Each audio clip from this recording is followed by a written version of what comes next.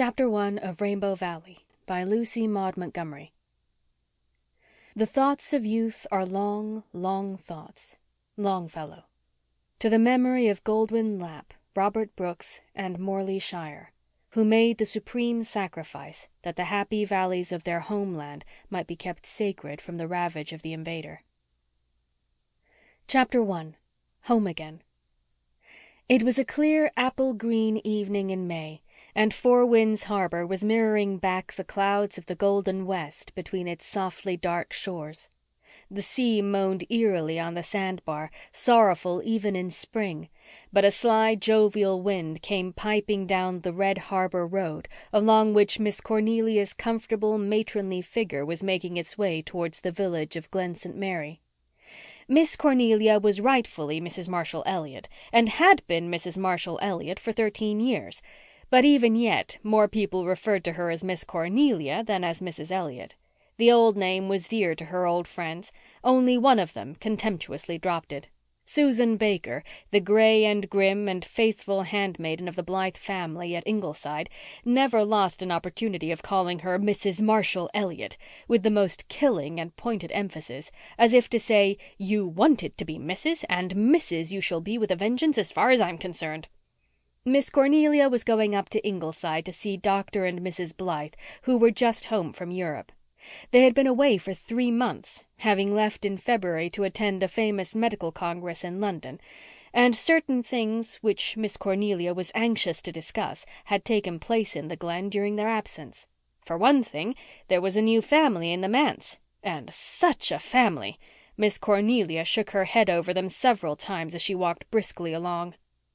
Susan Baker and the Anne Shirley of other days saw her coming as they sat on the big veranda at Ingleside, enjoying the charm of the cat's light, the sweetness of sleepy robins whistling among the twilit maples, and the dance of a gusty group of daffodils blowing against the old, mellow, red brick wall of the lawn. Anne was sitting on the steps, her hands clasped over her knee, looking, in the kind dusk, as girlish as a mother of many has any right to be. And the beautiful gray-green eyes gazing down the harbor road were as full of unquenchable sparkle and dream as ever. Behind her in the hammock, Rilla Blythe was curled up, a fat, roly-poly little creature of 6 years, the youngest of the Ingleside children. She had curly red hair and hazel eyes that were now buttoned up after the funny, wrinkled fashion in which Rilla always went to sleep. Shirley, the little brown boy, as he was known in the family who's who, was asleep in Susan's arms. He was brown-haired, brown-eyed, and brown-skinned, with very rosy cheeks, and he was Susan's especial love. After his birth, Anne had been very ill for a long time, and Susan mothered the baby with a passionate tenderness which none of the other children, dear as they were to her, had ever called out.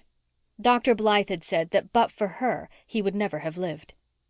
"I gave him life just as much as you did, Mrs. Dr. dear," Susan was wont to say. "He is just as much my baby as he is yours." And indeed, it was always to Susan that Shirley ran to be kissed for bumps and rocked to sleep and protected from well-deserved spankings. Susan had conscientiously spanked all the other Blythe children when she thought they needed it for their souls' good, but she would not spank Shirley, nor allow his mother to do it. Once Dr. Blythe had spanked him, and Susan had been stormily indignant. "That man would spank an angel, Mrs. Dr. dear, that he would," she had declared bitterly, and she would not make the poor doctor a pie for weeks. She had taken Shirley with her to her brother's home during his parents' absence, while all the other children had gone to Avonlea, and she had 3 blessed months of him all to herself. Nevertheless, Susan was very glad to find herself back at Ingleside, with all her darlings around her again. Ingleside was her world, and in it she reigned supreme. Even Anne seldom questioned her decisions, much to the disgust of Mrs. Rachel Lynde of Green Gables, who gloomily told Anne, whenever she visited Four Winds, that she was letting Susan get to be entirely too much of a boss and would live to rue it. "Here is Cornelia Bryant coming up the harbor road, Mrs. Dr. dear," said Susan. "She will be coming to unload 3 months of gossip on us." "I hope so," said Anne, hugging her knees. "I'm starving for Glen St. Mary gossip, Susan. I hope Miss Cornelia can tell me everything that has happened while we've been away. Everything. Who has got born, or married, or drunk, who has died, or gone away, or come, or fought, or lost a cow, or found a beau. It's so delightful to be home again with all the dear Glen folks, and I want to know all about them. Why, I remember wondering as I walked through Westminster Abbey which of her two especial beaux Millicent Drew would finally marry. Do you know, Susan, I have a dreadful suspicion that I love gossip." "Well, of course, Mrs. Dr. dear," admitted Susan. "Every proper woman likes to hear the news. I am rather interested in Millicent Drew's case myself. I never had a beau, much less two, and I do not mind now, for being an old maid does not hurt you when you get used to it. Millicent's hair always looked to me as if she had swept it up with a broom, but the men do not seem to mind that." "They see only her pretty, piquant, mocking little face, Susan." "That may very well be, Mrs. Dr. dear. The good book says that favor is deceitful and beauty is vain, but I should not have minded finding that out for myself if it had been so ordained. I have no doubt we will all be beautiful when we are angels, but what good will it do us then? Speaking of gossip, however, they do say that poor Mrs. Harrison Miller over harbour tried to hang herself last week." "Oh, Susan!" "Calm yourself, Mrs. Dr. dear. She did not succeed. But I really do not blame her for trying, for her husband is a terrible man. But she was very foolish to think of hanging herself and leaving the way clear for him to marry some other woman. If I had been in her shoes, Mrs. Dr. dear, I would have gone to work to worry him so that he would try to hang himself instead of me. Not that I hold with people hanging themselves under any circumstances, Mrs. Dr. dear." "What is the matter with Harrison Miller anyway?" said Anne impatiently. "He is always driving someone to extremes." "Well, some people call it religion and some call it cussedness, begging your pardon, Mrs. Dr. dear, for using such a word. It seems they cannot make out which it is in Harrison's case. There are days when he growls at everybody because he thinks he is foreordained to eternal punishment, and then there are days when he says he does not care and goes and gets drunk. My own opinion is that he is not sound in his intellect, for none of that branch of the Millers were. His grandfather went out of his mind. He thought he was surrounded by big black spiders. They crawled over him and floated in the air about him. I hope I shall never go insane, Mrs. Dr. dear, and I do not think I will, because it is not a habit of the Bakers. But if an all-wise Providence should decree it, I hope it will not take the form of big black spiders, for I loathe the animals. As for Mrs. Miller, I do not know whether she really deserves pity or not. There are some who say she just married Harrison to spite Richard Taylor, which seems to me a very peculiar reason for getting married. But then, of course, I am no judge of things matrimonial, Mrs. Dr. dear. And there is Cornelia Bryant at the gate, so I will put this blessed brown baby on his bed and get my knitting. End of chapter 1.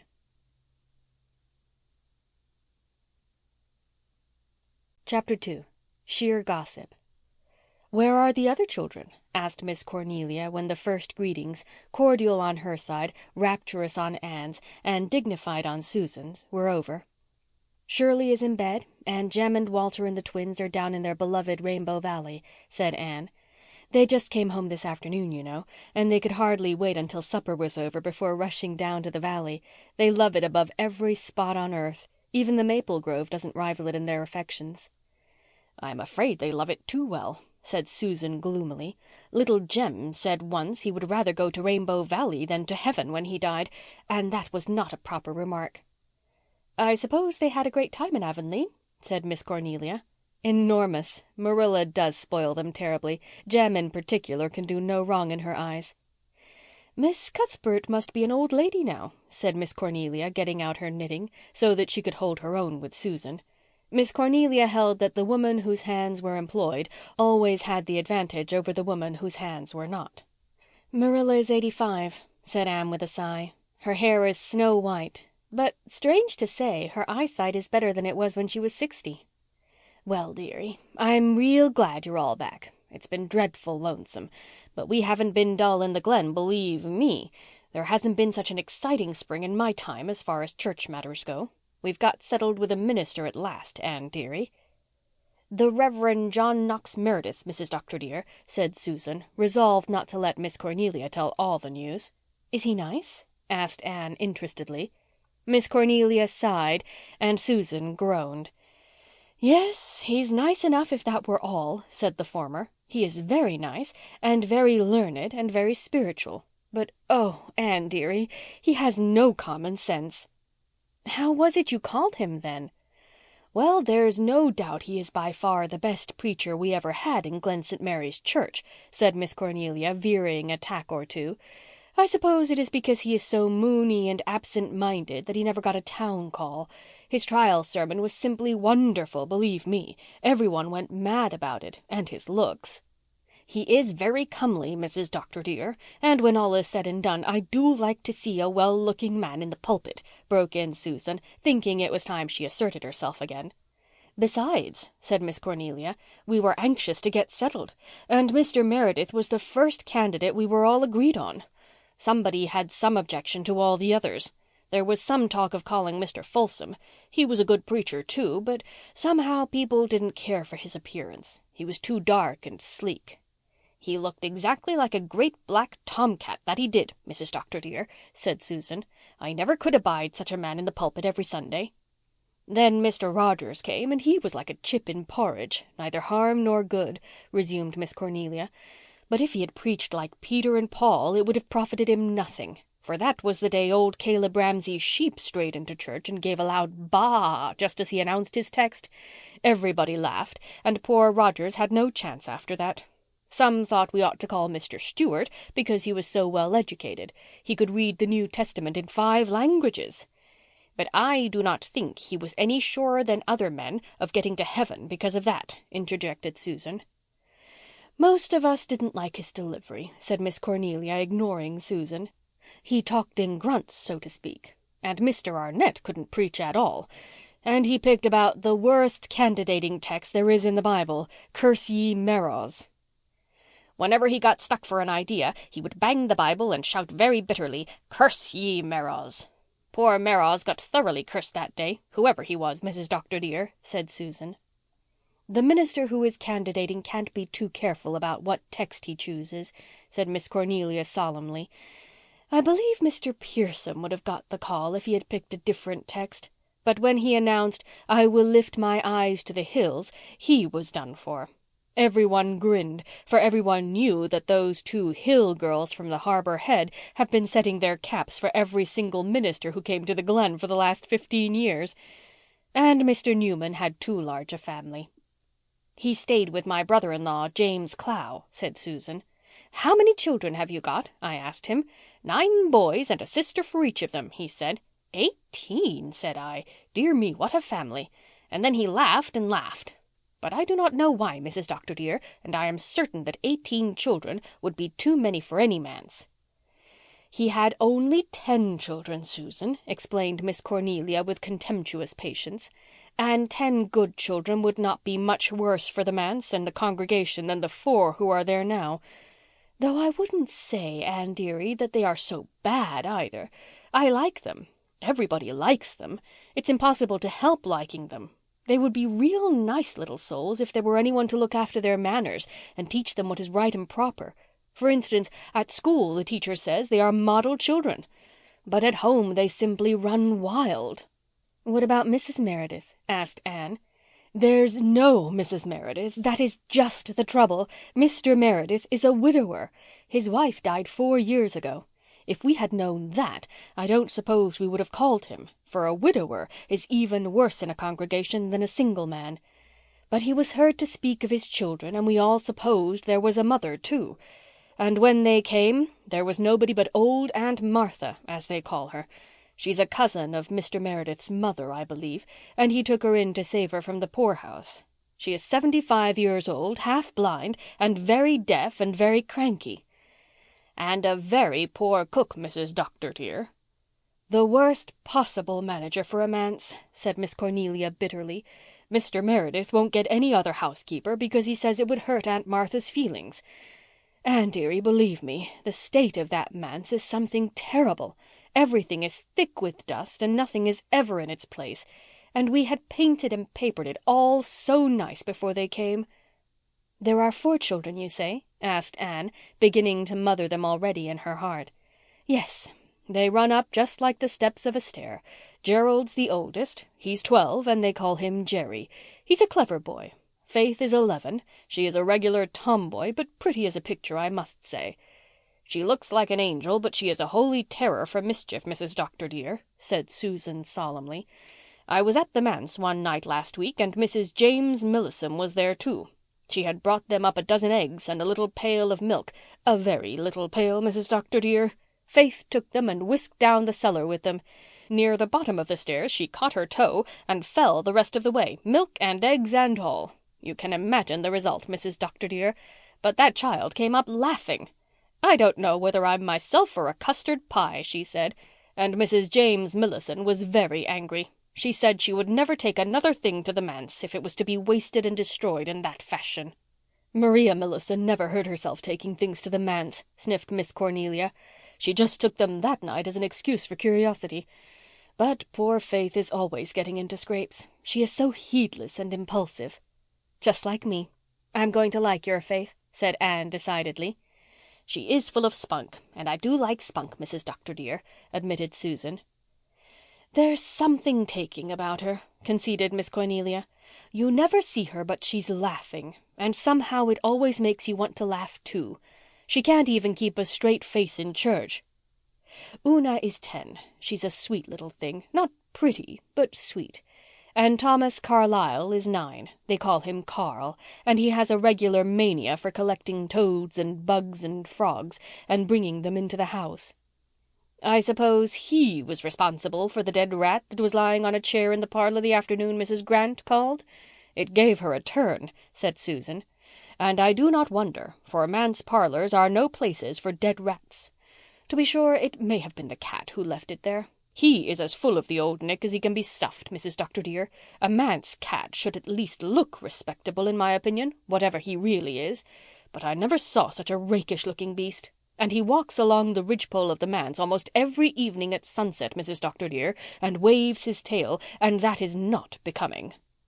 "The worst of it is they are never decently dressed," sighed Miss Cornelia. "And since the snow went they go to school barefooted. Now you know, Anne dearie, that isn't the right thing for manse children, especially when the Methodist minister's little girl always wears such nice buttoned boots. And I do wish they wouldn't play in the old Methodist graveyard." "It's very tempting when it's right beside the manse," said Anne. "I've always thought graveyards must be delightful places to play in." "Oh, no, you did not, Mrs. Dr. dear," said loyal Susan, determined to protect Anne from herself. "You have too much good sense and decorum." "Why did they ever build that manse beside the graveyard in the first place?" asked Anne. "Their lawn is so small there's no place for them to play except in the graveyard." "It was a mistake," admitted Miss Cornelia. "But they got the lot cheap, and no other manse children ever thought of playing there. Mr. Meredith shouldn't allow it, but he has always got his nose buried in a book when he is home. He reads and reads, or walks about in his study in a daydream. So far he hasn't forgotten to be in church on Sundays, but twice he has forgotten about the prayer meeting, and one of the elders had to go over to the manse and remind him. And he forgot about Fanny Cooper's wedding. They rang him up on the phone and then he rushed right over just as he was, carpet slippers and all. One wouldn't mind if the Methodists didn't laugh so about it. But there's one comfort. They can't criticize his sermons. He wakes up when he's in the pulpit, believe me, and the Methodist minister can't preach at all, so they tell me. I have never heard him, thank goodness." Miss Cornelia's scorn of men had abated somewhat since her marriage, but her scorn of Methodists remained untinged of charity. Susan smiled slyly. "They do say, Mrs. Marshall Elliott, that the Methodists and Presbyterians are talking of uniting," she said. "Well, all I hope is that I'll be under the sod if it ever comes to pass," retorted Miss Cornelia. "I shall never have truck or trade with Methodists, and Mr. Meredith will find that he'd better steer clear of them too. He is entirely too sociable with them, believe me. Why, he went to the Jacob Drew silver wedding supper and got into a nice scrape as a result." "What was it?" "Mrs. Drew asked him to carve the roast goose, for Jacob Drew never did or could carve. Well, Mr. Meredith tackled it, and in the process he knocked it clean off the platter into Mrs. Reese's lap, who was sitting next to him.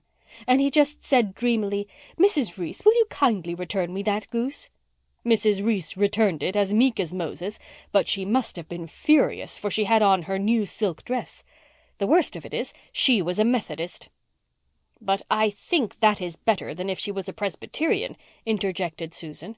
If she had been a Presbyterian, she would most likely have left the church, and we cannot afford to lose our members. And Mrs. Reese is not liked in her own church because she gives herself such great airs, so that the Methodists would be rather pleased that Mr. Meredith spoiled her dress. The point is, he made himself ridiculous, and I, for one, do not like to see my minister made ridiculous in the eyes of the Methodists," said Miss Cornelia stiffly. "If he had had a wife, it would not have happened." "I do not see if he had a dozen wives how they could have prevented Mrs. Drew from using up her old tough gander on the wedding feast," said Susan stubbornly. "They say that was her husband's doing," said Miss Cornelia. "Jacob Drew is a conceited, stingy, domineering creature." "And they do say he and his wife detest each other, which does not seem to me the proper way for married folks to get along. But then, of course, I have had no experience along that line," said Susan, tossing her head, "and I am not one to blame everything on the men. Mrs. Drew is mean enough herself.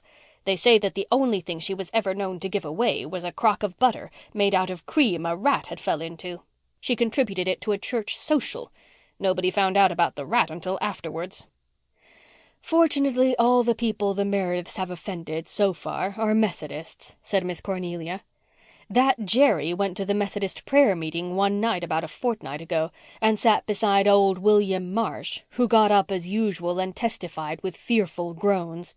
'Do you feel any better now?' whispered Jerry when William sat down.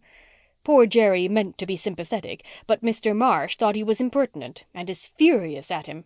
Of course, Jerry had no business to be in a Methodist prayer meeting at all, but they go where they like."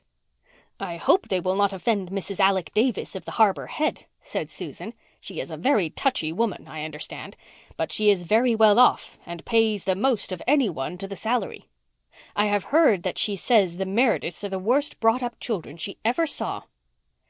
"Every word you say convinces me more and more that the Merediths belong to the race that knows Joseph," said Mistress Anne decidedly. "When all is said and done, they do," admitted Miss Cornelia, "and that balances everything. Anyway, we've got them now, and we must just do the best we can by them and stick up for them to the Methodists. Well, I suppose I must be getting down harbour. Marshall will soon be home. He went over harbour today, and wanting his supper, mad-like. I'm sorry I haven't seen the other children. And where is the doctor?" "Up at the Harbour Head. We've only been home 3 days, and in that time he has spent 3 hours in his own bed and eaten 2 meals in his own house." "Well, everybody who had been sick for the last 6 weeks had been waiting for him to come home, and I don't blame them. When that over-harbour doctor married the undertaker's daughter at Lowbridge, people felt suspicious of him. It didn't look well. You and the doctor must come down soon and tell us all about your trip. I suppose you've had a splendid time." "We had," agreed Anne. "It was the fulfillment of years of dreams.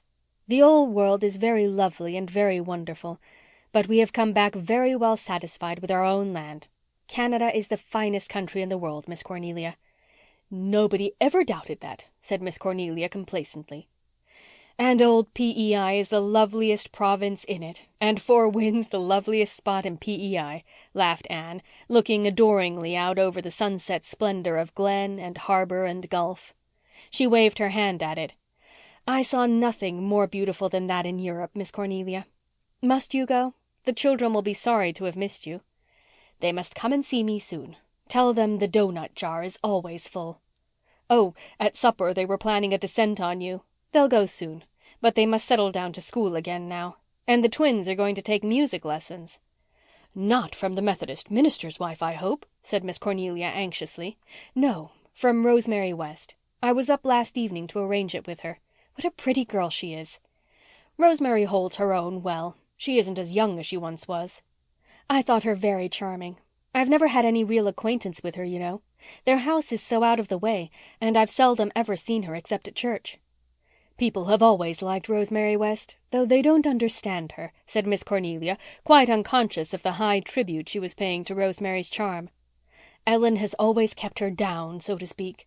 She has tyrannized over her, and yet she has always indulged her in a good many ways. Rosemary was engaged once, you know, to young Martin Crawford. His ship was wrecked in the Magdalens, and all the crew were drowned. Rosemary was just a child, only 17. but she was never the same afterwards. She and Ellen have stayed very close at home since their mother's death. They don't often get to their own church at Lowbridge, and I understand Ellen doesn't approve of going too often to a Presbyterian church. To the Methodist she never goes, I'll say that much for her.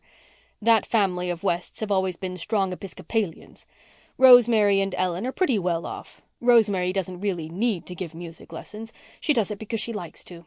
They are distantly related to Leslie, you know. Are the Fords coming to the harbor this summer? No, they're going on a trip to Japan and will probably be away for a year. Owen's new novel is to have a Japanese setting. This will be the first summer that the dear old House of Dreams will be empty since we left it. I should think Owen Ford might find enough to write about in Canada without dragging his wife and his innocent children off to a heathen country like Japan, grumbled Miss Cornelia. The Life book was the best book he's ever written, and he got the material for that right here in Four Winds. Captain Jim gave him most of that, you know, and he collected it all over the world. But Owen's books are all delightful, I think. Oh, they're well enough as far as they go. I make it a point to read every one he writes, though I've always held, Anne dearie, that reading novels is a sinful waste of time. I shall write and tell him my opinion of this Japanese business, believe me. Does he want Kenneth and Persis to be converted into pagans? With which unanswerable conundrum Miss Cornelia took her departure. Susan proceeded to put Rilla in bed, and Anne sat on the veranda steps under the early stars and dreamed her incorrigible dreams, and learned all over again for the 100th happy time what a moonrise splendor and sheen could be on Four Winds Harbor. End of Chapter 2.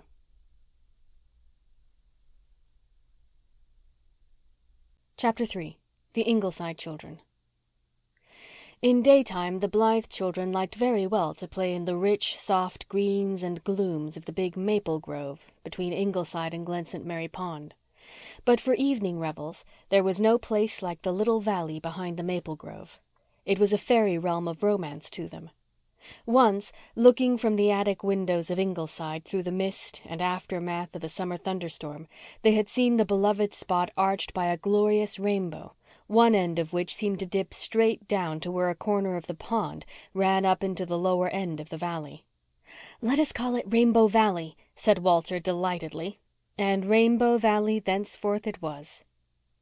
Outside of Rainbow Valley the wind might be rollicking and boisterous. Here it always went gently.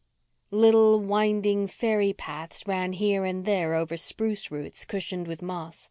Wild cherry trees that in blossom time would be misty white were scattered all over the valley, mingling with the dark spruces.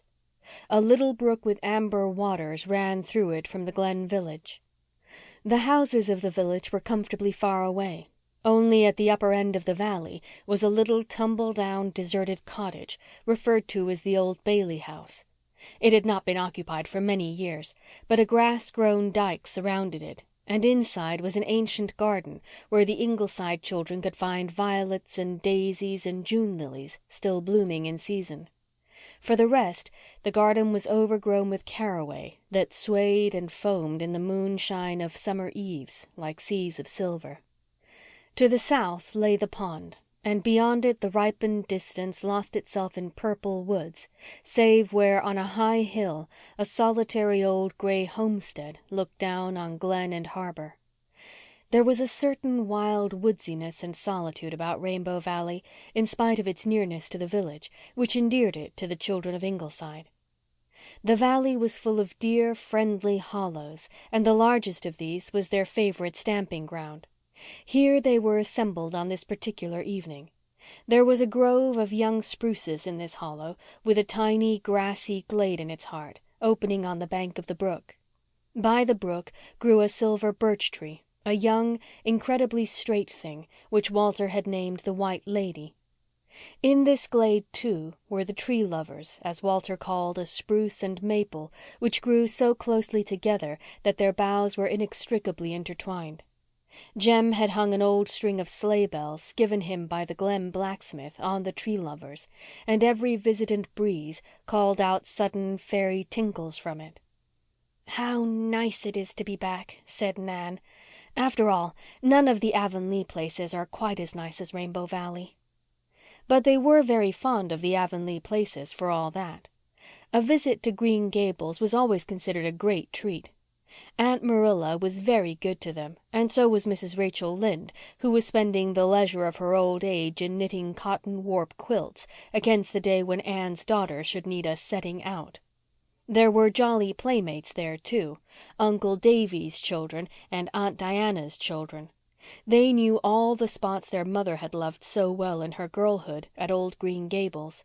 The long Lover's Lane that was pink-hedged in wild rose time, the always neat yard with its willows and poplars, the Dryad's Bubble, lucent and lovely as of yore, the Lake of Shining Waters and Willowmere. The twins had their mother's old porch gable room, and Aunt Marilla used to come in at night, when she thought they were asleep, to gloat over them. But they all knew she loved Jem the best. Jem was at present busily occupied in frying a mess of small trout which he had just caught in the pond.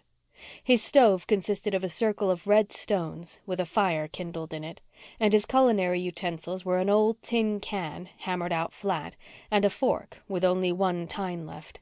Nevertheless, ripping good meals had before now been thus prepared.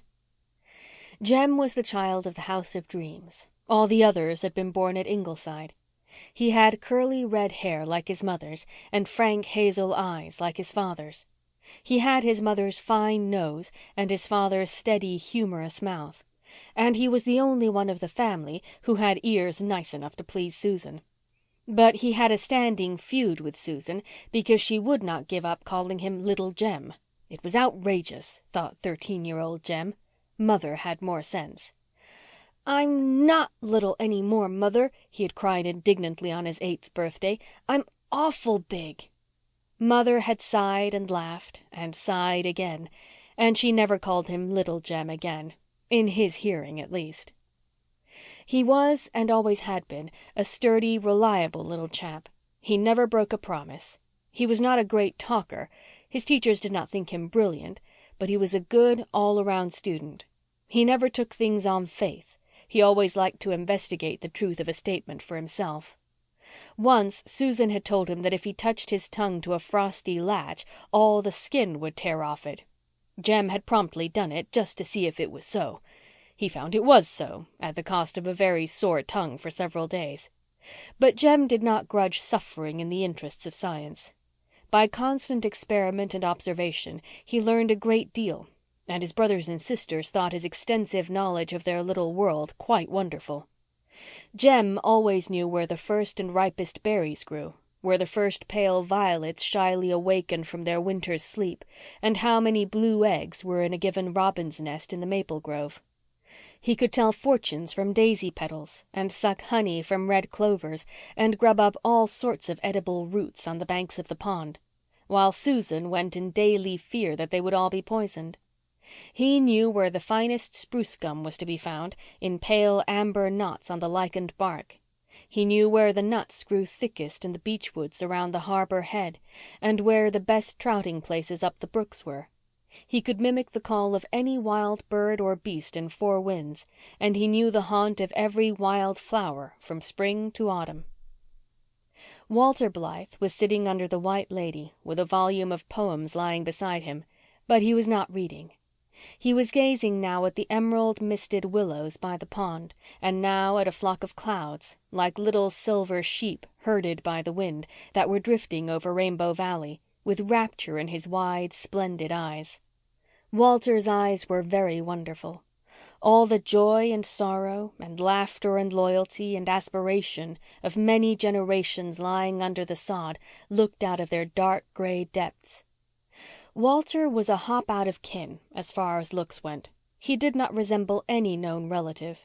He was quite the handsomest of the Ingleside children, with straight black hair and finely modelled features. But he had all his mother's vivid imagination and passionate love of beauty. Frost of winter, invitation of spring, dream of summer, and glamour of autumn all meant much to Walter. In school, where Jem was a chieftain, Walter was not thought highly of. He was supposed to be girly and milksopish because he never fought and seldom joined in the school sports, preferring to herd by himself in out-of-the-way corners and read books, especially poetry books. Walter loved the poets and pored over their pages from the time he could first read. Their music was woven into his growing soul, the music of the immortals. Walter cherished the ambition to be a poet himself some day. The thing could be done. A certain Uncle Paul, so called out of courtesy, who lived now in that mysterious realm called the States, was Walter's model. Uncle Paul had once been a little schoolboy in Avonlea, and now his poetry was read everywhere. But the Glen schoolboys did not know of Walter's dreams, and would not have been greatly impressed if they had. In spite of his lack of physical prowess, however, he commanded a certain unwilling respect because of his power of talking book talk. Nobody in Glen St. Mary's School could talk like him. He sounded like a preacher, one boy said, and for this reason he was generally left alone and not persecuted, as most boys were who were suspected of disliking or fearing fisticuffs. The 10-year-old Ingleside twins violated twin tradition by not looking in the least alike. Anne, who was always called Nan, was very pretty, with velvety nut-brown eyes and silky nut-brown hair. She was a very blithe and dainty little maiden, blithe by name and blithe by nature, one of her teachers had said. Her complexion was quite faultless, much to her mother's satisfaction.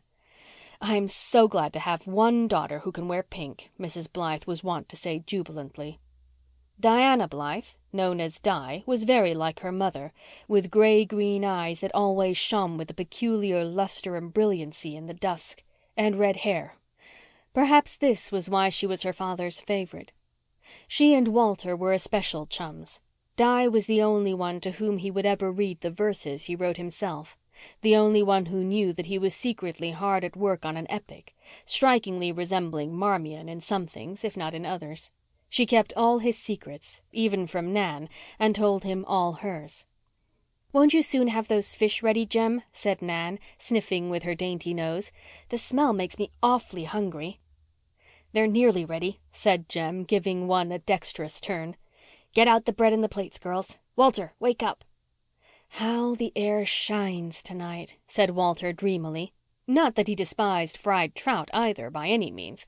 But with Walter food for the soul always took first place. "The flower angel has been walking over the world today, calling to the flowers. I can see his blue wings on that hill by the woods." "Any angel's wings I ever saw were white," said Nan. "The flower angels aren't. They're a pale, misty blue, just like the haze in the valley. Oh, how I wish I could fly. It must be glorious." "One does fly in dreams sometimes," said Di. "I never dream that I'm flying exactly," said Walter. "But I often dream that I just rise up from the ground and float over the fences and the trees.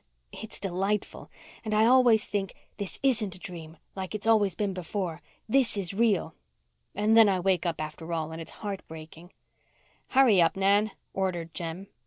Nan had produced the banquet board, a board literally as well as figuratively, from which many a feast, seasoned as no viands were elsewhere, had been eaten in Rainbow Valley.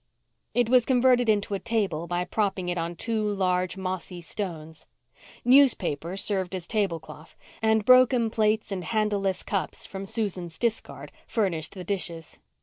From a tin box secreted at the root of a spruce tree, Nan brought forth bread and salt.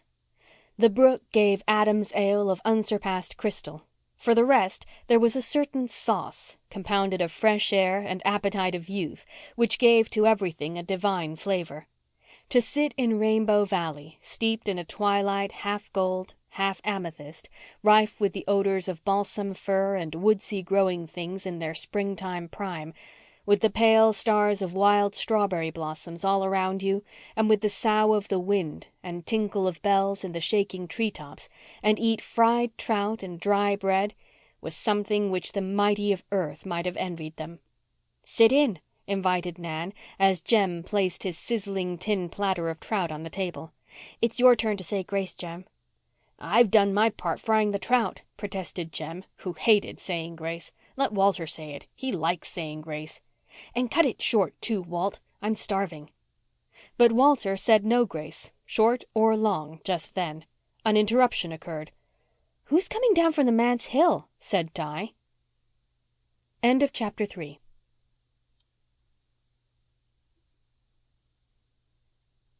Chapter 4. The Manse Children. Aunt Martha might be, and was, a very poor housekeeper. The Reverend John Knox Meredith might be, and was, a very absent-minded, indulgent man. But it could not be denied that there was something very homelike and lovable about the Glen St. Mary manse, in spite of its untidiness. Even the critical housewives of the Glen felt it, and were unconsciously mellowed in judgment because of it. Perhaps its charm was in part due to accidental circumstances, the luxuriant vines clustering over its grey, clapboard walls, the friendly acacias and balm of Gileads that crowded about it with the freedom of old acquaintance, and the beautiful views of harbour and sand dunes from its front windows. But these things had been there in the reign of Mr. Meredith's predecessor, when the manse had been the primmest, neatest, and dreariest house in the Glen. So much of the credit must be given to the personality of its new inmates. There was an atmosphere of laughter and comradeship about it. The doors were always open, and inner and outer worlds joined hands. Love was the only law in Glen St. Mary manse. The people of his congregation said that Mr. Meredith spoiled his children. Very likely he did. It is certain that he could not bear to scold them. "They have no mother," he used to say to himself with a sigh, when some unusually glaring peccadillo forced itself upon his notice. But he did not know half of their goings-on. He belonged to the sect of dreamers. The windows of his study looked out on the graveyard, but as he paced up and down the room, reflecting deeply on the immortality of the soul, he was quite unaware that Jerry and Carl were playing leapfrog hilariously over the flat stones in that abode of dead Methodists.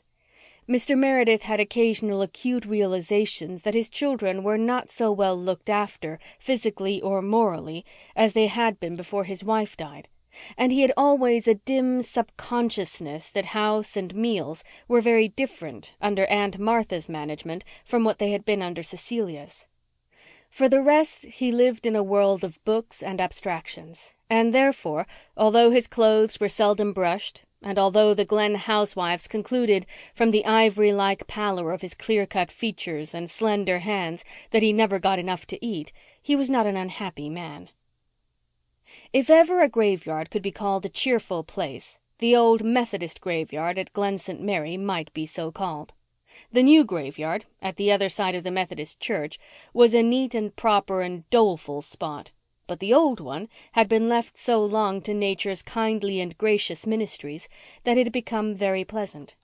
It was surrounded on 3 sides by a dyke of stones and sod, topped by a grey and uncertain paling. Outside the dyke grew a row of tall fir trees with thick balsamic boughs. The dyke, which had been built by the first settlers of the Glen, was old enough to be beautiful, with mosses and green things growing out of its crevices, violets purpling at its base in the early spring days, and asters and goldenrod making an autumnal glory in its corners. Little ferns clustered companionably between its stones, and here and there a big bracken grew. On the eastern side there was neither fence nor dyke. The graveyard there straggled off into young fir plantation, ever pushing nearer to the graves and deepening eastward into a thick wood. The air was always full of the harp-like voices of the sea and the music of grey old trees, and in the spring mornings the choruses of birds in the elms around the 2 churches sang of life and not of death. The Meredith children loved the old graveyard. Blue-eyed ivy, garden spruce, and mint ran riot over the sunken graves. Blueberry bushes grew lavishly in the sandy corner next to the fir-wood. The varying fashions of tombstones for 3 generations were to be found there, from the flat, oblong red sandstone slabs of old settlers, down through the days of weeping willows and clasped hands, to the latest monstrosities of tall monuments and draped urns. One of the latter, the biggest and ugliest in the graveyard, was sacred to the memory of a certain Alec Davis, who had been born a Methodist but had taken to himself a Presbyterian bride of the Douglas clan. She had made him turn Presbyterian and kept him towing the Presbyterian mark all his life. But when he died, she did not dare to doom him to a lonely grave in the Presbyterian graveyard over harbour. His people were all buried in the Methodist cemetery, so Alec Davis went back to his own in death, and his widow consoled herself by erecting a monument which cost more than any of the Methodists could afford. The Meredith children hated it, without just knowing why, but they loved the old flat bench-like stones with the tall grasses growing rankly about them. They made jolly seats for one thing. They were all sitting on one now. Jerry, tired of leapfrog, was playing on a Jew's harp. Carl was lovingly poring over a strange beetle he had found. Una was trying to make a doll's dress, and Faith, leaning back on her slender brown wrists, was swinging her bare feet in lively time to the Jew's harp. Jerry had his father's black hair and large black eyes, but in him the latter were flashing instead of dreamy. Faith, who came next to him, wore her beauty like a rose, careless and glowing. She had golden brown eyes, golden brown curls, and crimson cheeks. She laughed too much to please her father's congregation, and had shocked old Mrs. Taylor, the disconsolate spouse of several departed husbands, by saucily declaring, in the church porch at that, "The world isn't a vale of tears, Mrs. Taylor. It's a world of laughter." Little dreamy Una was not given to laughter.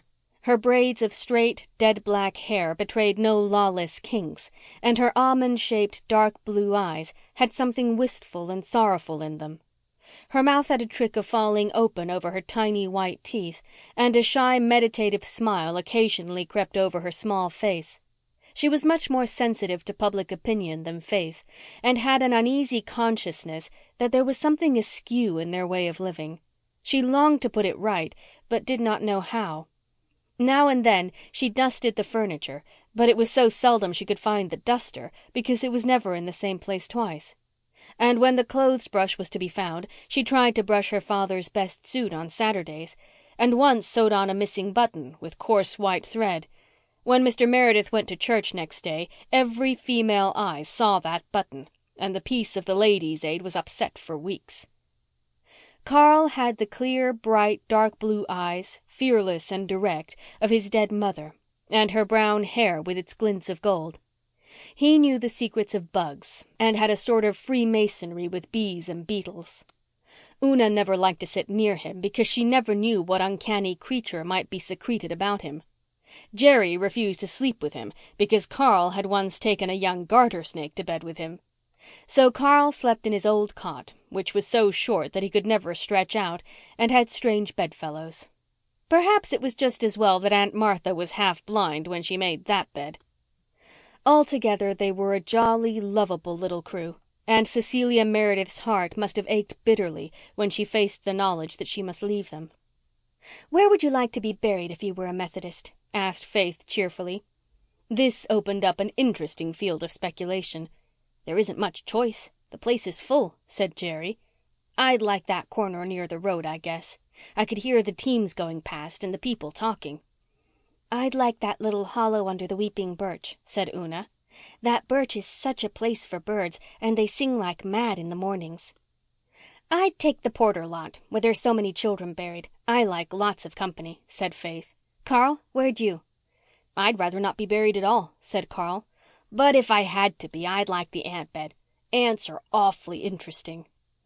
"How very good all the people who are buried here must have been," said Una, who had been reading the laudatory old epitaphs. "There doesn't seem to be a single bad person in the whole graveyard. Methodists must be better than Presbyterians after all." "Maybe the Methodists bury their bad people just like they do cats," suggested Carl. "Maybe they don't bother bringing them to the graveyard at all." "Nonsense," said Faith. "The people that are buried here weren't any better than any other folks, Una. But when anyone is dead you mustn't say anything of him but good, or he'll come back and haunt you. Aunt Martha told me that. I asked Father if it was true, and he just looked through me and muttered, 'True, true? What is truth? What is truth, O jesting Pilate?' I concluded from that it must be true." "I wonder if Mr. Alec Davis would come back and haunt me if I threw a stone at the urn on top of his tombstone," said Jerry. "Mrs. Davis would," giggled Faith. "She just watches us in church like a cat watching mice. Last Sunday I made a face at her nephew and he made one back at me, and you should have seen her glare. I'll bet she boxed his ears when they got out. Mrs. Marshall Elliott told me we mustn't offend her on any account, or I'd have made a face at her too. They say Jem Blythe stuck his tongue out at her once, and she would never have his father again, even when her husband was dying," said Jerry. "I wonder what the Blythe gang will be like." "I liked their looks," said Faith. The Manse children had been at the station that afternoon when the Blythe small fry had arrived. "I like Jem's looks especially." "They say in school that Walter's a sissy," said Jerry. "I don't believe it," said Una, who had thought Walter very handsome. "Well, he writes poetry anyhow. He won the prize the teacher offered last year for writing a poem, Bertie Shakespeare Drew told me. Bertie's mother thought he should have got the prize because of his name, but Bertie said he couldn't write poetry to save his soul, name or no name." "I suppose we'll get acquainted with them as soon as they begin going to school," mused Faith. "I hope the girls are nice.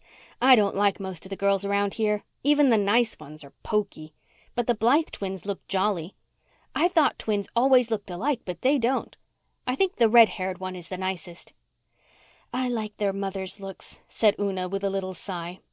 Una envied all children their mothers. She had been only 6 when her mother died, but she had some very precious memories, treasured in her soul like jewels, of twilight cuddlings and morning frolics, of loving eyes, a tender voice, and the sweetest, gayest laugh. "They say she isn't like other people," said Jerry. "Mrs. Elliott says that is because she never really grew up," said Faith. "She's taller than Mrs. Elliott." Yes, but it is inside. Mrs. Elliott says Mrs. Blythe just stayed a little girl inside." "What do I smell?" interrupted Carl, sniffing. They all smelled it now. A most delectable odor came floating up on the still evening air from the direction of the little woodsy dell below the manse hill. "That makes me hungry," said Jerry. "We only had bread and molasses for supper and cold ditto for dinner," said Una plaintively. Aunt Martha's habit was to boil a large slab of mutton early in the week and serve it up every day, cold and greasy, as long as it lasted. To this Faith, in a moment of inspiration, had given the name of ditto, and by this it was invariably known at the manse. "Let's go and see where the smell is coming from," said Jerry. They all sprang up, frolicked over the lawn with the abandon of young puppies, climbed a fence, and tore down the mossy slope, guided by the savory lure that ever grew stronger. A few minutes later they arrived breathlessly in the sanctum sanctorum of Rainbow Valley, where the Blythe children were just about to give thanks and eat. They halted shyly. Una wished they had not been so precipitate, but Di Blythe was equal to that and any occasion. She stepped forward with a comrade's smile. "I guess I know who you are," she said. "You belong to the manse, don't you?" Faith nodded, her face creased by dimples. "We smelled your trout cooking and wondered what it was." "You must sit down and help us eat them," said Di. "Maybe you haven't got any more than you want yourselves," said Jerry, looking hungrily at the tin platter. "We've heaps, 3 apiece," said Jem. "Sit down." No more ceremony was necessary. Down they all sat on mossy stones. Merry was that feast and long. Nan and Di would probably have died of horror had they known what Faith and Una knew perfectly well, that Carl had 2 young mice in his jacket pocket. But they never knew it, so it never hurt them. Where can folks get better acquainted than over a meal table? When the last trout had vanished, the Manse children and the Ingleside children were sworn friends and allies. They had always known each other and always would. The race of Joseph recognized its own. They poured out the history of their little pasts. The Manse children heard of Avonlea and Green Gables, of Rainbow Valley traditions, and of the little house by the harbour shore where Jem had been born. The Ingleside children heard of Maywater, where the Merediths had lived before coming to the Glen, of Una's beloved one-eyed doll and Faith's pet rooster. Faith was inclined to resent the fact that people laughed at her for petting a rooster. She liked the Blythes because they accepted it without question. "A handsome rooster like Adam is just as nice a pet as a dog or cat, I think," she said. "If he was a canary nobody would wonder. And I brought him up from a little wee yellow chicken. Mrs. Johnson at Maywater gave him to me. A weasel had killed all his brothers and sisters. I called him after her husband. I never liked dolls or cats. Cats are too sneaky and dolls are dead." "Who lives in that house away up there?" asked Jerry. "The Miss Wests, Rosemary and Ellen," answered Nan. "Di and I are going to take music lessons from Miss Rosemary this summer." Una gazed at the lucky twins with eyes whose longing was too gentle for envy. Oh, if only she could have music lessons! It was one of the dreams of her little hidden life. But nobody ever thought of such a thing. "Miss Rosemary is so sweet, and she always dresses so pretty," said Di. "Her hair is just the color of new molasses taffy," she added wistfully, for Di, like her mother before her, was not resigned to her own ruddy tresses. "I like Miss Ellen, too," said Nan. "She always used to give me candies when she came to church, but Di is afraid of her." "Her brows are so black and she has such a great deep voice," said Di. "Oh, how scared of her Kenneth Ford used to be when he was little.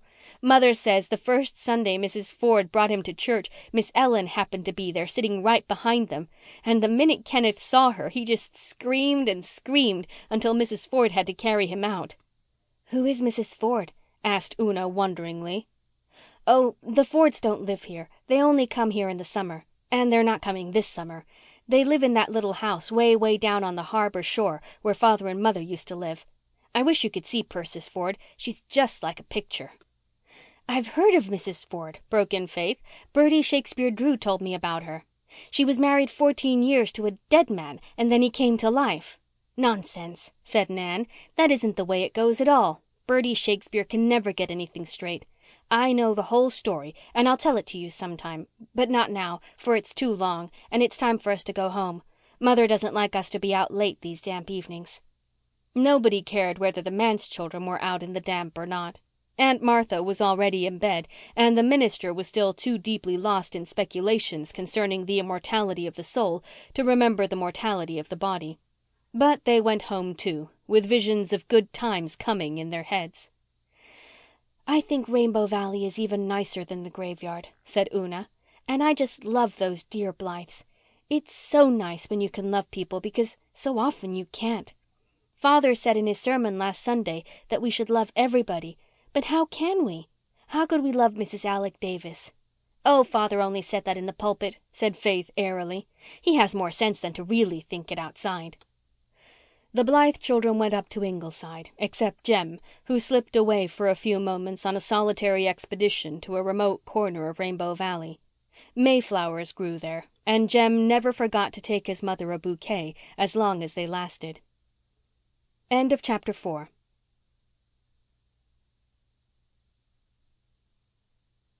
Chapter 5. The Advent of Mary Vanse. "This is just the sort of day you feel as if things might happen," said Faith, responsive to the lure of crystal air and blue hills. She hugged herself with delight and danced a hornpipe on old Hezekiah Pollock's bench tombstone, much to the horror of two ancient maidens who happened to be driving past just as Faith hopped on one foot around the stone, waving the other and her arms in the air. "And that," groaned one ancient maiden, "is our minister's daughter." "What else would you expect of a widower's family?" groaned the other ancient maiden. And then they both shook their heads. It was early on Saturday morning and the Merediths were out in the dew-drenched world with a delightful consciousness of the holiday. They had never had anything to do on a holiday. Even Nan and Di Blythe had certain household tasks for Saturday mornings, but the daughters of the Manse were free to roam from blushing morn to dewy eve if it so pleased them. It did please Faith, but Una felt a secret bitter humiliation because they never learned to do anything. The other girls in her class at school could cook and sew and knit. She was only a little ignoramus. Jerry suggested that they go exploring, so they went lingeringly through the fir grove, picking up Carl on the way, who was on his knees in the dripping grass, studying his darling ants. Beyond the grove they came out in Mr. Taylor's pasture field, sprinkled over with the white ghosts of dandelions. In a remote corner was an old tumble-down barn where Mr. Taylor sometimes stored his surplus hay crop, but which was never used for any other purpose. Thither the Meredith children trooped and prowled about the ground floor for several minutes. "What was that?" whispered Una suddenly. They all listened. There was a faint but distinct rustle in the hayloft above. The Merediths looked at each other. "There's something up there," breathed Faith. "I'm going to see what it is," said Jerry resolutely. "Oh, don't," begged Una, catching his arm. "I'm going." "We'll all go too then," said Faith. The whole four climbed the shaky ladder, Jerry and Faith quite dauntless, Una pale from fright, and Carl rather absent-mindedly, speculating on the possibility of finding a bat up in the loft. He longed to see a bat in daylight. When they stepped off the ladder, they saw what had made the rustle, and the sight struck them dumb for a few moments. In a little nest in the hay, a girl was curled up, looking as if she had just wakened from sleep. When she saw them, she stood up rather shakily, as it seemed, and in the bright sunlight that streamed through the cobwebbed window behind her, they saw that her thin, sunburned face was very pale under its tan. She had 2 braids of lank, thick, tow-colored hair and very odd eyes.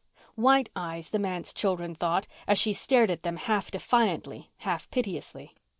They were really of so pale a blue that they did seem almost white, especially when contrasted with the narrow black ring that circled the iris. She was barefooted and bareheaded, and was clad in a faded, ragged old plaid dress, much too short and tight for her. As for years, she might have been almost any age, judging from her wizened little face, but her height seemed to be somewhere in the neighborhood of 12. "Who are you?" asked Jerry. The girl looked about her as if seeking a way of escape. Then she seemed to give in with a little shiver of despair. "I'm Mary Vanse," she said. "Where'd you come from?" pursued Jerry. Mary, instead of replying, suddenly sat, or fell, down on the hay and began to cry. Instantly Faith had flung herself down beside her and put her arm around the thin, shaking shoulders. "You stop bothering her," she commanded Jerry. Then she hugged the waif. "Don't cry, dear. Just tell us what's the matter. We're friends." "I'm so hungry," wailed Mary. "I hain't had a thing to eat since Thursday morning, 'cept a little water from the brook out there." The manse children gazed at each other in horror. Faith sprang up. "You come right up to the manse and get something to eat before you say another word."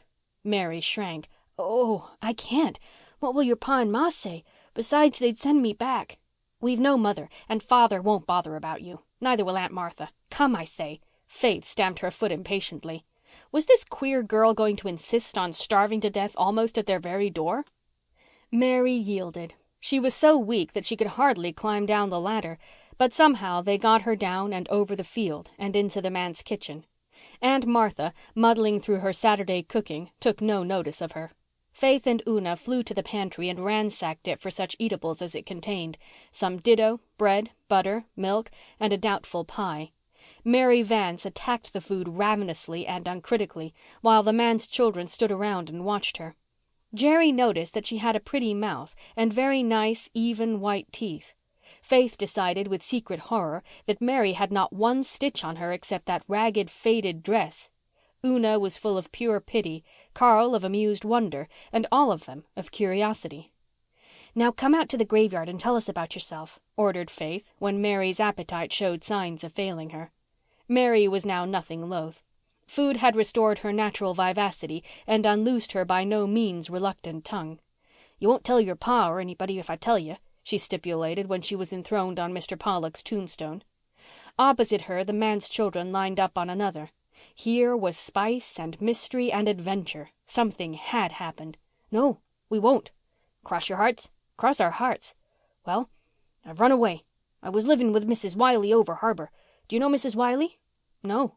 "Well, you don't want to know her. She's an awful woman. My, how I hate her. She worked me to death and wouldn't give me half enough to eat. And she used to larrup me most every day. Look-a-here." Mary rolled up her ragged sleeves and held up her scrawny arms and thin hands, chapped almost to rawness. They were black with bruises. The manse children shivered. Faith flushed crimson with indignation. Una's blue eyes filled with tears. "She licked me Wednesday night with a stick," said Mary indifferently. "It was 'cause I let the cow kick over a pail of milk. How'd I know the darn old cow was going to kick?" A not unpleasant thrill ran over her listeners. They would never dream of using such dubious words, but it was rather titillating to hear someone else use them, and a girl at that. Certainly this Mary Vanse was an interesting creature. "I don't blame you for running away," said Faith. "Oh, I didn't run away 'cause she licked me. A licking was all in the day's work with me. I was darn well used to it. Nope, I'd meant to run away for a week 'cause I'd found out that Mrs. Wiley was going to rent her farm and go to Lowbridge to live and give me to a cousin of hers up Charlottetown way.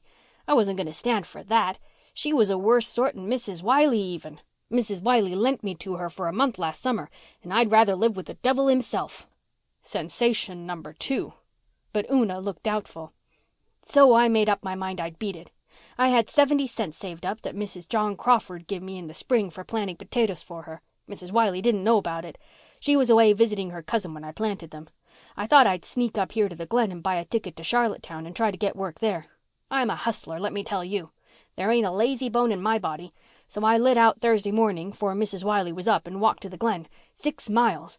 And when I got to the station I found I'd lost my money. Don't know how, don't know where. Anyhow, it was gone. I didn't know what to do. If I went back to old Lady Wiley she'd take the hide off me. So I went and hid in that old barn. "And what will you do now?" asked Jerry. "Dunno.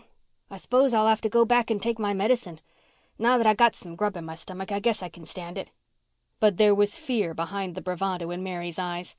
Una suddenly slipped from the one tombstone to the other and put her arm about Mary. "Don't go back. Just stay here with us." "Oh, Mrs. Wiley'll hunt me up," said Mary. "It's likely she's on my trail before this.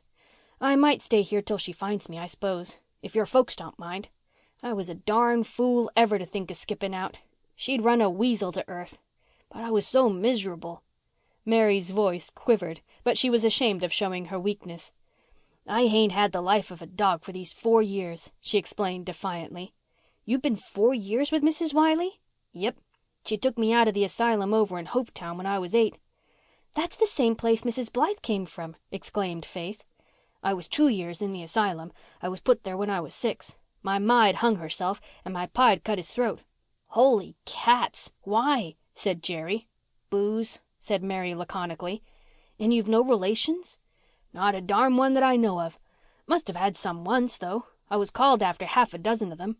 My full name is Mary Martha Lucilla Moore Ball Vanse. Can you beat that? My grandfather was a rich man. I'll bet he was richer than your grandfather. But Pa drunk it all up and Ma, she did her part. They used to beat me too. Laws, I've been licked so much I kind of like it." Mary tossed her head. She divined that the Manse children were pitying her for her many stripes, and she did not want pity. She wanted to be envied. She looked gaily about her. Her strange eyes, now that the dullness of famine was removed from them, were brilliant. She would show these youngsters what a personage she was. "I've been sick an awful lot," she said proudly. "There's not many kids could have come through what I have. I've had scarlet fever and measles and erysipelas and mumps and whooping cough and pneumonia." "Were you ever fatally sick?" asked Una. "I don't know," said Mary doubtfully. "Of course she wasn't," scoffed Jerry. "If you're fatally sick you die." "Oh, well, I never died exactly," said Mary, "but I came blame near it once. They thought I was dead and they were getting ready to lay me out when I up and come to." "What was it like to be half dead?" asked Jerry curiously. "Like nothing. I didn't know it for days afterwards. It was when I had the pneumonia.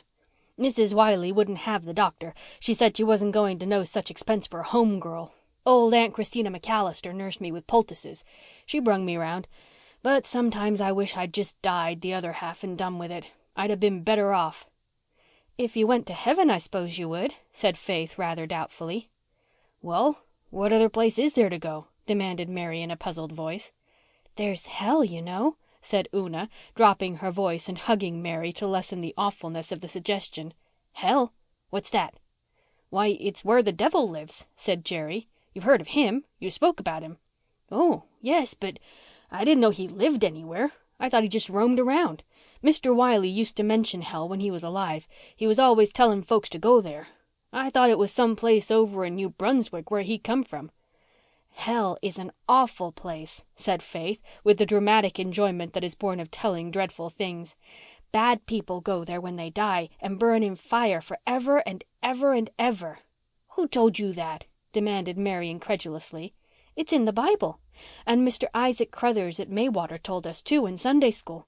He was an elder and a pillar in the church and knew all about it. But you needn't worry. If you're good you'll go to heaven, and if you're bad I guess you'd rather go to hell." "I wouldn't," said Mary positively. "No matter how bad I was, I wouldn't want to be burned and burned. I know what it's like. I picked up a red-hot poker once by accident. What must you do to be good?" "You must go to church and Sunday school and read your Bible and pray every night and give to missions," said Una. "It sounds like a large order," said Mary. "Anything else?" You must ask God to forgive the sins you've committed." "But I've never committed any," said Mary. "What's a sin, anyway?" "Oh, Mary, you must have. Everybody does. Did you never tell a lie?" "Heaps of 'em," said Mary. "That's a dreadful sin," said Una solemnly. "Do you mean to tell me," demanded Mary, "that I'd be sent to hell for telling a lie now and then? Why, I had to. Mr. Wiley would have broken every bone in my body one time if I hadn't told him a lie. Lies have saved me many a whack, I can tell you." Una sighed. Here were too many difficulties for her to solve. She shuddered as she thought of being cruelly whipped. Very likely she would have lied too. She squeezed Mary's little calloused hand. "Is that the only dress you've got?" asked Faith, whose joyous nature refused to dwell on disagreeable subjects. "I just put on this dress because it was no good," cried Mary, flushing. "Mrs. Wiley'd bought my clothes and I wasn't going to be beholden to her for anything. And I'm honest. If I was going to run away, I wasn't going to take what belonged to her that was worth anything. When I grow up, I'm going to have a blue satin dress. Your own clothes don't look so stylish. I thought ministers' children were always dressed up." It was plain that Mary had a temper and was sensitive on some points. But there was a queer, wild charm about her which captivated them all. She was taken to Rainbow Valley that afternoon and introduced to the Blythes as "a friend of ours from over harbour who is visiting us." The Blythes accepted her unquestioningly, perhaps because she was fairly respectable now. After dinner, through which Aunt Martha had mumbled and Mr. Meredith had been in a state of semi-unconsciousness while brooding his Sunday sermon, Faith had prevailed on Mary to put on one of her dresses, as well as certain other articles of clothing. With her hair neatly braided, Mary passed muster tolerably well. She was an acceptable playmate, for she knew several new and exciting games, and her conversation lacked not spice. In fact, some of her expressions made Nan and Di look at her rather askance. They were not quite sure what their mother would have thought of her, but they knew quite well what Susan would. However, she was a visitor at the Manse, so she must be all right. When bedtime came, there was the problem of where Mary should sleep. "We can't put her in the spare room, you know," said Faith perplexedly to Una. "I haven't got anything in my head," cried Mary in an injured tone. "Oh, I didn't mean that," protested Faith. "The spare room is all torn up. The mice have gnawed a big hole in the feather tick and made a nest in it. We never found out till Aunt Martha put the Reverend Mr. Fishy from Charlottetown there to sleep last week. He soon found it out. Then Father had to give him his bed and sleep on the study lounge. Aunt Martha hasn't had time to fix the spare room bed up yet, so she says. So nobody can sleep there, no matter how clean their heads are. And our room is so small and the bed's so small you can't sleep with us." "I can go back to the hay in the old barn for the night if you'll lend me a quilt," said Mary philosophically. "It was kind of chilly last night, but except for that I've had worse beds." "Oh, no, you mustn't do that," said Una. "I've thought of a plan, Faith. You know that little trestle bed in the garret room with the old mattress on it that the last minister left there? Let's take up the spare room bedclothes and make Mary a bed there. You won't mind sleeping in the garret, will you, Mary? It's just above our room." "Any place'll do me. Laws, I never had a decent place to sleep in my life. I slept in the loft over the kitchen at Mrs. Wiley's. The roof leaked rain in the summer and the snow druv in winter. My bed was a straw tick on the floor. You won't find me a mite huffy about where I sleep." The Manse garret was a long, low, shadowy place, with one gable end partitioned off. Here a bed was made up for Mary of the dainty hemstitched sheets and embroidered spread which Cecilia Meredith had once so proudly made for her spare room and which still survived Aunt Martha's uncertain washings. The good nights were said and silence fell over the manse. Una was just falling asleep when she heard a sound in the room just above that made her sit up suddenly. "Listen, Faith, Mary's crying," she whispered. Faith replied not, being already asleep. Una slipped out of bed and made her way in her little white gown down the hall and up the garret stairs. The creaking floor gave ample notice of her coming, and when she reached the corner room all was moonlit silence and the trestle bed showed only a hump in the middle. "Mary?" whispered Una. There was no response. Una crept close to the bed and pulled at the spread. "Mary, I know you're crying. I heard you. Are you lonesome?" Mary suddenly appeared to view but said nothing. "Let me in beside you. I'm cold," said Una, shivering in the chilly air, for the little garret window was open and the keen breath of the north shore at night blew in. Mary moved over and Una snuggled down beside her. "Now you won't be lonesome. We shouldn't have left you here alone the first night." "I wasn't lonesome," sniffed Mary. "What were you crying for then?"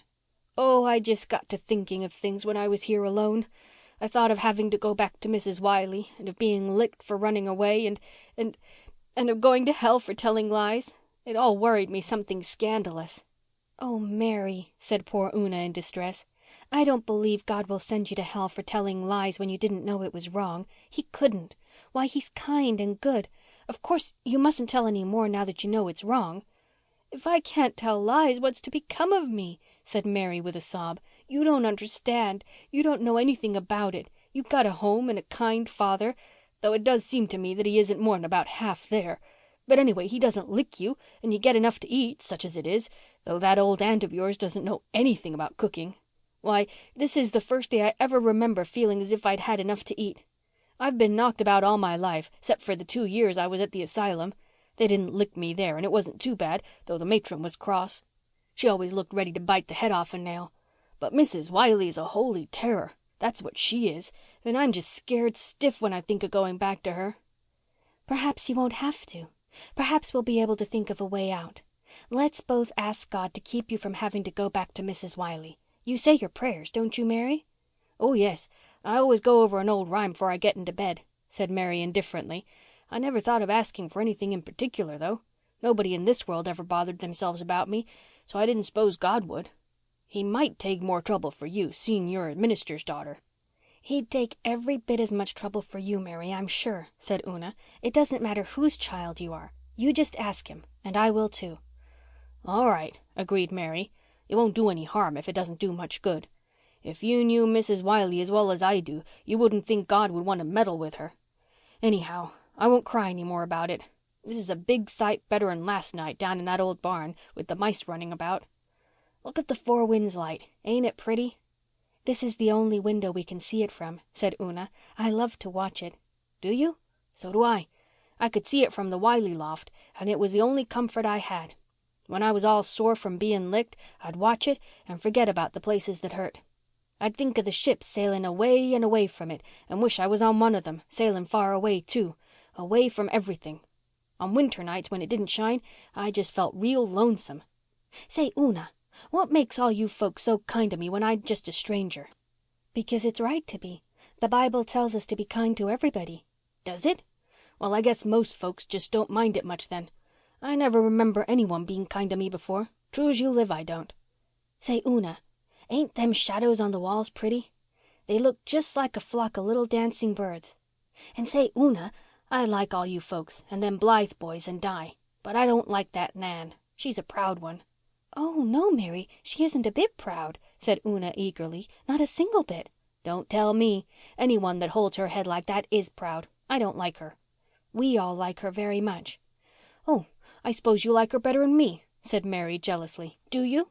"Why, Mary, we've known her for weeks and we've only known you a few hours," stammered Una. "So you do like her better then," said Mary in a rage. "All right. Like her all you want to. I don't care. I can get along without you." She flung herself over against the wall of the garret with a slam. "Oh, Mary," said Una, pushing a tender arm over Mary's uncompromising back. "don't talk like that. I do like you ever so much, and you make me feel so bad." No answer. Presently Una gave a sob. Instantly Mary squirmed around again and engulfed Una in a bear's hug. "Hush up," she ordered. "Don't go crying over what I said. I was as mean as the devil to talk that way. I ought to be skinned alive. And you all so good to me. I should think you would like anyone better'n me. I deserve every licking I ever got. Hush now. If you cry any more I'll go and walk right down to the harbor in this nightdress and drown myself." This terrible threat made Una choke back her sobs. Her tears were wiped away by Mary with the lace frill of the spare room pillow, and forgiver and forgiven cuddled down together again, harmony restored, to watch the shadows of the vine leaves on the moonlit wall until they fell asleep. And in the study below, Reverend John Meredith walked the floor with rapt face and shining eyes, thinking out his message of the morrow, and knew not that under his own roof there was a little forlorn soul stumbling in darkness and ignorance, beset by terror and compassed about with difficulties too great for it to grapple in its unequal struggle with a big indifferent world. End of chapter 5.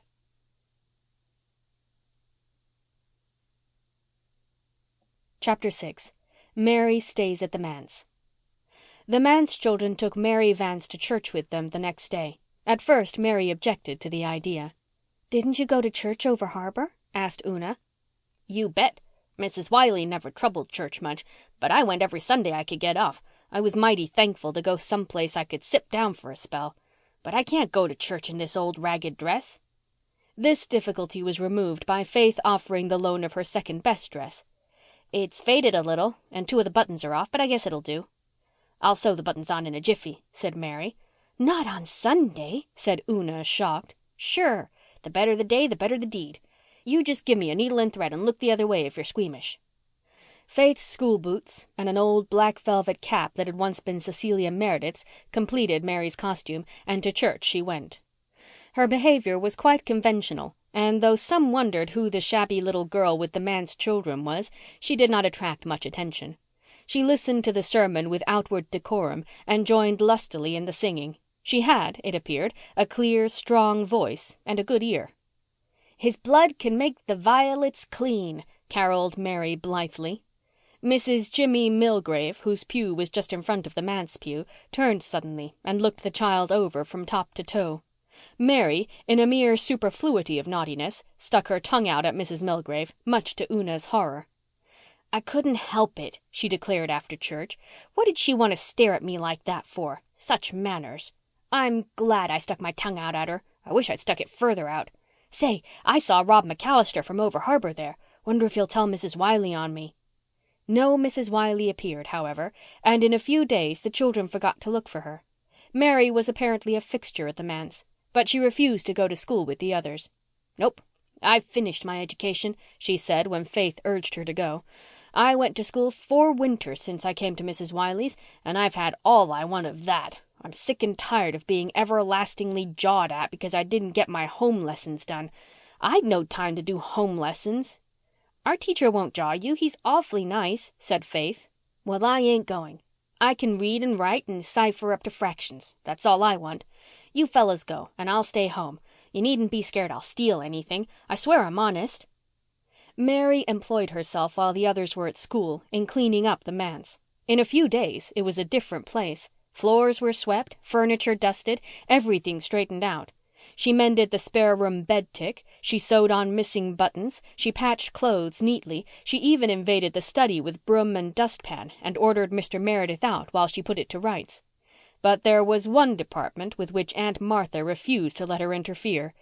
Aunt Martha might be deaf and half blind and very childish, but she was resolved to keep the commissariat in her own hands, in spite of all Mary's wiles and stratagems. "I can tell you, if old Martha'd let me cook, you'd have some decent meals," she told the Manse children indignantly. "There'd be no more ditto, and no more lumpy porridge, and blue milk either. What does she do with all the cream?" "She gives it to the cat. He's hers, you know," said Faith. "I'd like to cat her," exclaimed Mary bitterly. "I've no use for cats anyhow. They belong to the old Nick. You can tell that by their eyes. Well, if old Martha won't, she won't, I suppose.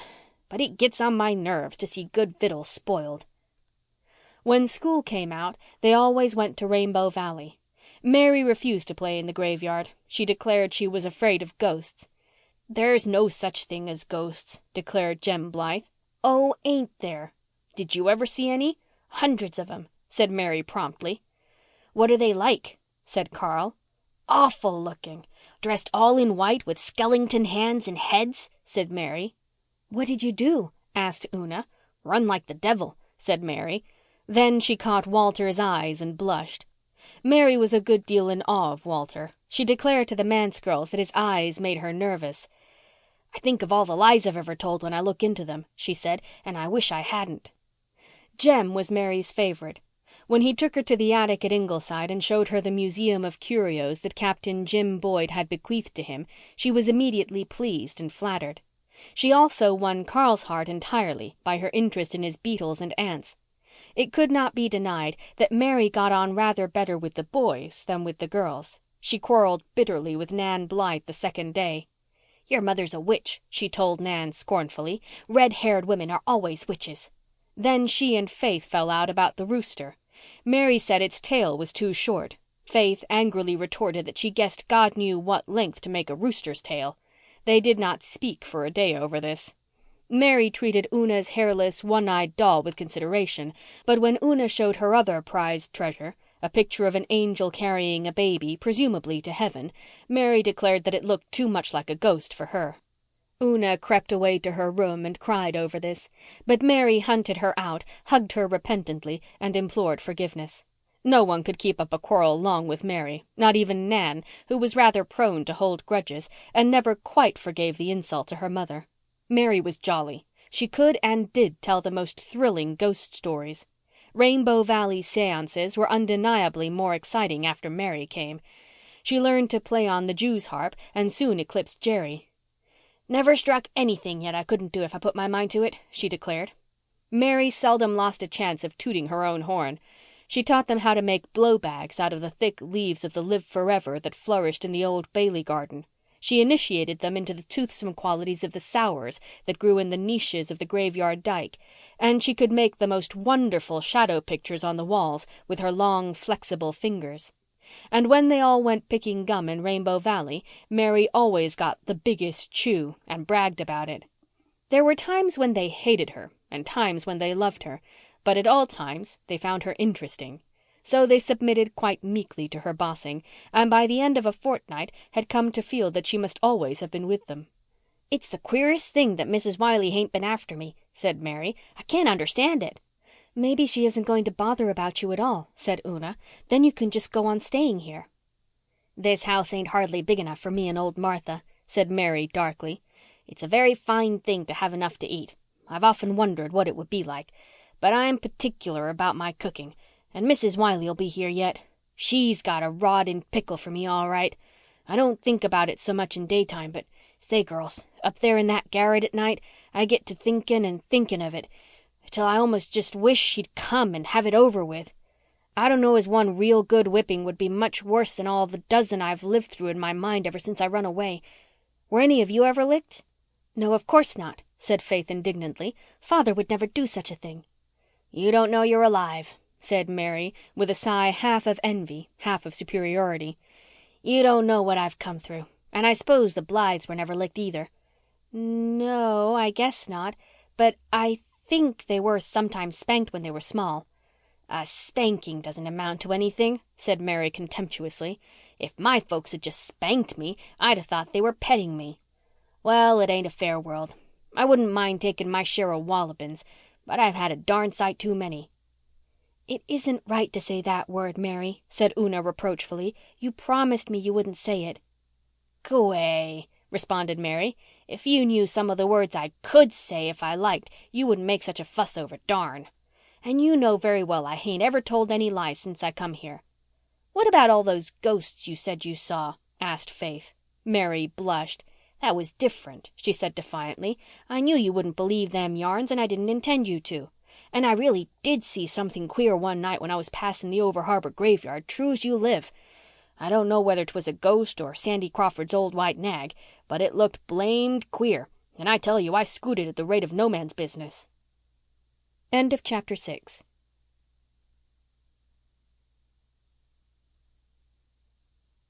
Chapter 7. A Fishy Episode. Rilla Blythe walked proudly and perhaps a little primly through the main street of the Glen and up the Manse hill, carefully carrying a small basketful of early strawberries, which Susan had coaxed into lusciousness in one of the sunny nooks of Ingleside. Susan had charged Rilla to give the basket to nobody except Aunt Martha or Mr. Meredith, and Rilla, very proud of being entrusted with such an errand, was resolved to carry out her instructions to the letter.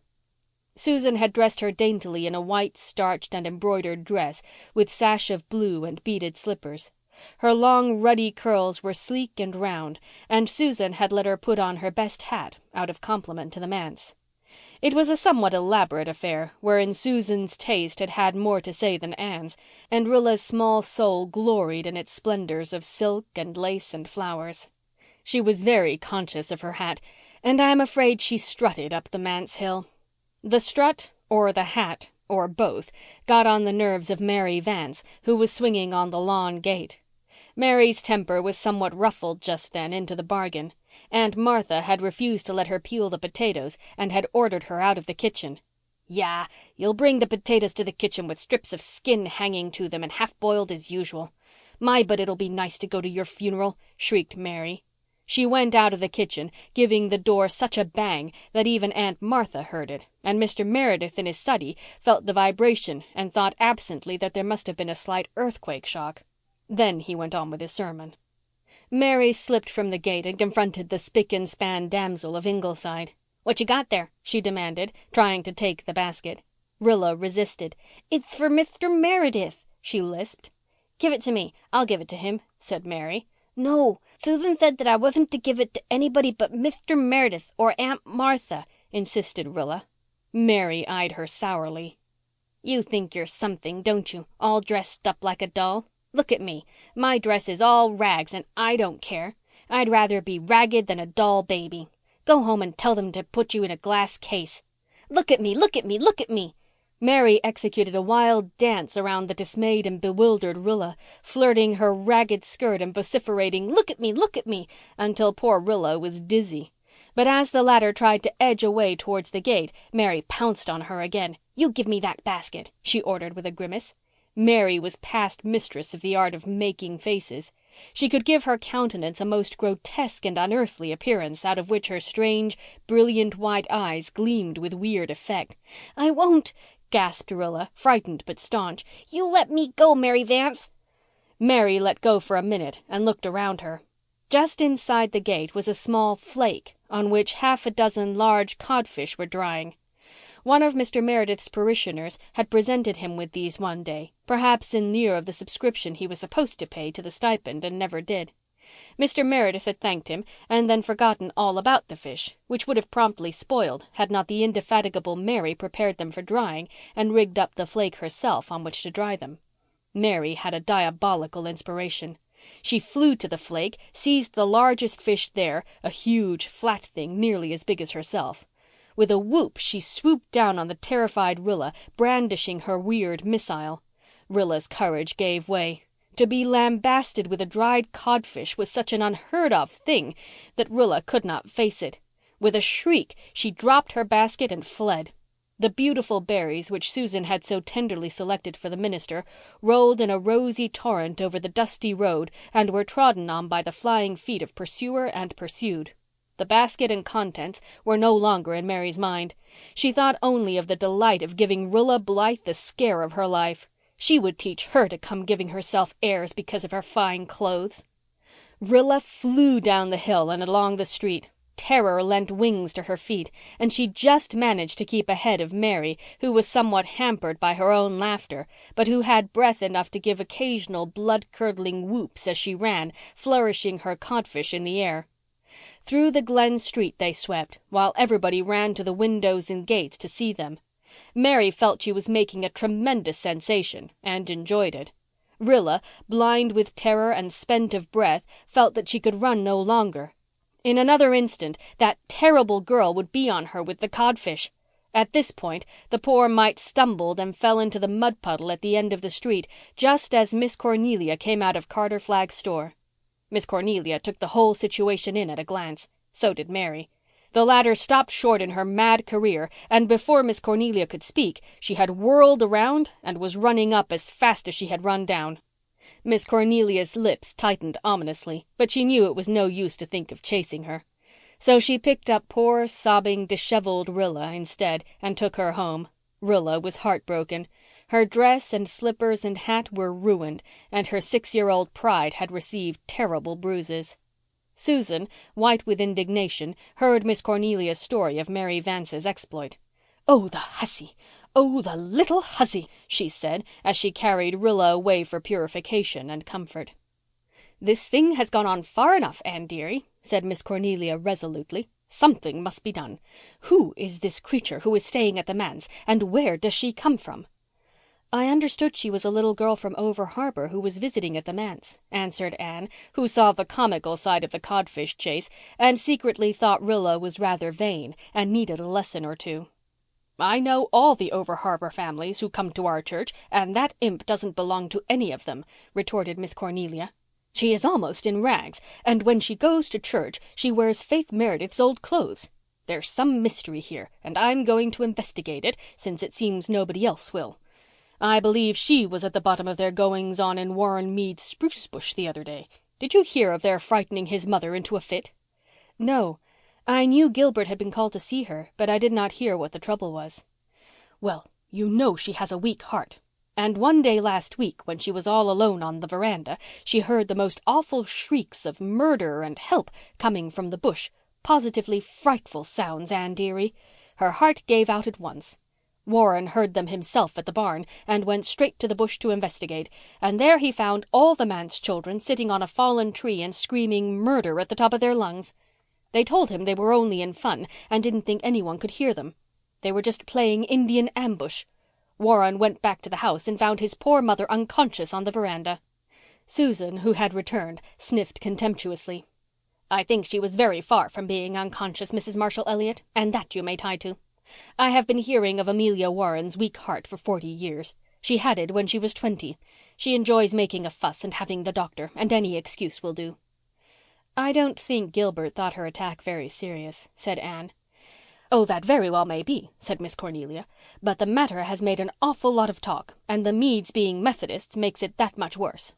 What is going to become of those children? Sometimes I can't sleep at nights for thinking about them, Anne dearie. I really do question if they get enough to eat even, for their father is so lost in dreams that he doesn't often remember he has a stomach, and that lazy old woman doesn't bother cooking what she ought.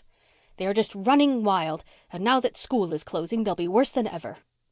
"They do have jolly times," said Anne, laughing over the recollections of some Rainbow Valley happenings that had come to her ears. "And they are all brave and frank and loyal and truthful." "That's a true word, Anne dearie, and when you come to think of all the trouble in the church those two tattling, deceitful youngsters of the last ministers made, I'm inclined to overlook a good deal in the Merediths." "When all is said and done, Mrs. Dr. dear, they are very nice children," said Susan. "They have got plenty of original sin in them, and that I will admit. But maybe it is just as well, for if they had not they might spoil from oversweetness. Only I do think it is not proper for them to play in a graveyard, and that I will maintain." "But they really play quite quietly there," excused Anne. "They don't run and yell as they do elsewhere. Such howls as drift up here from Rainbow Valley sometimes, though I fancy my own small fry bear a valiant part in them. They had a sham battle there last night and had to roar themselves because they had no artillery to do it, so Jem says. Jem is passing through the stage where all boys hanker to be soldiers." "Well, thank goodness he'll never be a soldier," said Miss Cornelia. "I never approved of our boys going to that South African fracas. But it's over, and not likely anything of the kind will ever happen again. I think the world is getting more sensible. As for the Merediths, I've said many a time, and I say it again, if Mr. Meredith had a wife all would be well." "He called twice at the Kirks last week, so I am told," said Susan. "Well," said Miss Cornelia thoughtfully, "as a rule I don't approve of a minister marrying in his congregation. It generally spoils him. But in this case it would do no harm, for everyone likes Elizabeth Kirk and nobody else is hankering for the job of stepmothering those youngsters. Even the Hill girls balk at that. They haven't been found laying traps for Mr. Meredith. Elizabeth would make him a good wife if he only thought so. But the trouble is, she really is homely, and Anne dearie, Mr. Meredith, abstracted as he is, has an eye for a good-looking woman, man-like. He isn't so otherworldly when it comes to that, believe me. Elizabeth Kirk is a very nice person, but they do say that people have nearly frozen to death in her mother's spare-room bed before now, Mrs. Dr. dear," said Susan darkly. "If I felt that I had any right to express an opinion concerning such a solemn matter as a minister's marriage, I would say that I think Elizabeth's cousin Sarah over harbour would make Mr. Meredith a better wife." "Why, Sarah Kirk is a Methodist," said Miss Cornelia, much as if Susan had suggested a Hottentot as a manse bride. "She would likely turn Presbyterian if she married Mr. Meredith," retorted Susan. Miss Cornelia shook her head.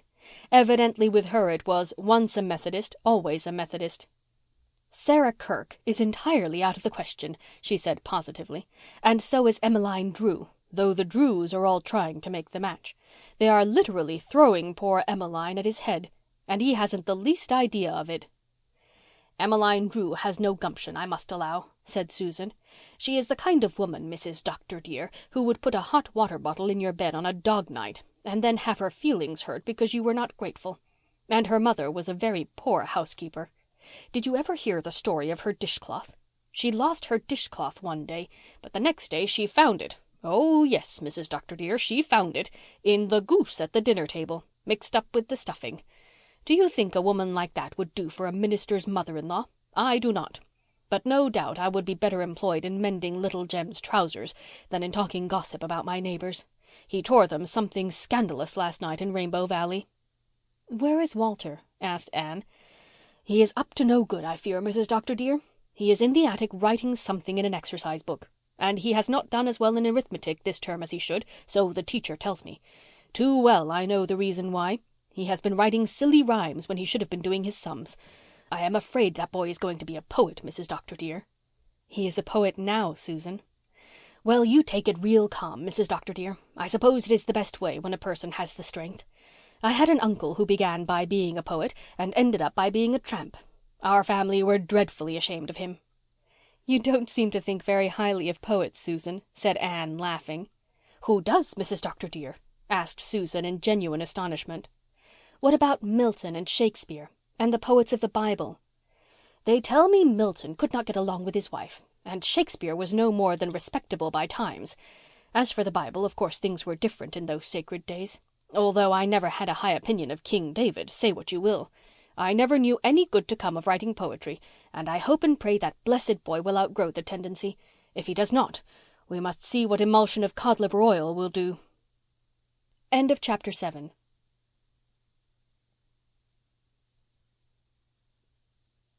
Chapter 8. Miss Cornelia Intervenes. Miss Cornelia descended upon the manse the next day and cross-questioned Mary, who, being a young person of considerable discernment and astuteness, told her story simply and truthfully, with an entire absence of complaint or bravado.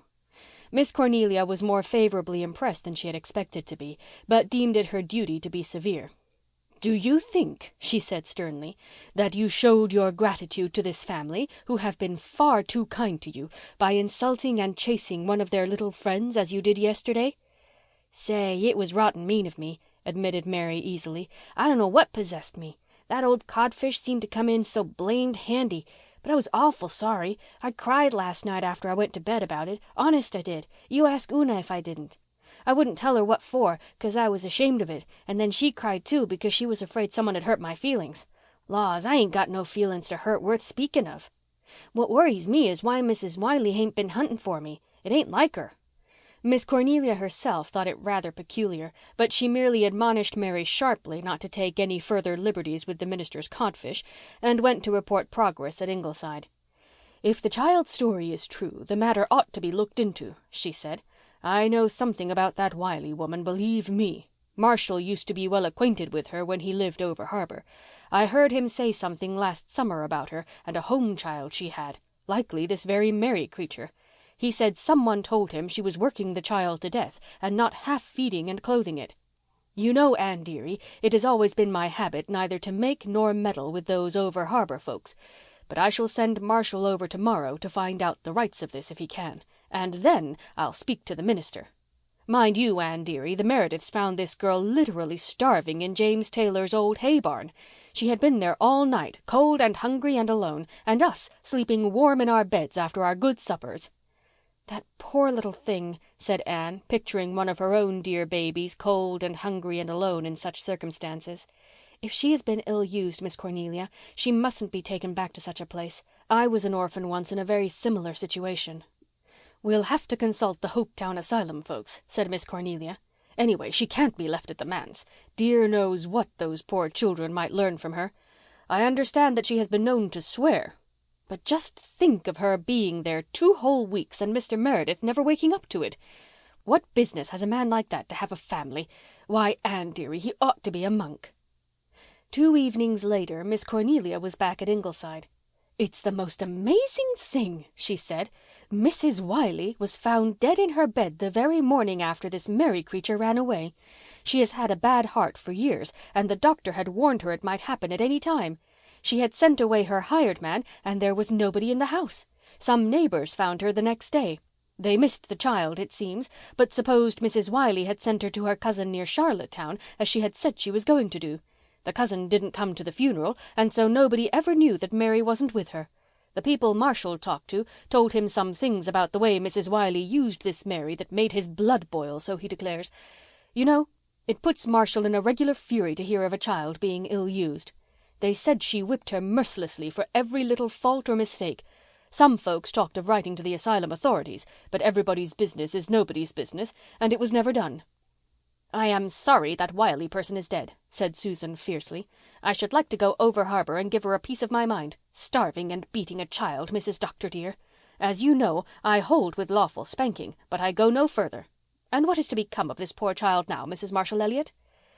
"I suppose she must be sent back to Hopetown," said Miss Cornelia. "I think everyone hereabouts who wants a home child has one. I'll see Mr. Meredith tomorrow and tell him my opinion of the whole affair." "And no doubt she will, Mrs. Dr. dear," said Susan after Miss Cornelia had gone. "She would stick at nothing, not even at shingling the church spire if she took it into her head. But I cannot understand how even Cornelia Bryant can talk to a minister as she does. You would think he was just any common person." When Miss Cornelia had gone, Nan Blythe uncurled herself from the hammock where she had been studying her lessons and slipped away to Rainbow Valley. The others were already there. Jem and Jerry were playing quoits with old horseshoes borrowed from the Glen blacksmith. Carl was stalking ants on a sunny hillock. Walter, lying on his stomach among the fern, was reading aloud to Mary and Di and Faith and Una from a wonderful book of myths wherein were fascinating accounts of Prester John and the Wandering Jew, divining rods and tailed men, of Shamir, the worm that split rocks and opened the way to golden treasure, of Fortunate Isles and Swan Maidens. It was a great shock to Walter to learn that William Tell and Gellert were myths also, and the story of Bishop Hatto was to keep him awake all that night. But best of all, he loved the stories of the Pied Piper and the Sangreal. He read them thrillingly while the bells on the Tree Lovers tinkled in the summer wind and the coolness of the evening shadows crept across the valley. "Say, ain't them interesting lies," said Mary admiringly when Walter had closed the book. "They aren't lies," said Di indignantly. "You don't mean they're true?" asked Mary incredulously. "No, not exactly. They're like those ghost stories of yours. They weren't true, but you didn't expect us to believe them, so they weren't lies." "That yarn about the divining rod is no lie anyhow," said Mary. "Old Jake Crawford over harbour can work it. They send for him everywhere they want to dig a well. And I believe I know the Wandering Jew." "Oh, Mary," said Una, awestruck. "I do, true's you're alive.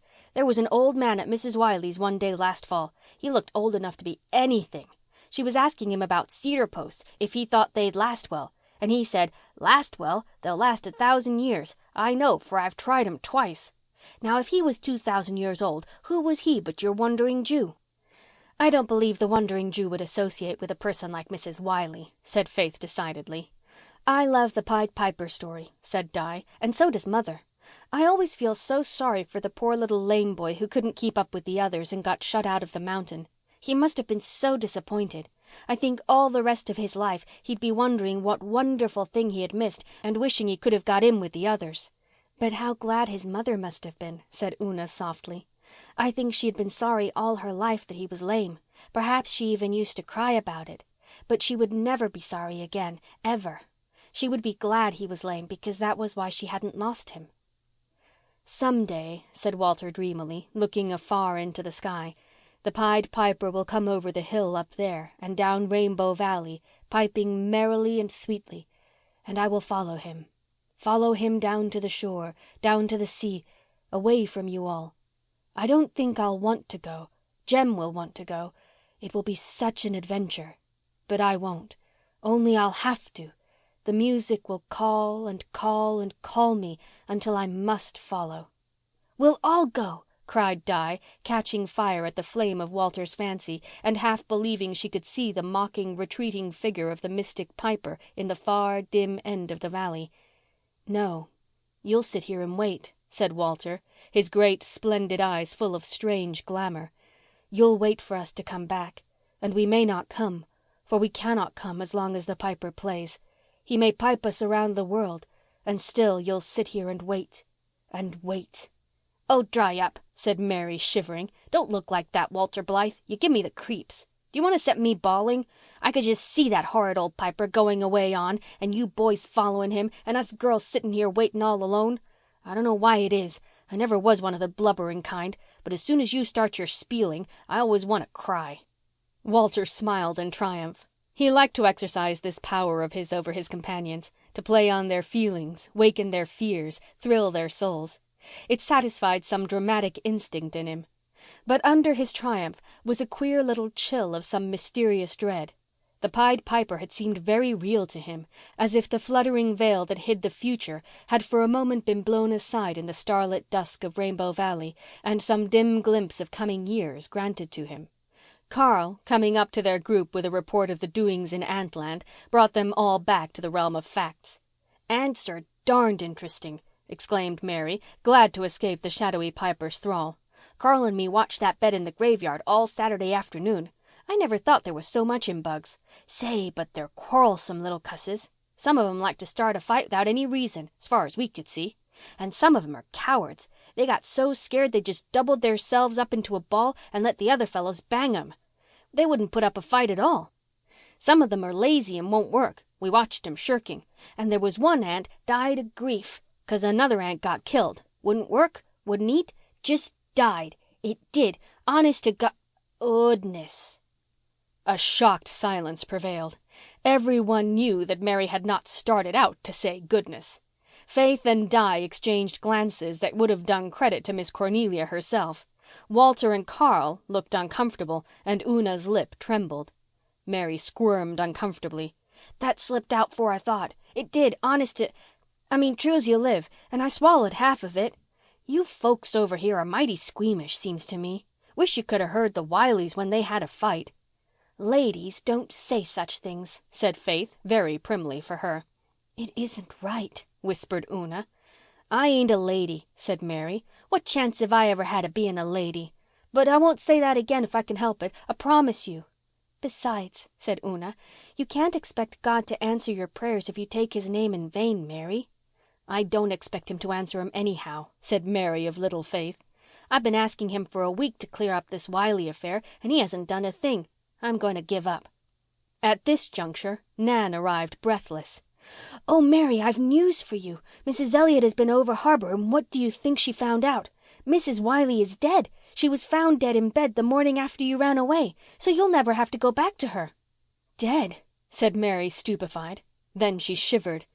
"Do you suppose my praying had anything to do with that?" she cried imploringly to Una. "If it had, I'll never pray again as long as I live. Why, she may come back and haunt me." "No, no, Mary," said Una comfortingly. "It hadn't. Why, Mrs. Wiley died long before you ever began to pray about it at all." "That's so," said Mary, recovering from her panic. "But I tell you it gave me a start. I wouldn't like to think I'd prayed anybody to death. I never thought of such a thing as her dying when I was praying. She didn't seem much like the dying kind. Did Mrs. Elliott say anything about me?" "She said you would likely have to go back to the asylum." "I thought as much," said Mary drearily. "And then they'll give me out again, likely to someone just like Mrs. Wiley. Well, I suppose I can stand it. I'm tough." "I'm going to pray that you won't have to go back," whispered Una, as she and Mary walked home to the manse. "You can do as you like," said Mary decidedly, "but I vow I won't. I'm good and scared of this praying business. See what's come of it? If Mrs. Wiley had died after I started praying, it would have been my doings." "Oh, no, it wouldn't," said Una. "I wish I could explain things better. Father could, I know, if you'd talk to him, Mary." "Catch me. I don't know what to make of your father. That's the long and short of it. He goes by me and never sees me in broad daylight. I ain't proud, but I ain't a doormat neither." "Oh, Mary, it's just Father's way. Most of the time he never sees us either. He's thinking deeply, that's all. And I am going to pray that God will keep you in Four Winds because I like you, Mary." "All right. Only don't let me hear of any more people dying on account of it," said Mary. "I'd like to stay in Four Winds fine. I like it, and I like the harbour and the lighthouse and you and the Blythes. You're the only friends I ever had, and I'd hate to leave you." End of chapter 8.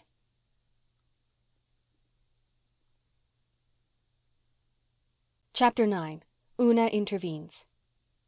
Miss Cornelia had an interview with Mr. Meredith, which proved something of a shock to that abstracted gentleman. She pointed out to him, none too respectfully, his dereliction of duty in allowing a waif like Mary Vanse to come into his family and associate with his children without knowing or learning anything about her. "I don't say there is much harm done, of course," she concluded. "This Mary creature isn't what you might call bad when all is said and done. I've been questioning your children and the Blythes, and from what I can make out there's nothing much to be said against the child, except that she's slangy and doesn't use very refined language. But think what might have happened if she'd been like some of those home children we know of. You know yourself what that poor little creature the Jim Flaggs had taught and told the Flagg children." Mr. Meredith did know, and was honestly shocked over his own carelessness in the matter. "But what is to be done, Mrs. Elliott?" he asked helplessly. "We can't turn the poor child out. She must be cared for." "Of course. We'd better write to the Hopetown authorities at once. Meanwhile, I suppose she might as well stay here for a few more days until we hear from them. But keep your eyes and ears open, Mr. Meredith." Susan would have died of horror on the spot if she had heard Miss Cornelia so admonishing a minister. But Miss Cornelia departed in a warm glow of satisfaction over duty done, and that night Mr. Meredith asked Mary to come into his study with him. Mary obeyed, looking literally ghastly with fright. But she got the surprise of her poor battered little life. This man, of whom she had stood so terribly in awe, was the kindest, gentlest soul she had ever met.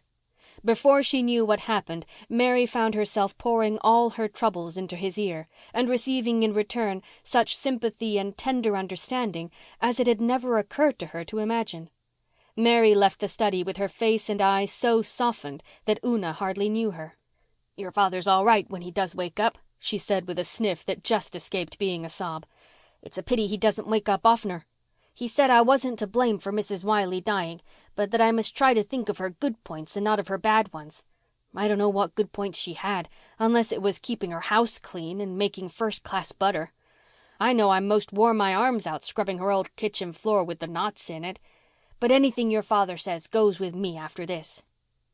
Mary proved a rather dull companion in the following days, however. She confided to Una that the more she thought of going back to the asylum, the more she hated it. Una racked her small brains for some way of averting it, but it was Nan Blythe who came to the rescue with a somewhat startling suggestion. "Mrs. Elliott might take Mary herself. She has a great big house, and Mr. Elliott is always wanting her to have help. It would just be a splendid place for Mary, only she'd have to behave herself." "Oh, Nan, do you think Mrs. Elliott would take her?" "It wouldn't do any harm if you asked her," said Nan. At first Una did not think she could. She was so shy that to ask a favor of anybody was agony to her, and she was very much in awe of the bustling, energetic Mrs. Elliott. She liked her very much and always enjoyed a visit to her house, but to go and ask her to adopt Mary Vanse seemed such a height of presumption that Una's timid spirit quailed. When the Hopetown authorities wrote to Mr. Meredith to send Mary to them without delay, Mary cried herself to sleep in the manse attic that night, and Una found a desperate courage. The next evening she slipped away from the manse to the harbour road. Far down in Rainbow Valley she heard joyous laughter, but her way lay not there. She was terribly pale and terribly in earnest, so much so that she took no notice of the people she met, and old Mrs. Stanley Flagg was quite huffed and said Una Meredith would be as absent-minded as her father when she grew up.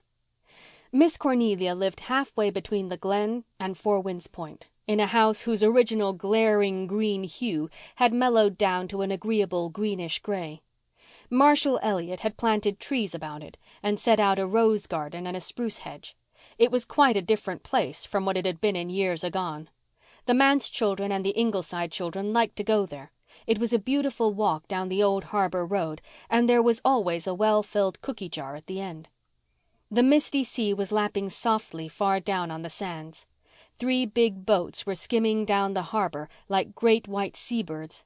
A schooner was coming up the channel. The world of Four Winds was steeped in glowing colour and subtle music and strange glamour, and everybody should have been happy in it. But when Una turned in at Miss Cornelia's gate, her very legs had almost refused to carry her. Miss Cornelia was alone on the veranda. Una had hoped Mr. Elliott would be there. He was so big and hearty and twinkly that there would be encouragement in his presence. She sat on the little stool Miss Cornelia brought out and tried to eat the doughnut Miss Cornelia gave her. It stuck in her throat, but she swallowed desperately lest Miss Cornelia be offended. She could not talk. She was still pale, and her big, dark blue eyes looked so piteous that Miss Cornelia concluded the child was in some trouble. "What's on your mind, dearie?" she asked. "There's something, that's plain to be seen." Una swallowed the last twist of doughnut with a desperate gulp. "Mrs. Elliott, won't you take Mary Vance?" she said beseechingly. Miss Cornelia stared blankly. "Me? Take Mary Vance? Do you mean keep her?" "Yes, keep her. Adopt her," said Una eagerly, gaining courage now that the ice was broken. "Oh, Mrs. Elliott, please do. She doesn't want to go back to the asylum. She cries every night about it. She's so afraid of being sent to another hard place. And she's so smart. There isn't anything she can't do. I know you wouldn't be sorry if you took her." "I never thought of such a thing," said Miss Cornelia rather helplessly. "Won't you think of it?" implored Una. "But, dearie, I don't want help. I'm quite able to do all the work here. And I never thought I'd like to have a home girl if I did need help." The light went out of Una's eyes. Her lips trembled. She sat down on her stool again, a pathetic little figure of disappointment, and began to cry. "Don't, dearie, don't," exclaimed Miss Cornelia in distress. She could never bear to hurt a child. "I don't say I won't take her, but the idea is so new to me it has just kerflummoxed me. I must think it over." "Mary is so smart," said Una again. "Humph, so I've heard. I've heard she swears, too. Is that true?" "I've never heard her swear exactly," faltered Una uncomfortably, "but I'm afraid she could." "I believe you. Does she always tell the truth?" "I think she does, except when she's afraid of a whipping." "And yet you want me to take her." "Someone has to take her," sobbed Una. "Someone has to look after her, Mrs. Elliott." "That's true. Perhaps it is my duty to do it," said Miss Cornelia with a sigh. "Well, I'll have to talk it over with Mr. Elliott, so don't say anything about it just yet. Take another doughnut, dearie." Una took it and ate it with a better appetite. "I'm very fond of doughnuts," she confessed. "Aunt Martha never makes any. But Miss Susan at Ingleside does, and sometimes she lets us have a plateful in Rainbow Valley. Do you know what I do when I'm hungry for doughnuts and can't get any, Mrs. Elliott?" "No, dearie. What?" "I get out Mother's old cookbook and read the doughnut recipe and the other recipes. They sound so nice. I always do that when I'm hungry, especially after we've had ditto for dinner. Then I read the fried chicken and the roast goose recipes. Mother could make all those nice things." "Those Manse children will starve to death yet if Mr. Meredith doesn't get married," Miss Cornelia told her husband indignantly after Una had gone. "And he won't. And what's to be done? And shall we take this Mary creature, Marshall?" "Yes, take her," said Marshall laconically. "Just like a man," said his wife despairingly. "Take her, as if that was all. There are 100 things to be considered, believe me." "Take her, and we'll consider them afterwards, Cornelia," said her husband. In the end, Miss Cornelia did take her and went up to announce her decision to the Ingleside people first. "Splendid," said Anne delightedly.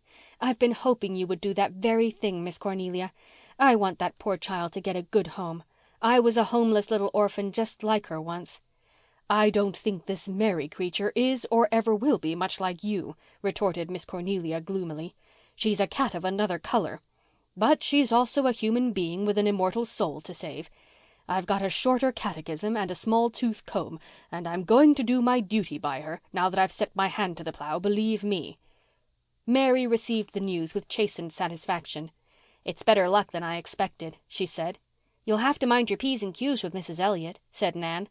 "Well, I can do that," flashed Mary. "I know how to behave when I want to, just as well as you, Nan Blythe."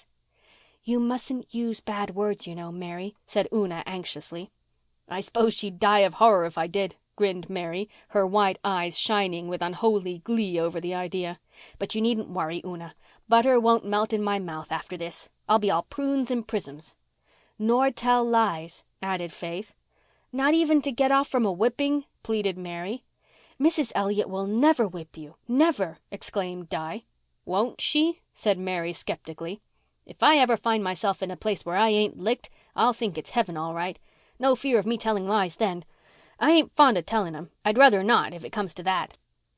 The day before Mary's departure from the Manse, they had a picnic in her honor in Rainbow Valley. And that evening all the Manse children gave her something from their scanty store of treasured things for a keepsake. Carl gave her his Noah's Ark and Jerry his second-best Jew's harp. Faith gave her a little hairbrush with a mirror in the back of it, which Mary had always considered very wonderful.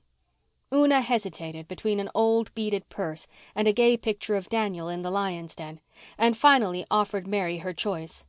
Mary really hankered after the beaded purse, but she knew Una loved it, so she said, "Gimme Daniel. I'd rather have it 'cause I'm partial to lions. Only I wish they'd et Daniel up. It would have been more exciting." At bedtime, Mary coaxed Una to sleep with her. "It's for the last time," she said, "and it's raining tonight, and I hate sleeping up there alone when it's raining, on account of that graveyard.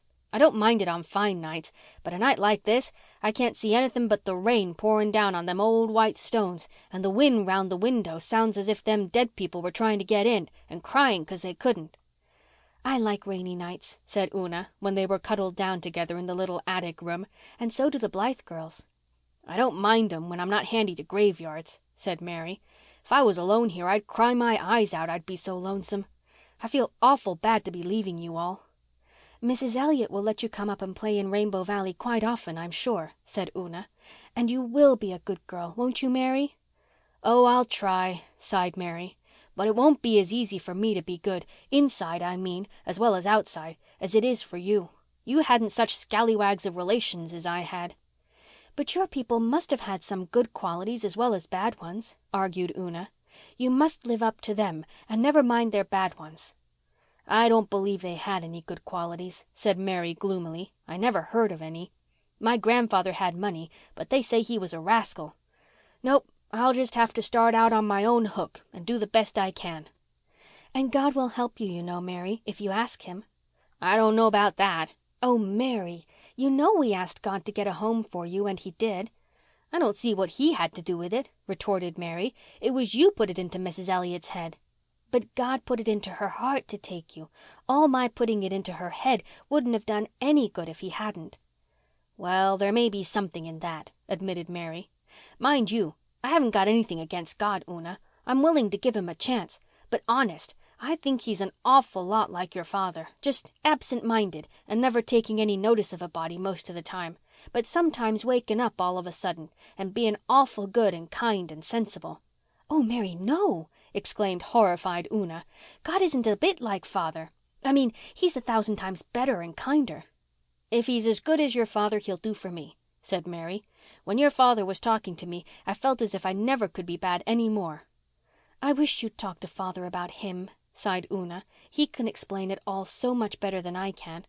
"Why, so I will, next time he wakes up," promised Mary. "That night he talked to me in the study he showed me real clear that my praying didn't kill Mrs. Wiley. My mind's been easy since, but I'm real curious about praying. I guess the old rhyme is the safest. Say, Una, it seems to me if one has to pray to anybody it'd be better to pray to the devil than to God. God's good anyhow, so you say, so he won't do you any harm. But from all I can make out the devil needs to be pacified. I think the sensible way would be to say to him, 'Good devil, please don't tempt me. Just leave me alone, please.' Now don't you?" "Oh, no, no, Mary. I'm sure it wouldn't be right at all to pray to the devil. And it wouldn't do any good because he's bad. It might aggravate him and he'd be worse than ever." "Well, as to this God matter," said Mary stubbornly, "since you and I can't settle it there ain't no use in talking more about it till we've had a chance to find out the rights of it. I'll do the best I can alone till then." "If Mother was alive she could tell us everything," said Una with a sigh. "I wisht she was alive," said Mary. "I don't know what's going to become of you youngsters when I'm gone. Anyhow, do try and keep the house a little tidy. The way people talks about it is scandalous. And the first thing you know your father will be getting married again and then your noses will be out of joint." Una was startled. The idea of her father marrying again had never presented itself to her before. She did not like it and she lay silent under the chill of it. "Stepmothers are awful creatures," Mary went on. "I could make your blood run cold if I was to tell you all I know about 'em. The Wilson kids across the road from Wiley's had a stepmother and she was just as bad to 'em as Mrs. Wiley was to me. It'll be awful if you get a stepmother." "I'm sure we won't," said Una tremulously. "Father won't marry anybody else." "He'll be hounded into it, I expect," said Mary darkly. All the old maids in the settlement are after him. There's no being up to them. And the worst of stepmothers is they always set your father against you. He'd never care anything about you again. He'd always take her part and her children's part. You see, she'd make him believe you were all bad." "I wish you hadn't told me this, Mary," cried Una. "It makes me feel so unhappy." "I only wanted to warn you," said Mary, rather repentantly. "Of course, your father's so absent-minded he mightn't happen to think of getting married again. But it's better to be prepared." Long after Mary slept serenely, little Una lay awake, her eyes smarting with tears. Oh, how dreadful it would be if her father should marry somebody who would make him hate her and Jerry and Faith and Carl. She couldn't bear it. She couldn't. Mary had not instilled any poison of the kind Miss Cornelia had feared into the Manse children's minds. Yet she had certainly contrived to do a little mischief with the best of intentions. But she slept dreamlessly while Una lay awake and the rain fell and the wind wailed around the old grey manse. And the Reverend John Meredith forgot to go to bed at all because he was absorbed in reading a life of St. Augustine. It was grey dawn when he finished it and went upstairs, wrestling with the problems of 2,000 years ago. The door of the girls' room was open and he saw Faith lying asleep, rosy and beautiful. He wondered where Una was. Perhaps she had gone over to stay all night with the Blythe girls. She did this occasionally, deeming it a great treat. John Meredith sighed. He felt that Una's whereabouts ought not to be a mystery to him. Cecilia would have looked after her better than that. If only Cecilia were still with him. How pretty and gay she had been. How the old manse up at Maywater had echoed to her songs. And she had gone away so suddenly, taking her laughter and music and leaving silence, so suddenly that he had never quite got over his feeling of amazement. How could she, the beautiful and vivid, have died? The idea of a second marriage had never presented itself seriously to John Meredith. He had loved his wife so deeply that he believed he could never care for any woman again. He had a vague idea that before very long Faith would be old enough to take her mother's place. Until then, he must do the best he could alone. He sighed and went to his room, where the bed was still unmade. Aunt Martha had forgotten it, and Mary had not dared make it because Aunt Martha had forbidden her to meddle with anything in the minister's room. But Mr. Meredith did not notice that it was unmade.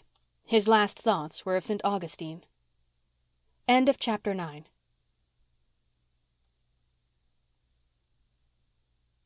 Chapter 10. The Manse Girls' Clean House. "Ugh," said Faith, sitting up in bed with a shiver. "It's raining. I do hate a rainy Sunday. Sunday is dull enough even when it's fine." "We oughtn't to find Sunday dull," said Una sleepily, trying to pull her drowsy wits together with an uneasy conviction that they had overslept. "But we do, you know," said Faith candidly. "Mary Vanse says most Sundays are so dull she could hang herself." "We ought to like Sunday better than Mary Vanse," said Una remorsefully. "We're the minister's children." "I wish we were a blacksmith's children," protested Faith angrily, hunting for her stocking. "Then people wouldn't expect us to be better than other children. Just look at the holes in my heels. Mary darned them all before she went away, but they're as bad as ever now. Una, get up. I can't get the breakfast alone. Oh, dear, I wish Father and Jerry were home. You wouldn't think we'd miss Father much. We don't see much of him when he is home. And yet everything seems gone. I must run in and see how Aunt Martha is." "Is she any better?" asked Una when Faith returned. "No, she isn't. She's groaning with the misery still. Maybe we ought to tell Dr. Blythe, but she says not. She never had a doctor in her life and she isn't going to begin now. She says doctors just live by poisoning people. Do you suppose they do?" "No, of course not," said Una indignantly. "I'm sure Dr. Blythe wouldn't poison anybody." "Well, we'll have to rub Aunt Martha's back again after breakfast. We'd better not make the flannels as hot as we did yesterday." Faith giggled over the remembrance. They had nearly scalded the skin off poor Aunt Martha's back. Una sighed. Mary Vanse would have known just what the precise temperature of flannels for a misery back should be. Mary knew everything. They knew nothing. And how could they learn, save by bitter experience, for which, in this instance, unfortunate Aunt Martha had paid? The preceding Monday, Mr. Meredith had left for Nova Scotia to spend his short vacation, taking Jerry with him. On Wednesday, Aunt Martha was suddenly seized with a recurring and mysterious ailment which she always called the misery, and which was tolerably certain to attack her at the most inconvenient times. She could not rise from her bed, any movement causing agony. A doctor she flatly refused to have. Faith and Una cooked the meals and waited on her. The less said about the meals, the better. Yet they were not much worse than Aunt Martha's had been. There were many women in the village who would have been glad to come and help, but Aunt Martha refused to let her plight be known. "You must worry on till I can get around," she groaned. "Thank goodness John isn't here. There's a plenty of cold biled meat and bread, and you can try your hand at making porridge." The girls had tried their hand, but so far without much success. The first day it had been too thin, the next day so thick that you could cut it in slices, and both days it had been burned. "I hate porridge," said Faith viciously. "When I have a house of my own I'm never going to have a single bit of porridge in it." "What'll your children do then?" asked Una. "Children have to have porridge or they won't grow. Everybody says so." "They'll have to get along without it or stay runts," retorted Faith stubbornly. "Here, Una, you stir it while I set the table. If I leave it for a minute the horrid stuff will burn. It's 9:30. We'll be late for Sunday school." "I haven't seen anyone going past yet," said Una. "There won't likely be many out. Just see how it's pouring. And when there's no preaching the folks won't come from a distance to bring the children." "Go and call Carl," said Faith. Carl, it appeared, had a sore throat, induced by getting wet in the Rainbow Valley marsh the previous evening while pursuing dragonflies. He had come home with dripping stockings and boots and had sat out the evening in them. He could not eat any breakfast, and Faith made him go back to bed again. She and Una left the table as it was and went to Sunday school. There was no one in the schoolroom when they got there, and no one came. They waited until 11 and then went home. "There doesn't seem to be anybody at the Methodist Sunday school either," said Una. "I'm glad," said Faith. "I'd hate to think the Methodists were better at going to Sunday school on rainy Sundays than the Presbyterians. But there's no preaching in their church today either, so likely their Sunday school is in the afternoon." Una washed the dishes, doing them quite nicely, for so much had she learned from Mary Vanse. Faith swept the floor after a fashion and peeled the potatoes for dinner, cutting her finger in the process. "I wish we had something for dinner besides ditto," sighed Una. "I'm so tired of it. The Blythe children don't know what ditto is, and we never have any pudding. Nan says Susan would faint if they had no pudding on Sundays. Why aren't we like other people, Faith?" "I don't want to be like other people," laughed Faith, tying up her bleeding finger. "I like being myself. It's more interesting. Jessie Drew is as good a housekeeper as her mother, but would you want to be as stupid as she is?" "But our house isn't right. Mary Vanse says so. She says people talk about it being so untidy." Faith had an inspiration. "We'll clean it all up," she cried. "We'll go right to work tomorrow. It's a real good chance when Aunt Martha is laid up and can't interfere with us. We'll have it all lovely and clean when Father comes home, just like it was when Mary went away. Anyone can sweep and dust and wash windows. People won't be able to talk about us anymore.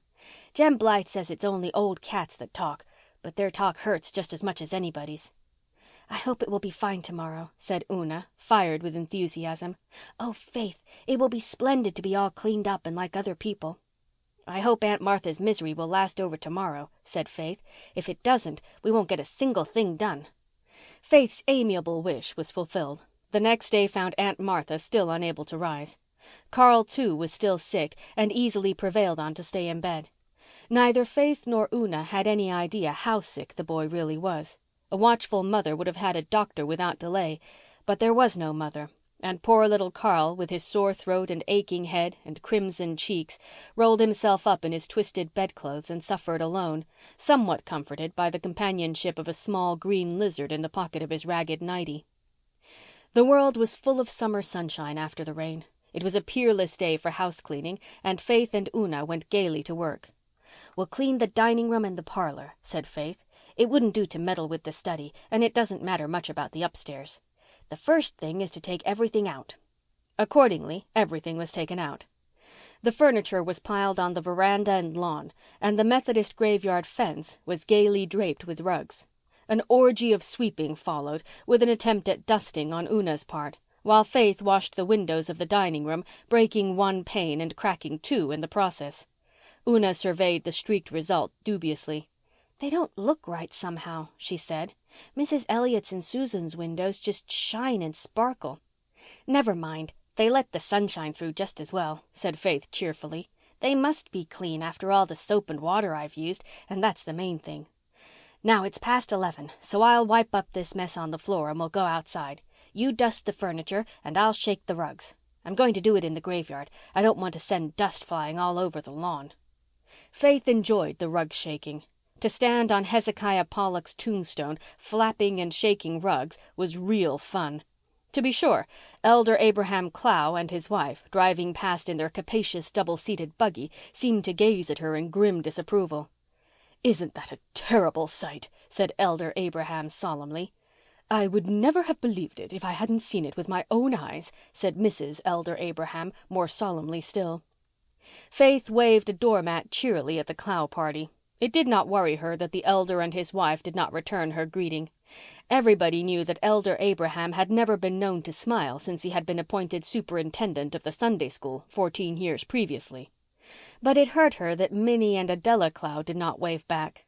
Faith liked Minnie and Adella. Next to the Blythes, they were her best friends in school, and she always helped Adella with her sums. This was gratitude for you. Her friends cut her because she was shaking rugs in an old graveyard where, as Mary Vanse had said, not a living soul had been buried for years. Faith flounced around to the veranda, where she found Una grieved in spirit because the Clow girls had not waved to her either. "I suppose they're mad over something," said Faith. "Perhaps they're jealous because we play so much in Rainbow Valley with the Blythes. Well, just wait till school opens and Adella wants me to show her how to do her sums. We'll get square then. Come on. Let's put the things back in. I'm tired to death, and I don't believe the rooms will look much better than before we started, though I shook out pecks of dust in the graveyard. I hate house cleaning." It was 2 o'clock before the tired girls finished the 2 rooms. They got a dreary bite in the kitchen and intended to wash the dishes at once. But Faith happened to pick up a new storybook Di Blythe had lent her and was lost to the world until sunset. Una took a cup of rank tea up to Carl, but found him asleep, so she curled herself up on Jerry's bed and went to sleep too. Meanwhile, a weird story flew through Glen St. Mary and folks asked each other seriously what was to be done with those Manse youngsters. "That is past laughing at, believe me," said Miss Cornelia to her husband with a heavy sigh.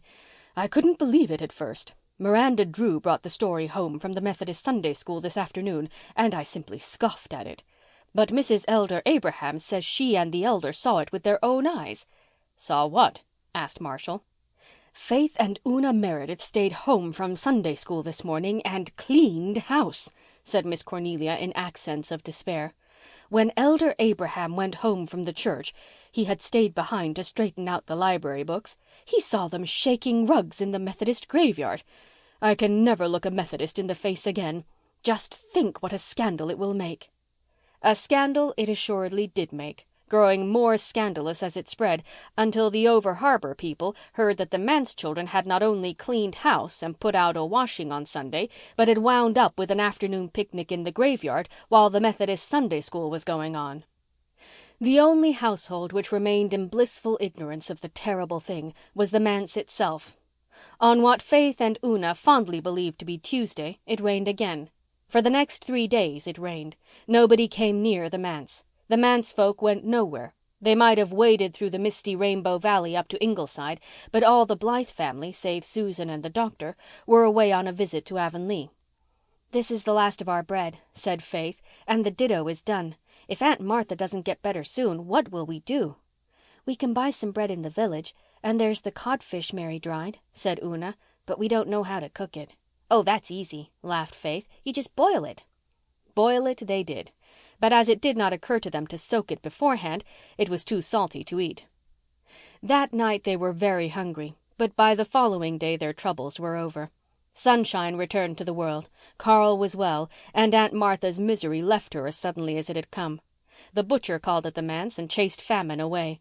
To crown all, the Blythes returned home, and that evening they and the Manse children and Mary Vanse kept sunset tryst once more in Rainbow Valley, where the daisies were floating upon the grass like the spirits of the dew, and the bells on the tree lovers rang like fairy chimes in the scented twilight. End of chapter 10.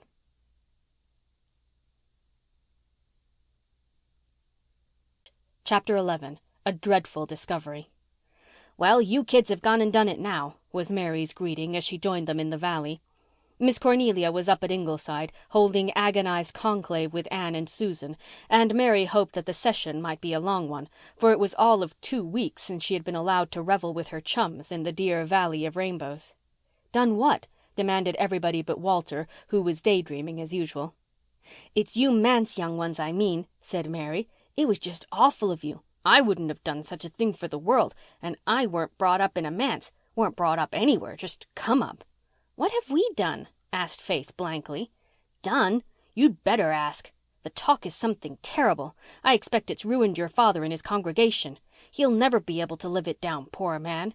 Everybody blames him for it, and that isn't fair. But nothing is fair in this world. You ought to be ashamed of yourselves." "What have we done?" asked Una again despairingly. Faith said nothing, but her eyes flashed golden brown scorn at Mary. "Oh, don't pretend innocence," said Mary witheringly. "Everybody knows what you have done." "I don't," interjected Jem Blythe indignantly. "Don't let me catch you making Una cry, Mary Vance. What are you talking about?" "I s'pose you don't know, since you're just back from up west," said Mary, somewhat subdued. Jem could always manage her. "But everybody else knows, you'd better believe." "Knows what?" "That Faith and Una stayed home from Sunday school last Sunday and cleaned house." "We didn't," cried Faith and Una in passionate denial. Mary looked haughtily at them. "I didn't suppose you'd deny it after the way you've combed me down for lying," she said. "What's the good of saying you didn't? Everybody knows you did. Elder Clow and his wife saw you. Some people say it will break up the church, but I don't go that far. You are nice ones." Nan Blythe stood up and put her arms around the dazed Faith and Una. "They were nice enough to take you in and feed you and clothe you when you were starving in Mr. Taylor's barn, Mary Vance," she said. "You are very grateful, I must say." "I am grateful," retorted Mary. "You'd know it if you'd heard me standing up for Mr. Meredith through thick and thin. I've blistered my tongue talking for him this week. I've said again and again that he isn't to blame if his young ones did clean house on Sunday. He was away and they knew better." "But we didn't," protested Una. "It was Monday we cleaned house, wasn't it, Faith?" "Of course it was," said Faith with flashing eyes. "We went to Sunday school in spite of the rain, and no one came, not even Elder Abraham, for all his talk about fair weather Christians." "It was Saturday it rained," said Mary. "Sunday was as fine as silk. I wasn't at Sunday school because I had toothache, but everyone else was, and they saw all your stuff out on the lawn, and Elder Abraham and Mrs. Elder Abraham saw you shaking rugs in the graveyard." Una sat down among the daisies and began to cry. "Look here," said Jem resolutely, "this thing must be cleared up. Somebody has made a mistake. Sunday was fine, Faith. How could you have thought Saturday was Sunday?" "Prayer meeting was Thursday night," cried Faith, "and Adam flew into the soup pot on Friday when Aunt Martha's cat chased him and spoiled our dinner. And Saturday there was a snake in the cellar and Carl caught it with a forked stick and carried it out, and Sunday it rained. So there." "Prayer meeting was Wednesday night," said Mary. "Elder Baxter was to lead and he couldn't go Thursday night and it was changed to Wednesday. You were just a day out, Faith Meredith, and you did work on Sunday." Suddenly Faith burst into a peal of laughter. "I suppose we did. What a joke!" "It isn't much of a joke for your father," said Mary sourly. "It'll be all right when people found out it was just a mistake," said Faith carelessly. "We'll explain." "You can explain till you're black in the face," said Mary, "but a lie like that'll travel faster and further than you ever will. I've seen more of the world than you, and I know. Besides, there are plenty of folks won't believe it was a mistake." "They will if I tell them," said Faith. "You can't tell everybody," said Mary. "No, I tell you, you've disgraced your father." Una's evening was spoiled by this dire reflection, but Faith refused to be made uncomfortable. Besides, she had a plan that would put everything right. So she put the past with its mistake behind her and gave herself over to the enjoyment of the present. Jem went away to fish, and Walter came out of his reverie and proceeded to describe the woods of heaven. Mary pricked up her ears and listened respectfully. Despite her awe of Walter, she revelled in his book talk. It always gave her a delightful sensation. Walter had been reading his Coleridge that day, and he pictured a heaven where there were gardens bright with sinuous rills, where blossomed many an incense-bearing tree, and there were forests ancient as the hills, enfolding sunny spots of greenery. "I didn't know there was any woods in heaven," said Mary with a long breath. I thought it was all streets and streets and streets." "Of course there are woods," said Nan. "Mother can't live without trees and I can't.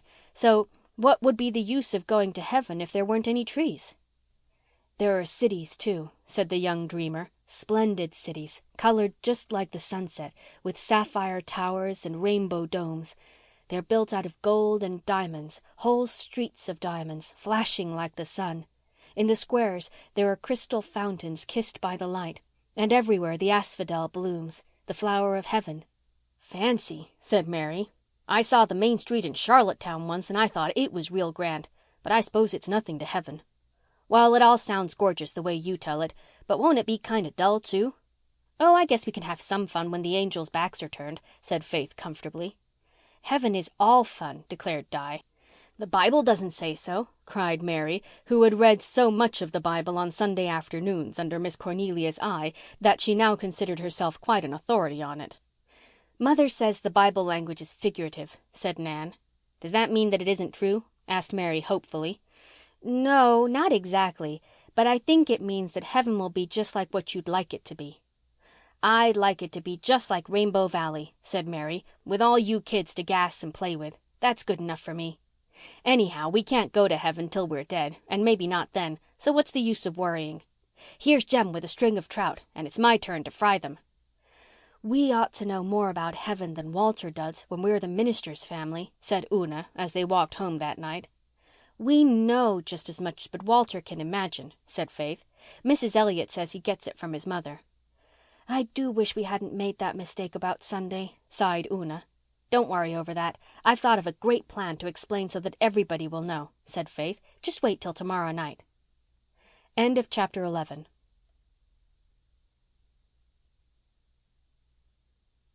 Chapter 12. An Explanation and a Dare. The Reverend Dr. Cooper preached in Glen St. Mary the next evening, and the Presbyterian church was crowded with people from near and far. The Reverend Doctor was reputed to be a very eloquent speaker, and bearing in mind the old dictum that a minister should take his best clothes to the city and his best sermons to the country, he delivered a very scholarly and impressive discourse. But when the folks went home that night, it was not of Dr. Cooper's sermon they talked. They had completely forgotten all about it. Dr. Cooper had concluded with a fervent appeal, had wiped the perspiration from his massive brow, had said, "Let us pray," as he was famed for saying it, and had duly prayed. There was a slight pause. In Glen St. Mary Church, the old fashion of taking the collection after the sermon instead of before still held, mainly because the Methodists had adopted the new fashion first, and Miss Cornelia and Elder Clow would not hear of following where Methodists had led. Charles Baxter and Thomas Douglas, whose duty it was to pass the plates, were on the point of rising to their feet.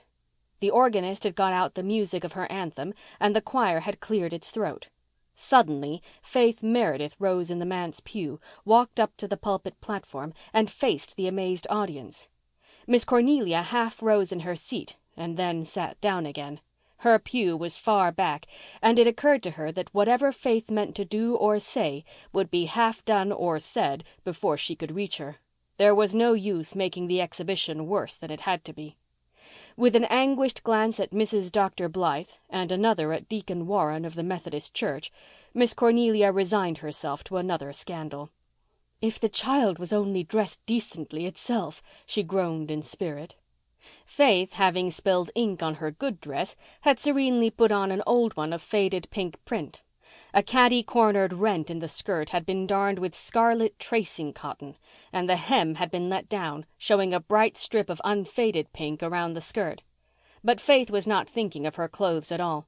She was feeling suddenly nervous. What had seemed easy in imagination was rather hard in reality. Confronted by all those staring, questioning eyes, Faith's courage almost failed her. The lights were so bright, the silence so awesome. She thought she could not speak after all. But she must. Her father must be cleared of suspicion. Only the words would not come. Una's little pearl-pure face gleamed up at her beseechingly from the man's pew. The Blythe children were lost in amazement. Back under the gallery, Faith saw the sweet graciousness of Miss Rosemary West's smile and the amusement of Miss Ellen's, but none of these helped her. It was Bertie Shakespeare Drew who saved the situation. Bertie Shakespeare sat in the front seat of the gallery, and he made a derisive face at Faith. Faith promptly made a dreadful one back at him, and in her anger over being grimaced at by Bertie Shakespeare, forgot her stage fright. She found her voice and spoke out clearly and bravely. "I want to explain something," she said, "and I want to do it now because everybody will hear it that heard the other. People are saying that Una and I stayed home last Sunday and cleaned house instead of going to Sunday school. Well, we did, but we didn't mean to. We got mixed up in the days of the week. It was all Elder Baxter's fault." Sensation in the Baxter pew. "Because he went and changed a prayer meeting to Wednesday night, and then we thought Thursday was Friday, and so on, till we thought Saturday was Sunday. Carl was laid up sick, and so was Aunt Martha, so they couldn't put us right. We went to Sunday school in all that rain on Saturday, and nobody came. And then we thought we'd clean house on Monday and stop old cats from talking about how dirty the manse was." General sensation all over the church. "And we did. I shook the rugs in the Methodist graveyard because it was such a convenient place, and not because I meant to be disrespectful of the dead.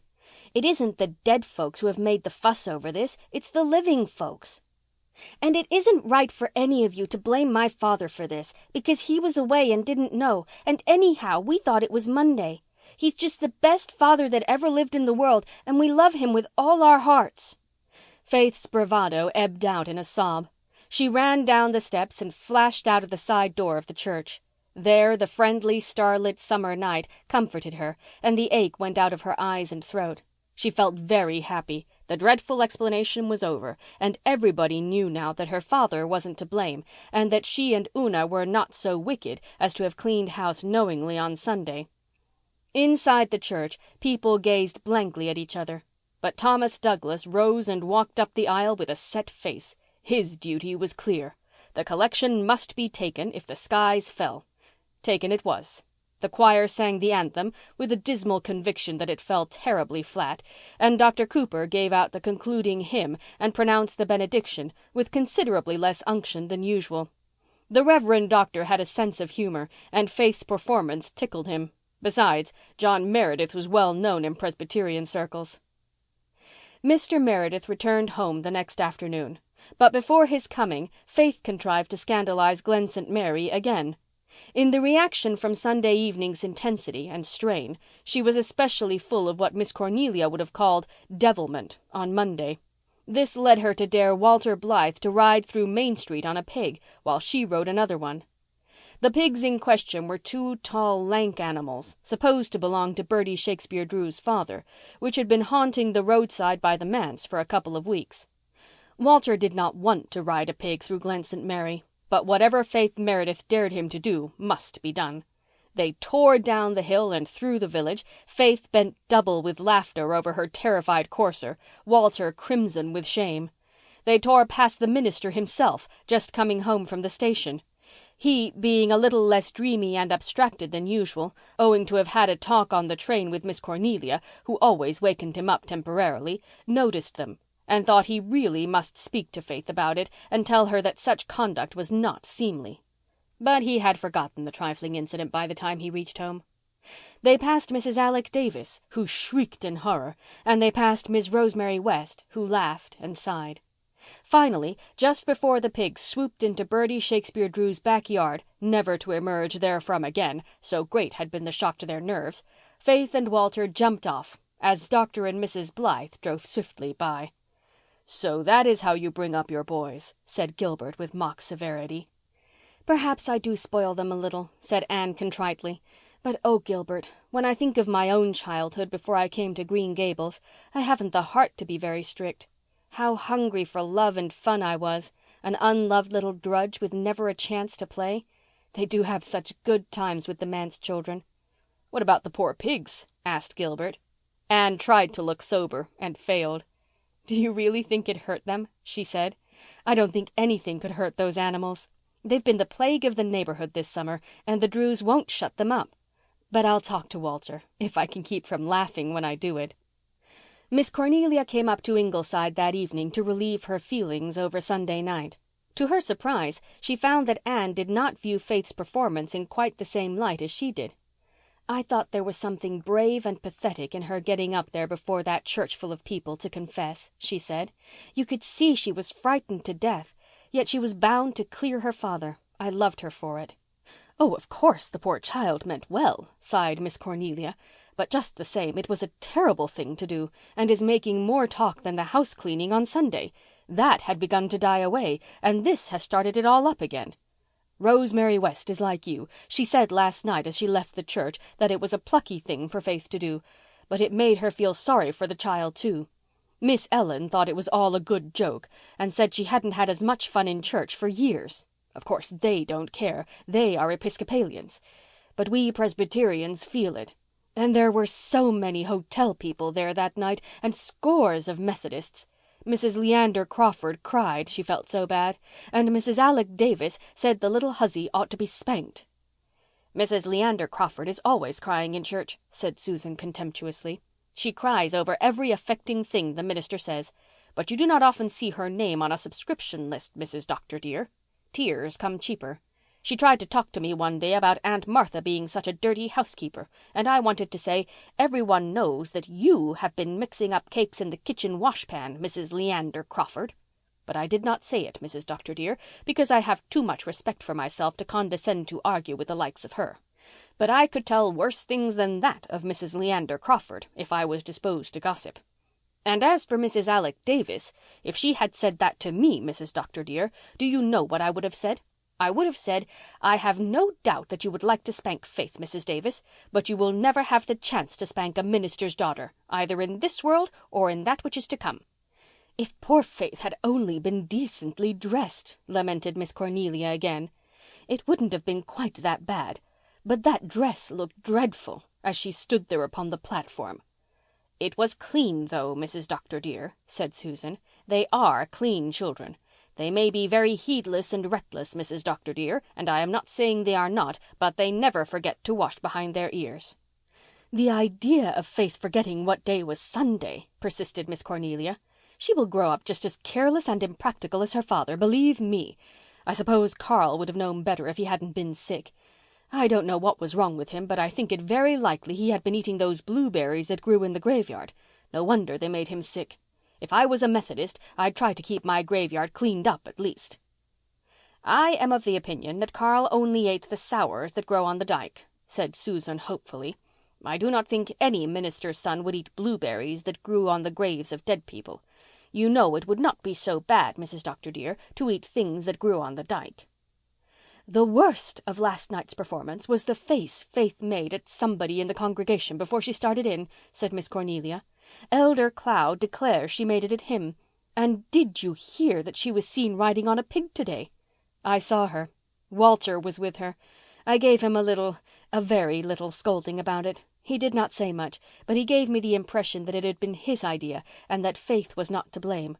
"I do not believe that, Mrs. Dr. dear," cried Susan, up in arms. "That is just Walter's way, to take the blame on himself.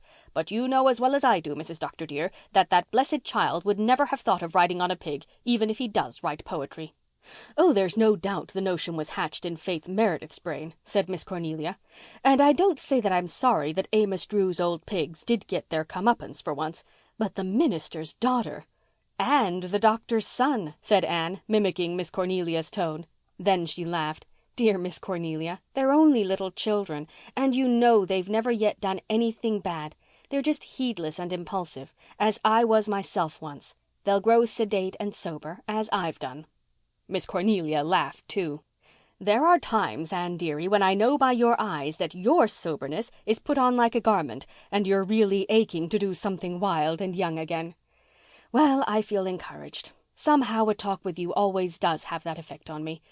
Now, when I go to see Barbara Sampson, it's just the opposite. She makes me feel that everything's wrong and always will be.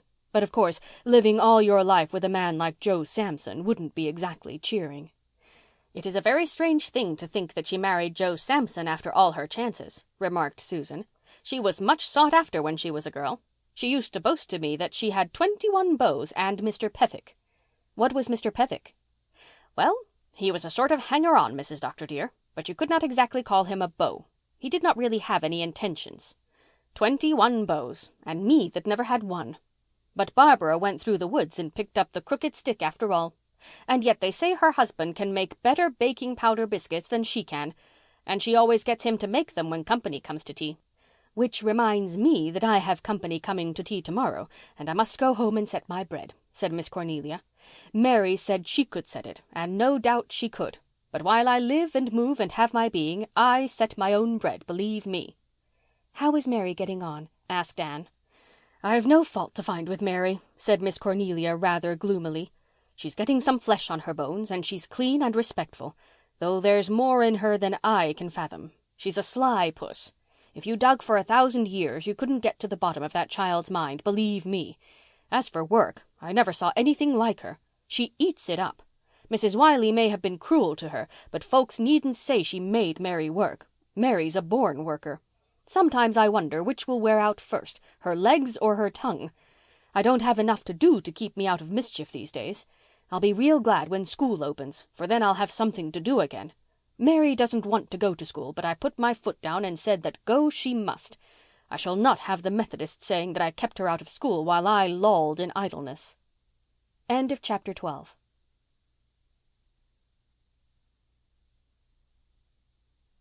Chapter 13. The House on the Hill. There was a little unfailing spring, always icy cold and crystal pure, in a certain birch-screened hollow of Rainbow Valley, in the lower corner near the marsh.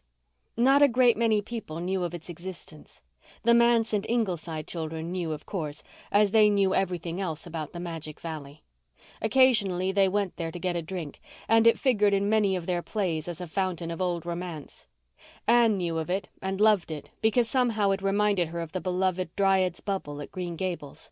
Rosemary West knew of it. It was her fountain of romance, too. 18 years ago she had sat behind it one spring twilight and heard young Martin Crawford stammer out a confession of fervent, boyish love.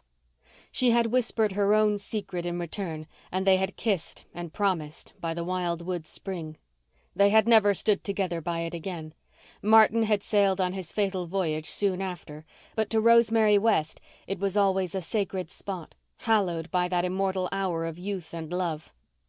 Whenever she passed near it, she turned aside to hold a secret tryst with an old dream, a dream from which the pain had long gone, leaving only its unforgettable sweetness. The spring was a hidden thing. You might have passed within 10 feet of it and never have suspected its existence. 2 generations past, a huge old pine had fallen almost across it. Nothing was left of the tree but its crumbling trunk, out of which the ferns grew thickly, making a green roof and a lacy screen for the water. A maple tree grew beside it, with a curiously gnarled and twisted trunk, creeping along the ground for a little way before shooting up into the air, and so forming a quaint seat.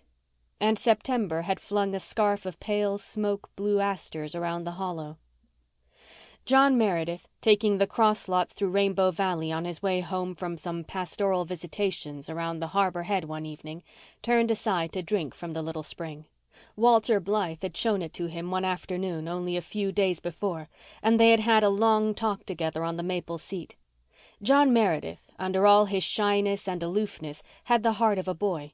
He had been called Jack in his youth, though nobody in Glen St. Mary would ever have believed it. Walter and he had taken to each other and had talked unreservedly. Mr. Meredith found his way into some sealed and sacred chambers of the lad's soul, wherein not even Di had ever looked. They were to be chums from that friendly hour, and Walter knew that he would never be frightened of the minister again. "I never believed before that it was possible to get really acquainted with a minister," he told his mother that night.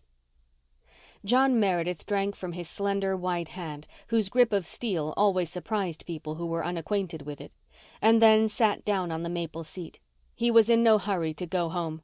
This was a beautiful spot, and he was mentally weary after a round of rather uninspiring conversations with many good and stupid people. The moon was rising. Rainbow Valley was wind-haunted and star-sentineled only where he was. But afar from the upper end came the gay notes of children's laughter and voices. The ethereal beauty of the asters in the moonlight, the glimmer of the little spring, the soft croon of the brook, the wavering grace of the brackens, all wove a white magic round John Meredith. He forgot congregational worries and spiritual problems.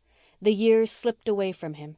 He was a young divinity student again, and the roses of June were blooming red and fragrant on the dark, queenly head of his Cecilia. He sat there and dreamed like any boy. And it was at this propitious moment that Rosemary West stepped aside from the bypath and stood beside him in that dangerous, spell-weaving place. John Meredith came up as she came in, and he saw her, really saw her, for the first time. He had met her in his church once or twice and shaken hands with her abstractedly as he did with anyone he happened to encounter on his way down the aisle. He had never met her elsewhere, for the Wests were Episcopalians, with church affinities in Lowbridge, and no occasion for calling upon them had ever arisen.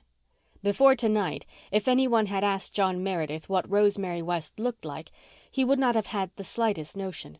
But he was never to forget her as she appeared to him in the glamour of kind moonlight by the spring.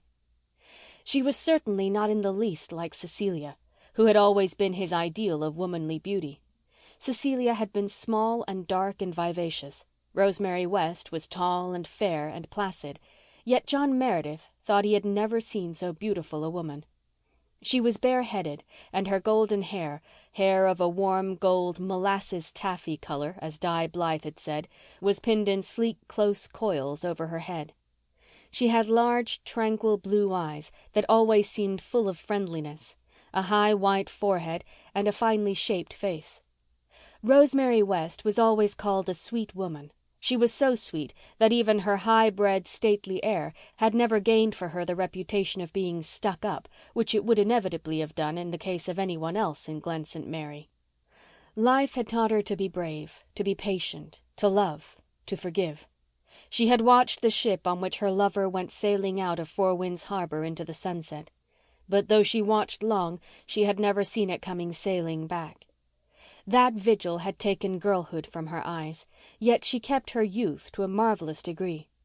Perhaps this was because she always seemed to preserve that attitude of delighted surprise towards life which most of us leave behind in childhood, an attitude which not only made Rosemary herself seem young, but flung a pleasing illusion of youth over the consciousness of everyone who talked to her. John Meredith was startled by her loveliness, and Rosemary was startled by his presence. She had never thought she would find anyone by that remote spring, least of all the recluse of Glen St. Mary Manse.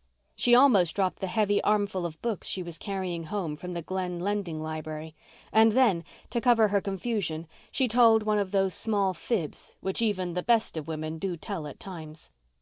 I came for a drink," she said, stammering a little, in answer to Mr. Meredith's grave "Good evening, Miss West." She felt that she was an unpardonable goose, and she longed to shake herself. But John Meredith was not a vain man, and he knew she would likely have been as much startled had she met old Elder Clow in that unexpected fashion. Her confusion put him at ease, and he forgot to be shy. Besides, even the shyest of men can sometimes be quite audacious in moonlight. "Let me get you a cup," he said, smiling. There was a cup nearby, if he had only known it, a cracked, handleless blue cup secreted under the maple by the Rainbow Valley children. But he did not know it, so he stepped out to one of the birch trees and stripped a bit of its white skin away.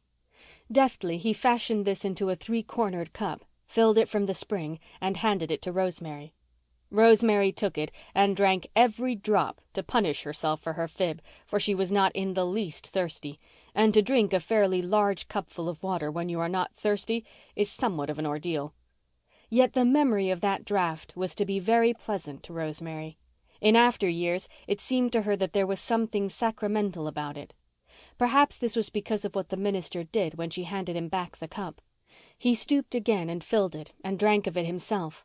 It was only by accident that he put his lips just where Rosemary had put hers, and Rosemary knew it. Nevertheless, it had a curious significance for her. They two had drunk of the same cup. She remembered idly that an old aunt of hers used to say that when two people did this, their afterlives would be linked in some fashion, whether for good or ill. John Meredith held the cup uncertainly. He did not know what to do with it. The logical thing would have been to toss it away, but somehow he was disinclined to do this. Rosemary held out her hand for it. "Will you let me have it?" she said. "You made it so knackily. I never saw anyone make a birch cup so since my little brother used to make them long ago, before he died." "I learned how to make them when I was a boy, camping out one summer. An old hunter taught me," said Mr. Meredith. "Let me carry your books, Miss West." Rosemary was startled into another fib and said, oh, they were not heavy. But the minister took them from her with quite a masterful air, and they walked away together. It was the first time Rosemary had stood by the valley spring without thinking of Martin Crawford. The mystic tryst had been broken. The little bypath wound around the marsh and then struck up the long wooded hill on the top of which Rosemary lived. Beyond, through the trees, they could see the moonlight shining across the level summer fields. But the little path was shadowy and narrow. Trees crowded over it, and trees are never quite as friendly to human beings after nightfall as they are in daylight. They wrap themselves away from us. They whisper and plot furtively. If they reach out a hand to us, it has a hostile, tentative touch. People walking amid trees after night always draw closer together instinctively and involuntarily, making an alliance, physical and mental, against certain alien powers around them. Rosemary's dress brushed against John Meredith as they walked. Not even an absent-minded minister, who was, after all, a young man still, though he firmly believed he had outlived romance, could be insensible to the charm of the night and the path and the companion. It is never quite safe to think we have done with life. When we imagine we have finished our story, fate has a trick of turning the page and showing us yet another chapter.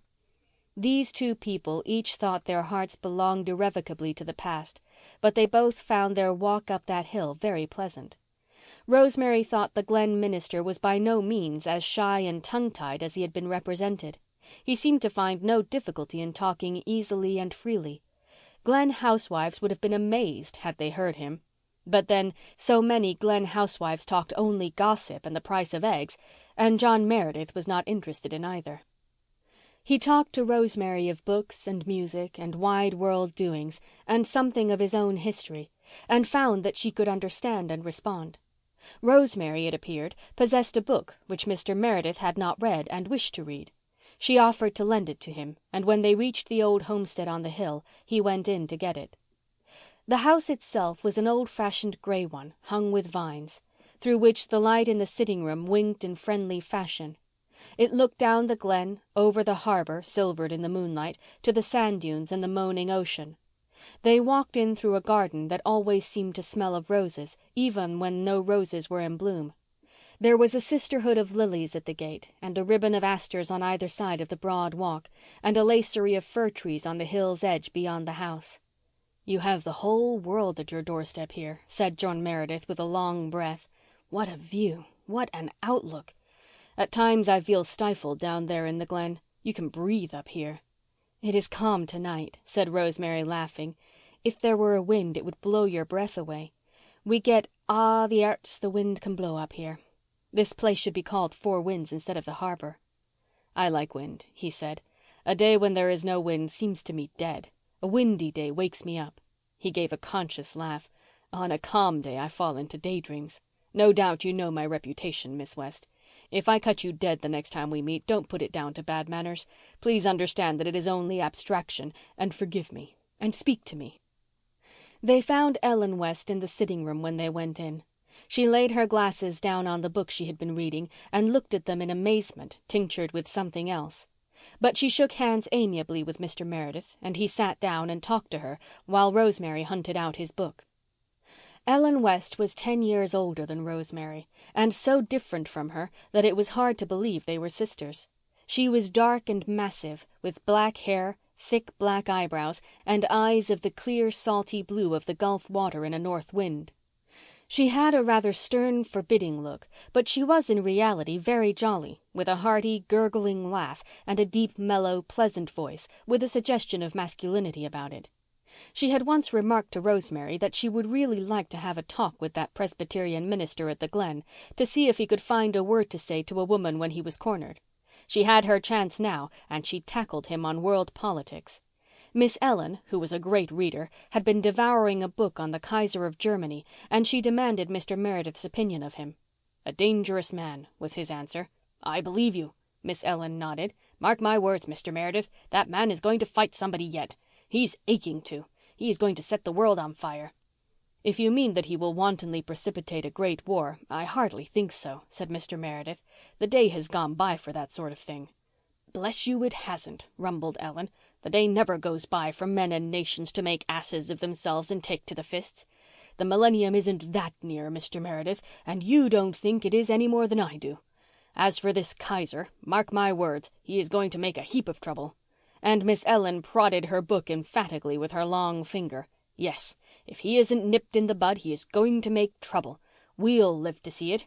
You and I will live to see it, Mr. Meredith. And who is going to nip him? England should, but she won't. Who is going to nip him? Tell me that, Mr. Meredith." Mr. Meredith couldn't tell her, but they plunged into a discussion of German militaries that lasted long after Rosemary had found the book. Rosemary said nothing, but sat in a little rocker behind Ellen and stroked an important black cat meditatively. John Meredith hunted big game in Europe with Ellen, but he looked oftener at Rosemary than at Ellen, and Ellen noticed it. After Rosemary had gone to the door with him and come back, Ellen rose and looked at her accusingly. "Rosemary West, that man has a notion of courting you." Rosemary quivered. Ellen's speech was like a blow to her. It rubbed all the bloom off the pleasant evening, but she would not let Ellen see how it hurt her.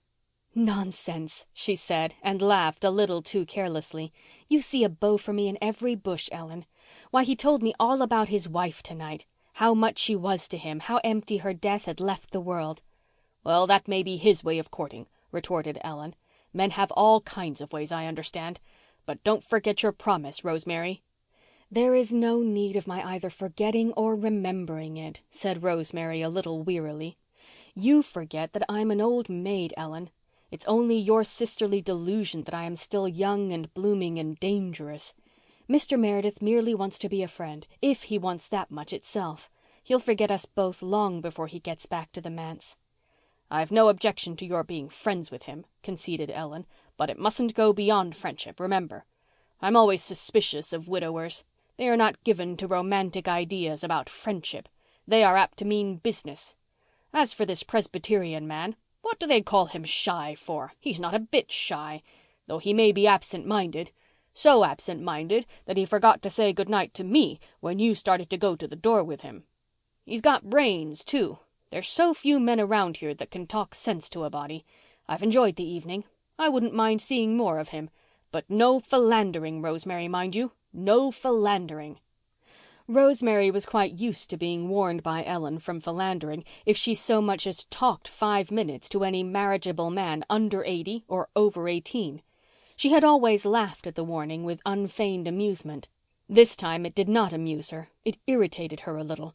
Who wanted to philander? "Don't be such a goose, Ellen," she said with unaccustomed shortness as she took her lamp. She went upstairs without saying goodnight. Ellen shook her head dubiously and looked at the black cat. "What is she so cross about, St. George?" she asked. "When you howl, you're hit, I've always heard, George. But she promised, Saint, she promised, and we Wests always keep our word. So it won't matter if he does want to philander, George. She promised. I won't worry." Upstairs in her room, Rosemary sat for a long while, looking out of the window across the moonlit garden to the distant shining harbour. She felt vaguely upset and unsettled. She was suddenly tired of outworn dreams. And in the garden the petals of the last red rose were scattered by a sudden little wind. Summer was over. It was autumn. End of chapter 13.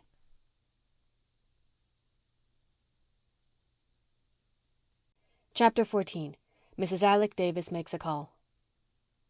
John Meredith walked slowly home. At first he thought a little about Rosemary, but by the time he reached Rainbow Valley he had forgotten all about her and was meditating on a point regarding German theology which Ellen had raised. He passed through Rainbow Valley and knew it not. The charm of Rainbow Valley had no potency against German theology. When he reached the manse he went to his study and took down a bulky volume in order to see which had been right, he or Ellen. He remained immersed in its mazes until dawn, struck a new trail of speculation, and pursued it like a sleuth hound for the next week, utterly lost to the world, his parish, and his family. He read day and night. He forgot to go to his meals when Una was not there to drag him to them. He never thought about Rosemary or Ellen again. Old Mrs. Marshall over harbour was very ill and sent for him, but the message lay unheeded on his desk and gathered dust. Mrs. Marshall recovered, but never forgave him. A young couple came to the manse to be married, and Mr. Meredith, with unbrushed hair, in carpet slippers and faded dressing gown, married them. To be sure, he began by reading the funeral service to them and got along as far as ashes to ashes and dust to dust before he vaguely suspected that something was wrong. "Dear me," he said absently, "that is strange, very strange." The bride, who was nervous, began to cry. The bridegroom, who was not in the least nervous, giggled. "Please, sir, I think you're burying us instead of marrying us," he said. "Excuse me," said Mr. Meredith, as if it did not matter much. He turned up the marriage service and got through with it, but the bride never felt quite properly married for the rest of her life. He forgot his prayer meeting again, but that did not matter, for it was a wet night and nobody came. He might even have forgotten his Sunday service if it had not been for Mrs. Alec Davis. Aunt Martha came in on Saturday afternoon and told him that Mrs. Davis was in the parlour and wanted to see him. Mr. Meredith sighed. Mrs. Davis was the only woman in Glen St. Mary Church whom he positively detested. Unfortunately, she was also the richest, and his board of managers had warned Mr. Meredith against offending her. Mr. Meredith seldom thought of such a worldly matter as his stipend, but the managers were more practical. Also, they were astute. Without mentioning money, they contrived to instill into Mr. Meredith's mind a conviction that he should not offend Mrs. Davis. Otherwise, he would likely have forgotten all about her as soon as Aunt Martha had gone out. As it was, he turned down his Ewald with a feeling of annoyance and went across the hall to the parlour. Mrs. Davis was sitting on the sofa, looking about her with an air of scornful disapproval. What a scandalous room! There were no curtains on the window. Mrs. Davis did not know that Faith and Una had taken them down the day before to use as court trains in one of their plays and had forgotten to put them up again, but she could not have accused those windows more fiercely if she had known. The blinds were cracked and torn, the pictures on the walls were crooked, the rugs were awry, the vases were full of faded flowers, the dust lay in heaps, literally in heaps. "What are we coming to?" Mrs. Davis asked herself, and then primmed up her unbeautiful mouth. Jerry and Carl had been whooping and sliding down the banisters as she came through the hall. They did not see her and continued whooping and sliding, and Mrs. Davis was convinced they did it on purpose. Faith's pet rooster ambled through the hall, stood in the parlour doorway and looked at her. Not liking her looks, he did not venture in. Mrs. Davis gave a scornful sniff. A pretty manse indeed, where roosters paraded the halls and stared people out of countenance. "Shoo there," commanded Mrs. Davis, poking her flounced, changeable silk parasol at him. Adam shooed. He was a wise rooster, and Mrs. Davis had wrung the necks of so many roosters with her own fair hands in the course of her 50 years that an air of the executioner seemed to hang around her. Adam scuttled through the hall as the minister came in. Mr. Meredith still wore slippers and dressing gown, and his dark hair still fell in uncared-for locks over his high brow. But he looked the gentleman he was, and Mrs. Alec Davis, in her silk dress and beplumed bonnet and kid gloves and gold chain, looked the vulgar, coarse-souled woman she was. Each felt the antagonism of the other's personality. Mr. Meredith shrank, but Mrs. Davis girded up her loins for the fray. She had come to the manse to propose a certain thing to the minister, and she meant to lose no time in proposing it. She was going to do him a favour, a great favour, and the sooner he was made aware of it, the better. She had been thinking about it all summer and had come to a decision at last. This was all that mattered, Mrs. Davis thought. When she decided a thing, it was decided. Nobody else had any say in the matter. That had always been her attitude. When she had made up her mind to marry Alec Davis, she had married him, and that was the end to it. Alec had never known how it happened, but what odds? So in this case, Mrs. Davis had arranged everything to her own satisfaction. Now it only remained to inform Mr. Meredith. "Will you please shut that door?" said Mrs. Davis, unprimming her mouth slightly to say it, but speaking with asperity. "I have something important to say, and I can't say it with that racket in the hall." Mr. Meredith shut the door meekly. Then he sat down before Mrs. Davis. He was not wholly aware of her yet. His mind was still wrestling with Ewald's arguments. Mrs. Davis sensed his detachment, and it annoyed her. "I have come to tell you, Mr. Meredith," she said aggressively, "that I have decided to adopt Una." "To adopt Una?" Mr. Meredith gazed at her blankly, not understanding in the least. "Yes. I've been thinking it over for some time. I have often thought of adopting a child since my husband's death, but it seemed so hard to get a suitable one. It is very few children I would want to take into my home. I wouldn't think of taking a home child, some outcast of the slums in all probability, and there is hardly ever any other child to be got. One of the fishermen down at the harbour died last fall and left 6 youngsters. They tried to get me to take one, but I soon gave them to understand that I had no idea of adopting trash like that. Their grandfather stole a horse. Besides, they were all boys, and I wanted a girl, a quiet, obedient girl that I could train up to be a lady. Una will suit me exactly. She would be a nice little thing if she was properly looked after. So different from Faith. I would never dream of adopting Faith. But I'll take Una, and I'll give her a good home and a bringing up, Mr. Meredith, and if she behaves herself I'll leave her all my money when I die. Not one of my own relatives shall get a cent of it in any case. I'm determined on that. It was the idea of aggravating them that set me to thinking of adopting a child as much as anything in the first place. Una shall be well dressed and educated and trained, Mr. Meredith, and I shall give her music and painting lessons and treat her as if she was my own." Mr. Meredith was wide enough awake by this time. There was a faint flush in his pale cheek and a dangerous light in his fine dark eyes. Was this woman, whose vulgarity and consciousness of money oozed out of her every pore, actually asking him to give her Una, his dear little wistful Una with Cecilia's own dark blue eyes? The child whom the dying mother had clasped to her heart after the other children had been led weeping from the room? Cecilia had clung to her baby until the gates of death had shut between them. She had looked over the little dark head to her husband. "Take good care of her, John," she had entreated. "She is so small and sensitive. The others can fight their way, but the world will hurt her. Oh, John, I don't know what you and she are going to do. You both need me so much. But keep her close to you. Keep her close to you." These had almost been her last words, except a few unforgettable ones for him alone. And it was this child whom Mrs. Davis had coolly announced her intention of taking from him. He sat up straight and looked at Mrs. Davis. In spite of the worn dressing gown and the frayed slippers, there was something about him that made Mrs. Davis feel a little of the old reverence for the cloth in which she had been brought up. After all, there was a certain divinity hedging a minister, even a poor, unworldly, abstracted one. "I thank you for your kind intentions, Mrs. Davis," said Mr. Meredith with a gentle, final, quite awful courtesy, "but I cannot give you my child." Mrs. Davis looked blank. She had never dreamed of his refusing. "Why, Mr. Meredith," she said in astonishment, "you must be you can't mean it. You must think it over. Think of all the advantages I can give her." "There is no need to think it over, Mrs. Davis. It is entirely out of the question. All the worldly advantages it is in your power to bestow on her could not compensate for the loss of a father's love and care. I thank you again, but it is not to be thought of." Disappointment angered Mrs. Davis beyond the power of old habit to control. Her broad red face turned purple and her voice trembled. "I thought you'd be only too glad to let me have her," she sneered. "Why did you think that?" asked Mr. Meredith quietly.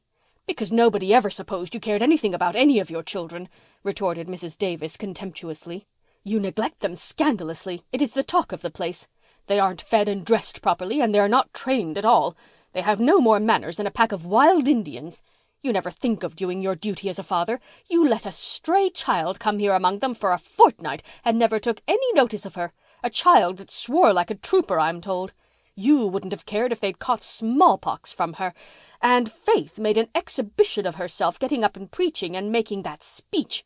And she rid a pig down the street under your very eyes, I understand. The way they act is past belief, and you never lift a finger to stop them or try to teach them anything. And now when I offer one of them a good home and good prospects, you refuse it and insult me. A pretty father, you, to talk of loving and caring for your children." "That will do, woman," said Mr. Meredith. He stood up and looked at Mrs. Davis with eyes that made her quail. "That will do," he repeated. "I desire to hear no more, Mrs. Davis. You have said too much. It may be that I have been remiss in some respects in my duty as a parent, but it is not for you to remind me of it in such terms as you have used. Let us say good afternoon." Mrs. Davis did not say anything half so amiable as good afternoon, but she took her departure. As she swept past the minister, a large, plump toad, which Carl had secreted under the lounge, hopped out almost under her feet. Mrs. Davis gave a shriek and, in trying to avoid treading on the awful thing, lost her balance and her parasol. She did not exactly fall, but she staggered and reeled across the room in a very undignified fashion and brought up against the door with a thud that jarred her from head to foot. Mr. Meredith, who had not seen the toad, wondered if she had been attacked with some kind of apoplectic or paralytic seizure and ran in alarm to her assistance. But Mrs. Davis, recovering her feet, waved him back furiously. "Don't you dare touch me," she almost shouted. "This is some more of your children's doings, I suppose. This is no fit place for a decent woman. Give me my umbrella and let me go. I'll never darken the doors of your manse or your church again." Mr. Meredith picked up the gorgeous parasol meekly enough and gave it to her. Mrs. Davis seized it and marched out. Jerry and Carl had given up banister sliding and were sitting on the edge of the veranda with Faith. Unfortunately, all three were singing at the tops of their healthy young voices, "There'll be a hot time in the old town tonight." Mrs. Davis believed the song was meant for her and her only. She stopped and shook her parasol at them. "Your father is a fool," she said, "and you are 3 young varmints that ought to be whipped within an inch of your lives." "He isn't," cried Faith. "We're not," cried the boys. But Mrs. Davis was gone. "Goodness, isn't she mad?" said Jerry. "And what is a varmint anyhow?" John Meredith paced up and down the parlour for a few minutes. Then he went back to his study and sat down. But he did not return to his German theology. He was too grievously disturbed for that. Mrs. Davis had wakened him up with a vengeance. Was he such a remiss, careless father as she had accused him of being? Had he so scandalously neglected the bodily and spiritual welfare of the 4 little motherless creatures dependent on him? Were his people talking of it as harshly as Mrs. Davis had declared? It must be so, since Mrs. Davis had come to ask for Una in the full and confident belief that he would hand the child over to her as unconcernedly and gladly as one might hand over a strayed, unwelcome kitten. And if so, what then? John Meredith groaned and resumed his pacing up and down the dusty, disordered room. What could he do? He loved his children as deeply as any father could, and he knew, past the power of Mrs. Davis or any of her ilk to disturb his conviction, that they loved him devotedly. But was he fit to have charge of them? He knew, none better, his weaknesses and limitations. What was needed was a good woman's presence and influence and common sense. But how could that be arranged? Even were he able to get such a housekeeper, it would cut Aunt Martha to the quick. She believed she could still do all that was meet and necessary. He could not so hurt and insult the poor old woman who had been so kind to him and his. How devoted she had been to Cecilia, and Cecilia had asked him to be very considerate of Aunt Martha. To be sure, he suddenly remembered that Aunt Martha had once hinted that he ought to marry again. He felt she would not resent a wife as she would a housekeeper, but that was out of the question. He did not wish to marry. He did not and could not care for anyone. Then what could he do? It suddenly occurred to him that he would go over to Ingleside and talk over his difficulties with Mrs. Blythe. Mrs. Blythe was one of the few women he never felt shy or tongue-tied with. She was always so sympathetic and refreshing. It might be that she could suggest some solution of his problems. And even if she could not, Mr. Meredith felt that he needed a little decent human companionship after his dose of Mrs. Davis, something to take the taste of her out of his soul. He dressed hurriedly and ate his supper less abstractedly than usual. It occurred to him that it was a poor meal. He looked at his children. They were rosy and healthy looking enough, except Una. She had never been very strong, even when her mother was alive. They were all laughing and talking. Certainly they seemed happy. Carl was especially happy because he had 2 most beautiful spiders crawling around his supper plate. Their voices were pleasant, their manners did not seem bad, they were considerate of and gentle to one another. Yet Mrs. Davis had said their behaviour was the talk of the congregation. As Mr. Meredith went through his gate, Dr. Blythe and Mrs. Blythe drove past on the road that led to Lowbridge. The minister's face fell. Mrs. Blythe was going away. There was no use in going to Ingleside. And he craved a little companionship more than ever. As he gazed rather hopelessly over the landscape, the sunset light struck on a window of the old West homestead on the hill. It flared out rosily like a beacon of good hope. He suddenly remembered Rosemary and Ellen West. He thought that he would relish some of Ellen's pungent conversation. He thought it would be pleasant to see Rosemary's slow, sweet smile and calm, heavenly blue eyes again. What did that old poem of Sir Philip Sidney say? Continual comfort in a face? That just suited her. And he needed comfort. Why not go and call? He remembered that Ellen had asked him to drop in sometimes, and there was Rosemary's book to take back. He ought to take it back before he forgot. He had an uneasy suspicion that there were a great many books in his library which he had borrowed at sundry times and in divers places and had forgotten to take back. It was surely his duty to guard against that in this case. He went back into his study, got the book, and plunged downward into Rainbow Valley. End of chapter 14.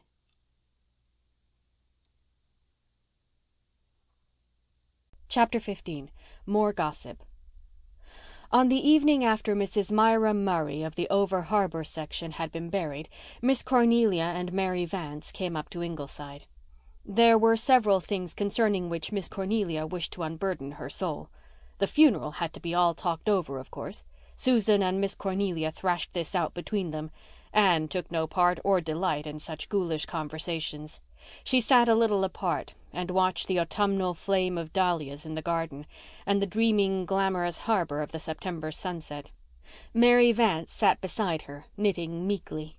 Mary's heart was down in the Rainbow Valley, whence came sweet, distant, softened sounds of children's laughter, but her fingers were under Miss Cornelia's eye. She had to knit so many rounds of her stocking before she might go to the valley. Mary knit and held her tongue, but used her ears. "I never saw a nicer-looking corpse," said Miss Cornelia judicially. "Myra Murray was always a pretty woman. She was a Corey from Lowbridge, and the Coreys were noted for their good looks." "I said to the corpse as I passed it, 'Poor woman, I hope you are as happy as you look,'" sighed Susan. "She had not changed much. That dress she wore was the black satin she got for her daughter's wedding 14 years ago. Her aunt told her then to keep it for her funeral, but Myra laughed and said, 'I may wear it to my funeral, Aunty, but I will have a good time out of it first.' And I may say she did. Myra Murray was not a woman to attend her own funeral before she died. Many a time afterwards, when I saw her enjoying herself out in company, I thought to myself, 'You are a handsome woman, Myra Murray, and that dress becomes you, but it will likely be your shroud at last.' And you see my words have come true, Mrs. Marshall Elliott." Susan sighed again heavily. She was enjoying herself hugely. A funeral was really a delightful subject of conversation. "I always liked to meet Myra," said Miss Cornelia. "She was always so gay and cheerful. She made you feel better just by her handshake. Myra always made the best of things." "That is true," asserted Susan. "Her sister-in-law told me that when the doctor told her at last he could do nothing for her and she would never rise from that bed again, Myra said quite cheerfully, 'Well, if that is so, I'm thankful the preserving is all done and I will not have to face the fall house cleaning. I always liked house cleaning in the spring,' she says, 'but I always hated it in the fall. I will get clear of it this year, thank goodness.' There are people who would call that levity, Mrs. Marshall Elliott, and I think her sister-in-law was a little ashamed of it. She said perhaps her sickness had made Myra a little light-headed. But I said, 'No, Mrs. Murray, do not worry over it. It was just Myra's way of looking at the bright side.'" "Her sister Luella was just the opposite," said Miss Cornelia. "There was no bright side for Luella. There was just black and shades of gray. For years she used always to be declaring she was going to die in a week or so. 'I won't be here to burden you long,' she would tell her family with a groan. And if any of them ventured to talk about their little future plans, she'd groan also and say, 'Ah, I won't be here then.' When I went to see her I always agreed with her, and it made her so mad she was always quite a lot better for several days afterwards. She has better health now, but no more cheerfulness. Myra was so different. She was always doing or saying something to make someone feel good. Perhaps the men they married had something to do with it. Luella's man was a tartar, believe me, while Jim Murray was decent, as men go. He looked heartbroken today. It isn't often I feel sorry for a man at his wife's funeral, but I did feel for Jim Murray." "No wonder he looked sad. He will not get a wife like Myra again in a hurry," said Susan. "Maybe he will not try, since his children are all grown up and Mirabel is able to keep house. But there is no predicting what a widower may or may not do, and I, for one, will not try." "We'll miss Myra terrible in church," said Miss Cornelia. "She was such a worker. Nothing ever stumped her. If she couldn't get over a difficulty, she'd get around it. And if she couldn't get around it, she'd pretend it wasn't there. And generally it wasn't. 'I'll keep a stiff upper lip to my journey's end,' she said to me once. Well, she has ended her journey." "Do you think so?" asked Anne suddenly, coming back from dreamland. "I can't picture her journey as being ended. Can you think of her sitting down and folding her hands, that eager asking spirit of hers with its fine adventurous outlook? No, I think in death she just opened a gate and went through, on, to new shining adventures." Maybe, assented Miss Cornelia. "Do you know, Anne dearie, I never was much taken with this everlasting rest doctrine myself, though I hope it isn't heresy to say so. I want to bustle round in heaven the same as here, and I hope there'll be a celestial substitute for pies and doughnuts, something that has to be made. Of course, one does get awful tired at times, and the older you are, the tireder you get. But the very tiredest could get rested in something short of eternity, you'd think, except perhaps a lazy man." "When I meet Myra Murray again," said Anne, "I want to see her coming towards me brisk and laughing, just as she always did here." "Oh, Mrs. Dr. dear," said Susan in a shocked tone, "you surely do not think that Myra will be laughing in the world to come?" "Why not, Susan? Do you think we will be crying there?" No, Mrs. Dr. dear, do not misunderstand me. I do not think we shall be either crying or laughing." "What then?" "Well," said Susan, driven to it, "it is my opinion, Mrs. Dr. dear, that we shall just look solemn and holy."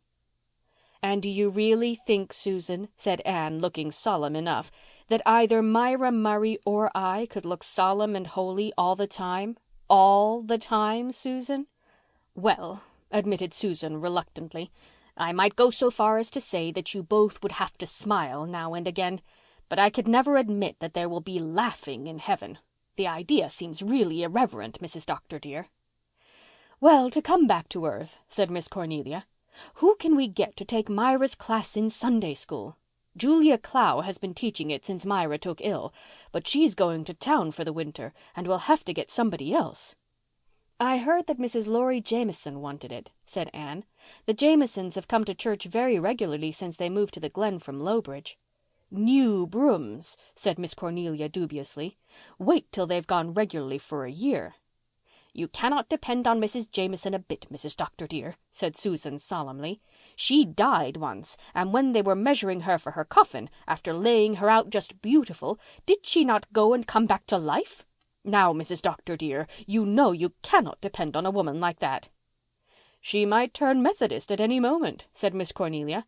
"They tell me they went to the Methodist church at Lowbridge quite as often as to the Presbyterian. I haven't caught them at it here yet, but I would not approve of taking Mrs. Jameson into the Sunday school. Yet we must not offend them. We are losing too many people by death or bad temper. Mrs. Alec Davis has left the church, no one knows why. She told the managers that she would never pay another cent to Mr. Meredith's salary. Of course, most people say that the children offended her, but somehow I don't think so. I tried to pump Faith, but all I could get out of her was that Mrs. Davis had come, seemingly in high good humour, to see her father, and had left in an awful rage, calling them all varmints." "Varmints, indeed," said Susan furiously.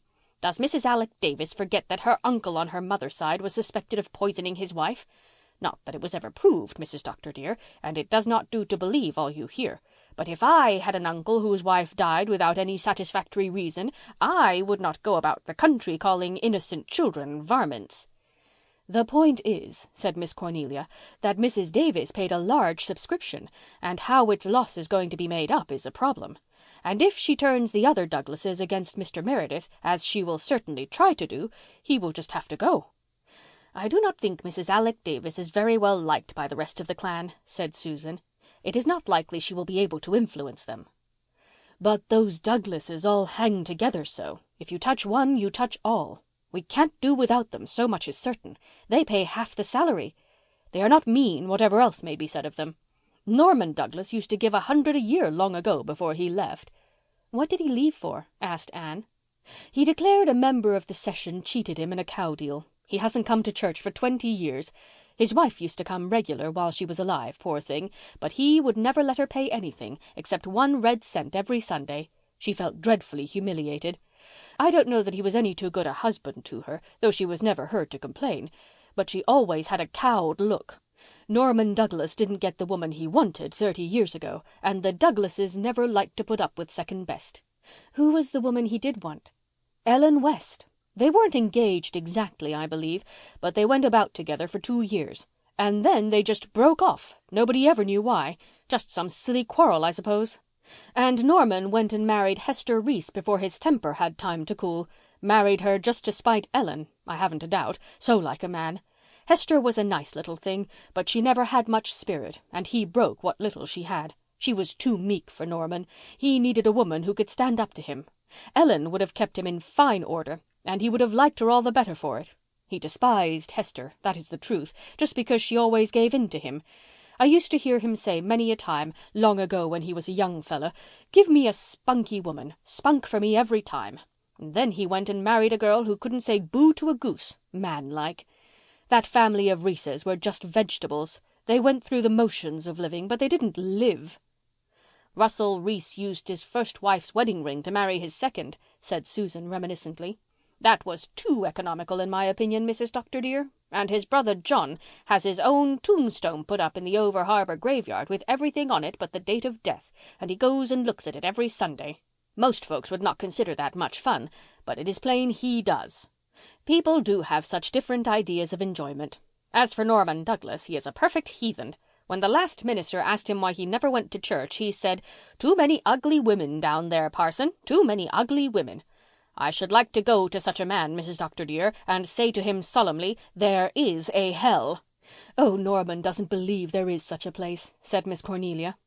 "I hope he'll find out his mistake when he comes to die. There, Mary, you've knit your 3 inches and you can go and play with the children for half an hour." Mary needed no second bidding. She flew to Rainbow Valley with a heart as light as her heels, and in the course of conversation told Faith Meredith all about Mrs. Alec Davis. "And Mrs. Elliott says that she'll turn all the Douglases against your father, and then he'll have to leave the Glen because his salary won't be paid," concluded Mary. "I don't know what is to be done, honest to goodness. If only old Norman Douglas would come back to church and pay it wouldn't be so bad. But he won't, and the Douglases will leave, and you all will have to go." Faith carried a heavy heart to bed with her that night. The thought of leaving the Glen was unbearable. Nowhere else in the world were there such chums as the Blythes. Her little heart had been wrung when they had left Maywater. She had shed many bitter tears when she parted with Maywater chums and the old manse there where her mother had lived and died. She could not contemplate calmly the thought of such another and harder wrench. She couldn't leave Glen St. Mary and dear Rainbow Valley and that delicious graveyard. "It's awful to be minister's family," groaned Faith into her pillow. "Just as soon as you get fond of a place you're torn up by the roots. I'll never, never, never marry a minister, no matter how nice he is." Faith sat up in bed and looked out of the little vine-hung window. The night was very still, the silence broken only by Una's soft breathing. Faith felt terribly alone in the world. She could see Glen St. Mary lying under the starry blue meadows of the autumn night. Over the valley a light shone from the girls' room at Ingleside and another from Walter's room. Faith wondered if poor Walter had toothache again. Then she sighed, with a little passing sigh of envy of Nan and Di. They had a mother and a settled home. They were not at the mercy of people who got angry without any reason and called you a varmint. Away beyond the Glen, amid fields that were very quiet with sleep, another light was burning. Faith knew it shone in the house where Norman Douglas lived. He was reputed to sit up all hours of the night reading. Mary had said if he could only be induced to return to the church all would be well. And why not? Faith looked at a big low star hanging over the tall pointed spruce at the gate of the Methodist church and had an inspiration. She knew what ought to be done, and she, Faith Meredith, would do it. She would make everything right.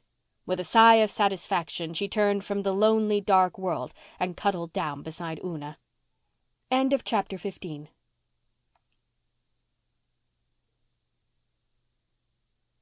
Chapter 16. Tit for Tat. With Faith, to decide was to act. She lost no time in carrying out the idea. As soon as she came home from school the next day, she left the manse and made her way down the glen. Walter Blythe joined her as she passed the post office. "I'm going to Mrs. Elliott's on an errand for Mother," he said. "Where are you going, Faith?" "I'm going somewhere on church business," said Faith loftily. She did not volunteer any further information, and Walter felt rather snubbed. They walked on in silence for a little while. It was a warm, windy evening with a sweet, resinous air. Beyond the sand dunes were grey seas, soft and beautiful. The Glen brook bore down a freight of gold and crimson leaves, like fairy shallops.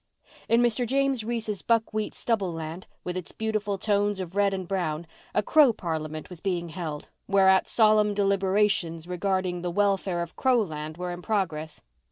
Faith cruelly broke up the august assembly by climbing up on the fence and hurling a broken rail at it. Instantly the air was filled with flapping black wings and indignant caws. "Why did you do that?" said Walter reproachfully. "They were having such a good time." "Oh, I hate crows," said Faith airily. "They're so black and sly I feel sure they're hypocrites. They steal little birds' eggs out of their nests, you know. I saw one do it on our lawn last spring. Walter, what makes you so pale today? Did you have the toothache again last night?" Walter shivered. "Yes, a raging one. I couldn't sleep a wink, so I just paced up and down the floor and imagined I was an early Christian martyr being tortured at the command of Nero. That helped ever so much for a while. And then I got so bad I couldn't imagine anything." "Did you cry?" asked Faith anxiously. "No, but I lay down on the floor and groaned," admitted Walter. "Then the girls came in and Nan put cayenne pepper in it, and that made it worse. Di made me hold a swallow of cold water in my mouth and I couldn't stand it, so they called Susan. Susan said it served me right for sitting up in the cold garret yesterday writing poetry trash. But she started up the kitchen fire and got me a hot water bottle, and it stopped the toothache. As soon as I felt better I told Susan my poetry wasn't trash and she wasn't any judge, and she said no, thank goodness, she was not, and she did not know anything about poetry except that it was mostly a lot of lies. Now you know, Faith, that isn't so. That is one reason why I like writing poetry. You can say so many things in it that are true in poetry but wouldn't be true in prose.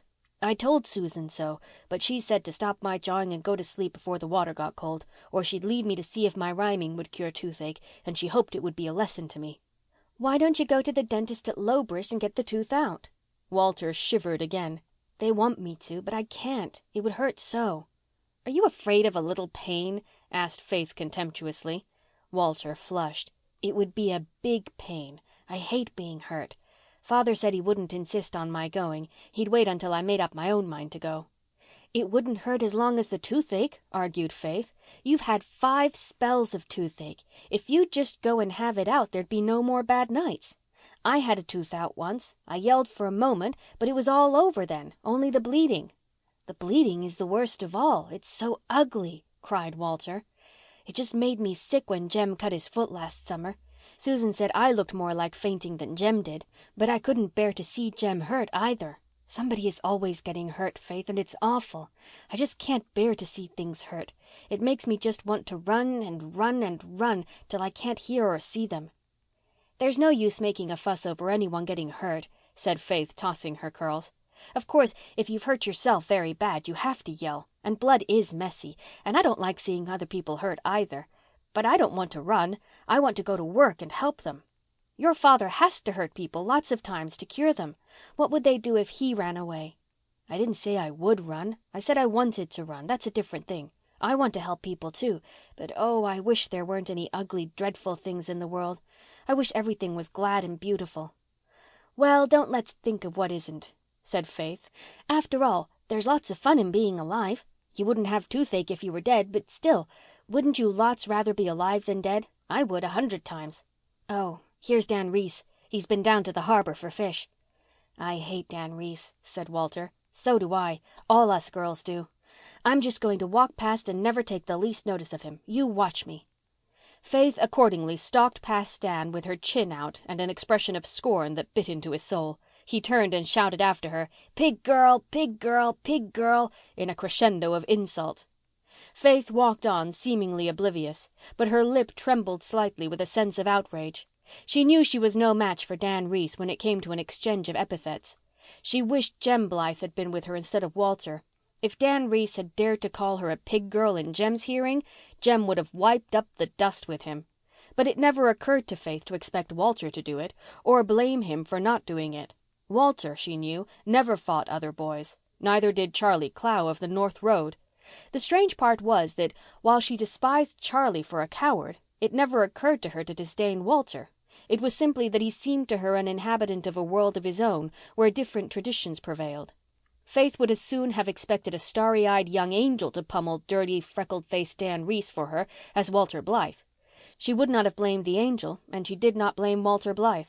But she wished that sturdy Jem or Jerry had been there, and Dan's insult continued to rankle in her soul.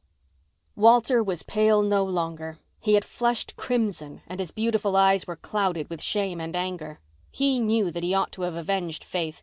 Jem would have sailed right in and made Dan eat his words with bitter sauce. Richie Warren would have overwhelmed Dan with worse names than Dan had called Faith, but Walter could not, simply could not, call names. He knew he would get the worst of it. He could never conceive or utter the vulgar, ribald insults of which Dan Reese had unlimited command. And as for the trial by fist, Walter couldn't fight. He hated the idea. It was rough and painful, and worst of all, it was ugly. He never could understand Jem's exultation in an occasional conflict, but he wished he could fight Dan Reese. He was horribly ashamed because Faith Meredith had been insulted in his presence, and he had not tried to punish her insulter. He felt sure she must despise him. She had not even spoken to him since Dan had called her pig girl. He was glad when they came to the parting of the ways. Faith, too, was relieved, though for a different reason. She wanted to be alone because she suddenly felt rather nervous about her errand. Impulse had cooled, especially since Dan had bruised her self-respect. She must go through with it, but she no longer had enthusiasm to sustain her. She was going to see Norman Douglas and ask him to come back to church, and she began to be afraid of him. What had seemed so easy and simple up at the Glen seemed very different down here.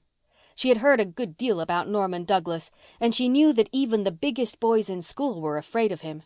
Suppose he called her something nasty? She had heard he was given to that.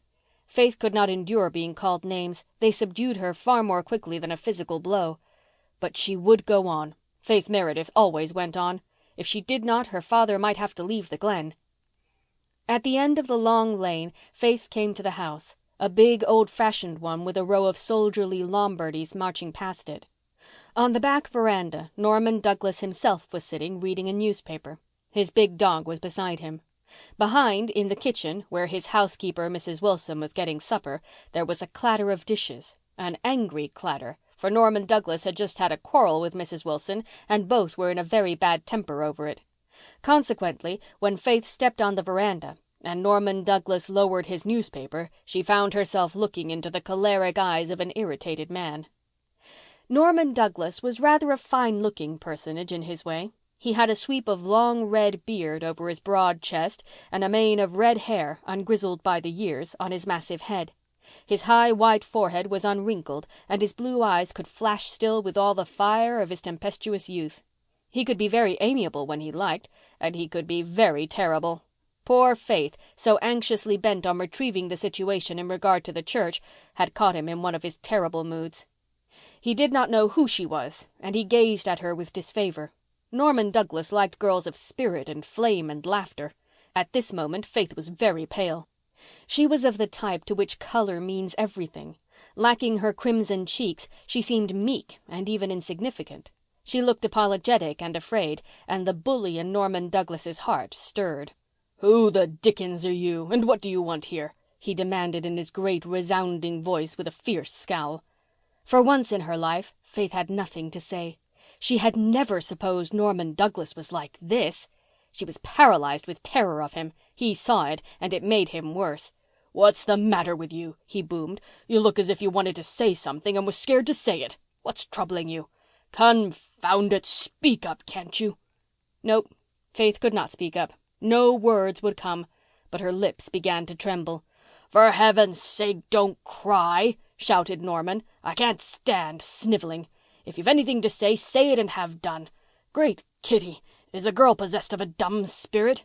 Don't look at me like that. I'm human. I haven't got a tail. Who are you? Who are you, I say?" Norman's voice could have been heard at the harbour. Operations in the kitchen were suspended. Mrs. Wilson was listening, open-eared and eyed. Norman put his huge brown hands on his knees and leaned forward, staring into Faith's pallid, shrinking face.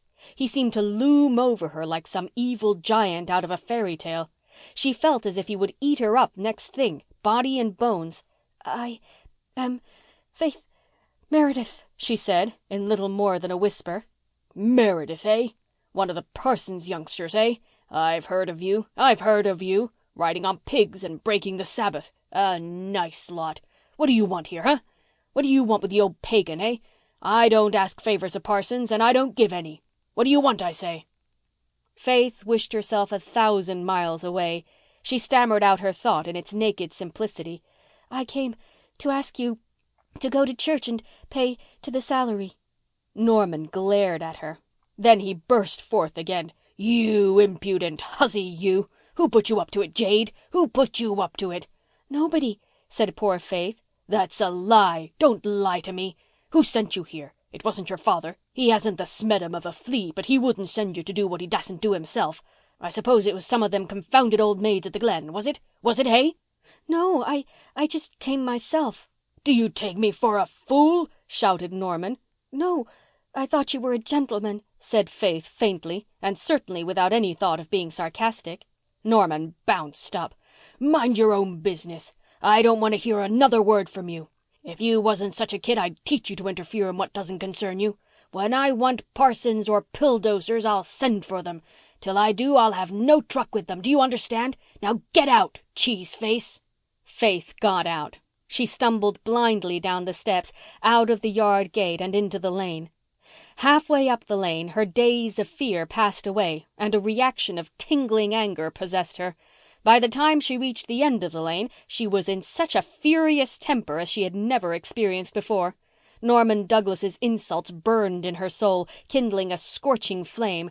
Go home? Not she. She would go straight back and tell that old ogre just what she thought of him. She would show him.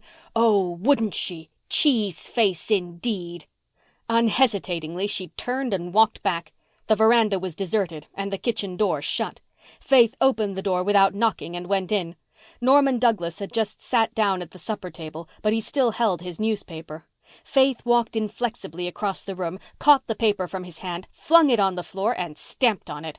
Then she faced him, with her flashing eyes and scarlet cheeks. She was such a handsome young fury that Norman Douglas hardly recognized her. "What's brought you back?" he growled, but more in bewilderment than rage. Unquailingly she glared back into the angry eyes against which so few people could hold their own. "I have come back to tell you exactly what I think of you," said Faith in clear, ringing tones. "I am not afraid of you. You are a rude, unjust, tyrannical, disagreeable old man. Susan says you are sure to go to hell, and I was sorry for you, but I am not now. Your wife never had a new hat for 10 years. No wonder she died. I am going to make faces at you whenever I see you after this. Every time I am behind you, you will know what is happening. Father has a picture of the devil in a book in his study, and I mean to go home and write your name under it. You are an old vampire, and I hope you'll have the Scotch fiddle." Faith did not know what a vampire meant any more than she knew what the Scotch fiddle was. She had heard Susan use the expressions and gathered from her tone that both were dire things. But Norman Douglas knew what the latter meant at least. He had listened in absolute silence to Faith's tirade. When she paused for breath, with a stamp of her foot, he suddenly burst into loud laughter. With a mighty slap of hand on knee, he exclaimed, "I vow you've got spunk after all. I like spunk. Come, sit down, sit down." "I will not." Faith's eyes flashed more passionately. She thought she was being made fun of, treated contemptuously. She would have enjoyed another explosion of rage, but this cut deep. "I will not sit down in your house. I am going home, but I am glad I came back here and told you exactly what my opinion of you is." So am I, chuckled Norman. "I like you. You're fine. You're great. Such roses, such vim. Did I call her cheese-face? Why, she never smelt a cheese. Sit down. If you'd looked like that at first, girl. So you'll write my name under the devil's picture, will you? But he's black, girl, he's black, and I'm red. It won't do, it won't do. And you hope I'll have the Scotch fiddle, do you? Lord love you, girl, I had it when I was a boy. Don't wish it on me again. Sit down, sit in. We'll take a cup of kindness." "No, thank you," said Faith haughtily. "Oh, yes, you will. Come now. I apologize, girl. I apologize. I made a fool of myself and I'm sorry. Man can't say fairer. Forget and forgive. Shake hands, girl. Shake hands." "She won't. No, she won't. But she must. Look a-here, girl. If you'll shake hands and break bread with me, I'll pay what I used to the salary, and I'll go to church the first Sunday in every month, and I'll make Kitty Alec hold her jaw. I'm the only one in the clan can do it. Is it a bargain, girl?" It seemed a bargain. Faith found herself shaking hands with the ogre and then sitting at his board. Her temper was over. Faith's tempers never lasted very long, but its excitement still sparkled in her eyes and crimsoned her cheeks. Norman Douglas looked at her admiringly. "Go get some of your best preserves, Wilson," he ordered, "and stop sulking, woman. Stop sulking. What if we did have a quarrel, woman? A good squall clears the air and briskens things up. But no drizzling and fogging afterwards. No drizzling and fogging, woman. I can't stand that.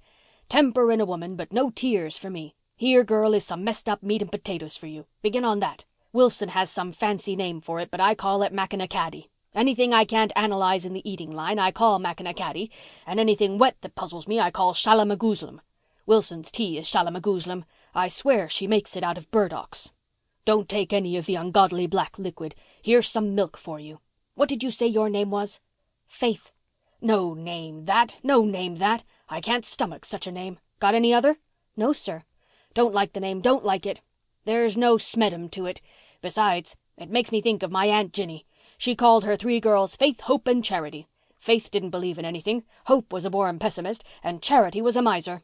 You ought to be called Red Rose. You look like one when you're mad. I'll call you Red Rose. And you've roped me into promising to go to church. But only once a month, remember, only once a month. Come now, girl, will you let me off? I used to pay 100 to the salary every year and go to church. If I promise to pay 200 a year, will you let me off going to church? Come now." No, sir," said Faith, dimpling roguishly. "I want you to go to church, too." "Well, a bargain is a bargain. I reckon I can stand it 12 times a year. What a sensation it'll make the first Sunday I go. And old Susan Baker says I'm going to hell, eh? Do you believe I'll go there? Come now, do you?" "I hope not, sir," stammered Faith in some confusion. "Why do you hope not? Come now, why do you hope not? Give us a reason, girl. Give us a reason." It must be a very uncomfortable place, sir." "Uncomfortable? All depends on your taste in comfortable, girl. I'd soon get tired of angels. Fancy old Susan in a halo now." Faith did fancy it, and it tickled her so much that she had to laugh. Norman eyed her approvingly. "See the fun of it, eh? Oh, I like you. You're great. About this church business now. Can your father preach?" "He is a splendid preacher," said loyal Faith. "He is, eh? I'll see. I'll watch out for flaws. He'd better be careful what he says before me. I'll catch him. I'll trip him up. I'll keep tabs on his arguments. I'm bound to have some fun out of this church-going business. Does he ever preach hell?" "No, I don't think so." "Too bad. I like sermons on that subject. You tell him that if he wants to keep me in good humour to preach a good rip-roaring sermon on hell once every 6 months. And the more brimstone the better. I like 'em smoking.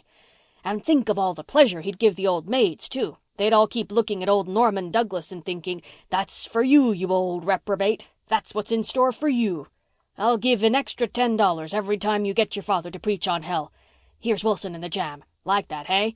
It isn't macanaccady. Taste." Faith obediently swallowed the big spoonful Norman held out to her. Luckily, it was good.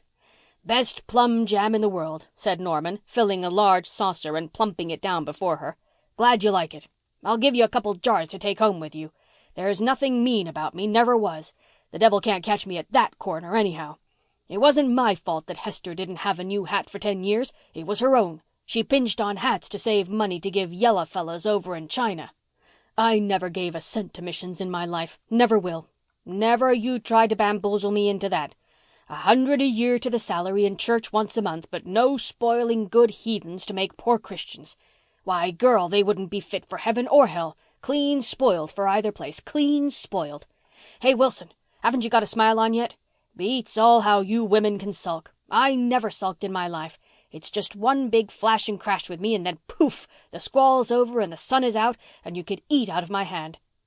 Norman insisted on driving Faith home after supper, and he filled the buggy up with apples, cabbages, potatoes, and pumpkins and jars of jam. "There's a nice little tompussy out in the barn. I'll give you that too if you'd like it. Say the word," he said. "No, thank you," said Faith decidedly. "I don't like cats. And besides, I have a rooster." Listen to her. You can't cuddle a rooster as you can a kitten. Who ever heard of petting a rooster? Better take little Tom. I want to find a good home for him. "No, Aunt Martha has a cat and he would kill a strange kitten." Norman yielded the point rather reluctantly. He gave Faith an exciting drive home behind his wild 2-year-old, and when he had let her out at the kitchen door of the manse and dumped his cargo on the back veranda, he drove away shouting, "It's only once a month. Only once a month, mind." Faith went up to bed feeling a little dizzy and breathless, as if she had just escaped from the grasp of a genial whirlwind. She was happy and thankful. No fear now that they would have to leave the Glen and the graveyard in Rainbow Valley. But she fell asleep troubled by a disagreeable subconsciousness that Dan Reese had called her pig girl, and that having stumbled on such a congenial epithet, he would continue to call her so whenever opportunity offered. End of chapter 16.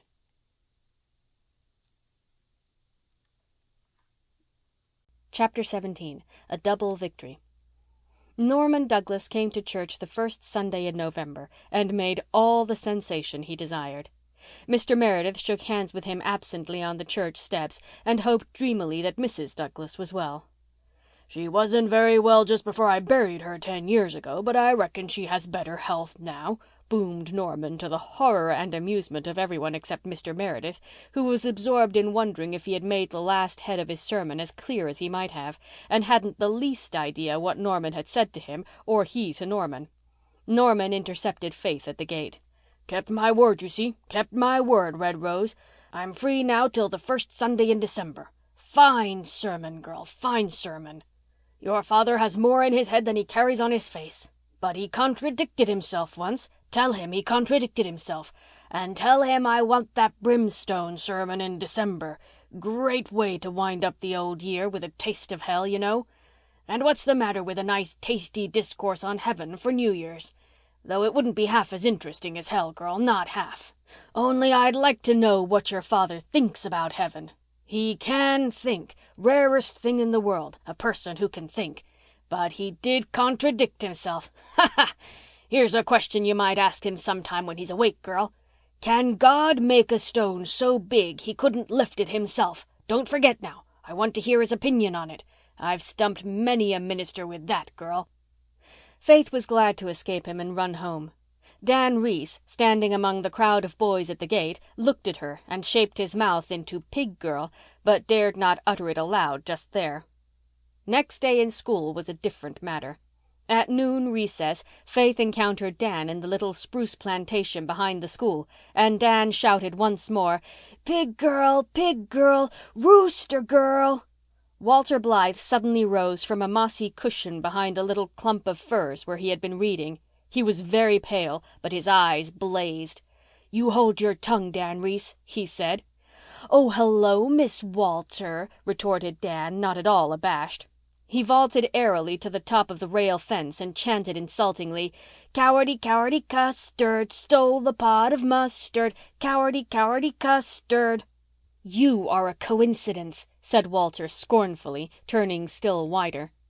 He had only a very hazy idea what a coincidence was, but Dan had none at all and thought it must be something peculiarly opprobrious. "Yeah, cowardy," he yelled again. "Your mother writes lies, lies, lies. And Faith Meredith is a pig girl, a pig girl, a pig girl. And she's a rooster girl, a rooster girl, a rooster girl. Yeah, cowardy, cowardy, Dan got no further. Walter had hurled himself across the intervening space and knocked Dan off the fence backward with one well-directed blow. Dan's sudden, inglorious sprawl was greeted with a burst of laughter and a clapping of hands from Faith. Dan sprang up, purple with rage, and began to climb the fence. But just then the school bell rang, and Dan knew what happened to boys who were late during Mr. Hazard's regime. "We'll fight this out," he howled. "Cowardy." "Any time you like," said Walter. "Oh, no, Walter," protested Faith. "Don't fight him. I don't mind what he says. I wouldn't condescend to mind the like of him." He insulted you and he insulted my mother," said Walter with the same deadly calm. "Tonight after school, Dan." "I've got to go right home from school to pick taters after the harrows, Dad says," answered Dan sulkily. "But tomorrow night'll do." "All right. Here tomorrow night," agreed Walter. "And I'll smash your sissy face for you," promised Dan. Walter shuddered, not so much from fear of the threat as from repulsion over the ugliness and vulgarity of it. But he held his head high and marched into school. Faith followed in a conflict of emotions. She hated to think of Walter fighting that little sneak, but oh, he had been splendid. And he was going to fight for her, Faith Meredith, to punish her insulter. Of course he would win. Such eyes spelled victory. Faith's confidence in her champion had dimmed a little by evening, however. Walter had seemed so very quiet and dull the rest of the day in school.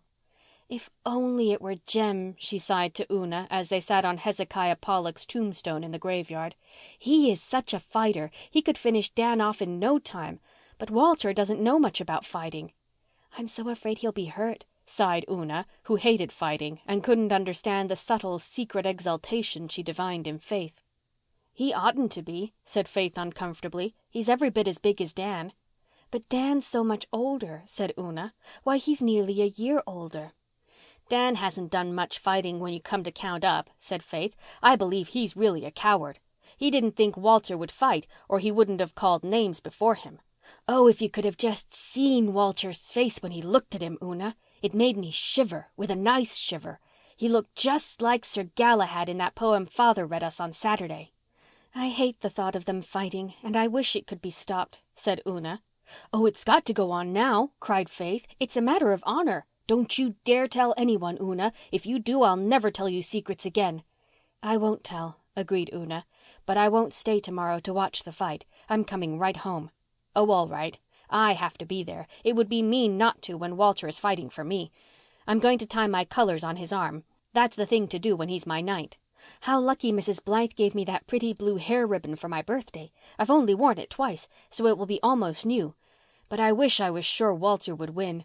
It will be so humiliating if he doesn't." Faith would have been yet more dubious if she could have seen her champion just then. Walter had gone home from school with all his righteous anger at a low ebb and a very nasty feeling in its place. He had to fight Dan Reese the next night, and he didn't want to. He hated the thought of it. And he kept thinking of it all the time. Not for a minute could he get away from the thought. Would it hurt much? He was terribly afraid that it would hurt. And would he be defeated and shamed? He could not eat any supper worth speaking of. Susan had made a big batch of his favorite monkey faces, but he could only choke down one. Jem ate 4. Walter wondered how he could. How could anybody eat? And how could they all talk gaily as they were doing? There was Mother with her shining eyes and pink cheeks.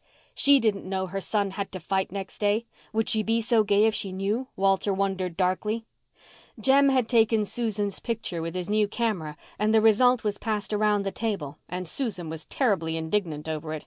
"I am no beauty, Mrs. Dr. dear, and well I know it, and have always known it," she said in an aggrieved tone. "But that I am as ugly as that picture makes me out, I will never, no, never believe." Jem laughed over this, and Anne laughed again with him. Walter couldn't endure it. He got up and fled to his room. "That child has got something on his mind, Mrs. Dr. dear," said Susan. "He has ate next to nothing. Do you suppose he is plotting another poem?" Poor Walter was very far removed in spirit from the starry realms of poesy just then. He propped his elbow on his open window-sill and leaned his head drearily on his hands. "Come on down to the shore, Walter," cried Jem, busting in. "The boys are going to burn the sandhill grass tonight. Father says we can go. Come on." At any other time Walter would have been delighted. He gloried in the burning of the sandhill grass, but now he flatly refused to go, and no arguments or entreaties could move him. Disappointed Jem, who did not care for the long, dark walk to Four Winds Point alone, retreated to his museum in the garret and buried himself in a book. He soon forgot his disappointment, reveling with the heroes of old romance, and pausing occasionally to picture himself a famous general, leading his troops to victory on some great battlefield. Walter sat at his window until bedtime. Di crept in, hoping to be told what was wrong, but Walter could not talk of it, even to Di. Talking of it seemed to give it a reality from which he shrank. It was torture enough to think of it. The crisp, withered leaves rustled on the maple trees outside his window. The glow of rose and flame had died out of the hollow, silvery sky, and the full moon was rising gloriously over Rainbow Valley. Afar off, a ruddy wood fire was painting a page of glory on the horizon beyond the hills. It was a sharp, clear evening when faraway sounds were heard distinctly. A fox was barking across the pond. An engine was puffing down at the Glen station. A blue jay was screaming madly in the maple grove. There was laughter over on the Manse lawn. How could people laugh? How could foxes and blue jays and engines behave as if nothing were going to happen on the morrow? "Oh, I wish it was over," groaned Walter. He slept very little that night and had hard work choking down his porridge in the morning. Susan was rather lavish in her platefuls. Mr. Hazard found him an unsatisfactory pupil that day. Faith Meredith's wits seemed to be wool-gathering too. Dan Reese kept drawing surreptitious pictures of girls with pig or rooster heads on his slate and holding them up for all to see. The news of the coming battle had leaked out, and most of the boys and many of the girls were in the spruce plantation when Dan and Walter sought it after school. Una had gone home, but Faith was there, having tied her blue ribbon around Walter's arm. Walter was thankful that neither Jem nor Di nor Nan were among the crowd of spectators. Somehow they had not heard of what was in the wind and had gone home too. Walter faced Dan quite undauntedly now. At the last moment all his fear had vanished, but he still felt disgust at the idea of fighting. Dan, it was noted, was really paler under his freckles than Walter was. One of the older boys gave the word and Dan struck Walter in the face.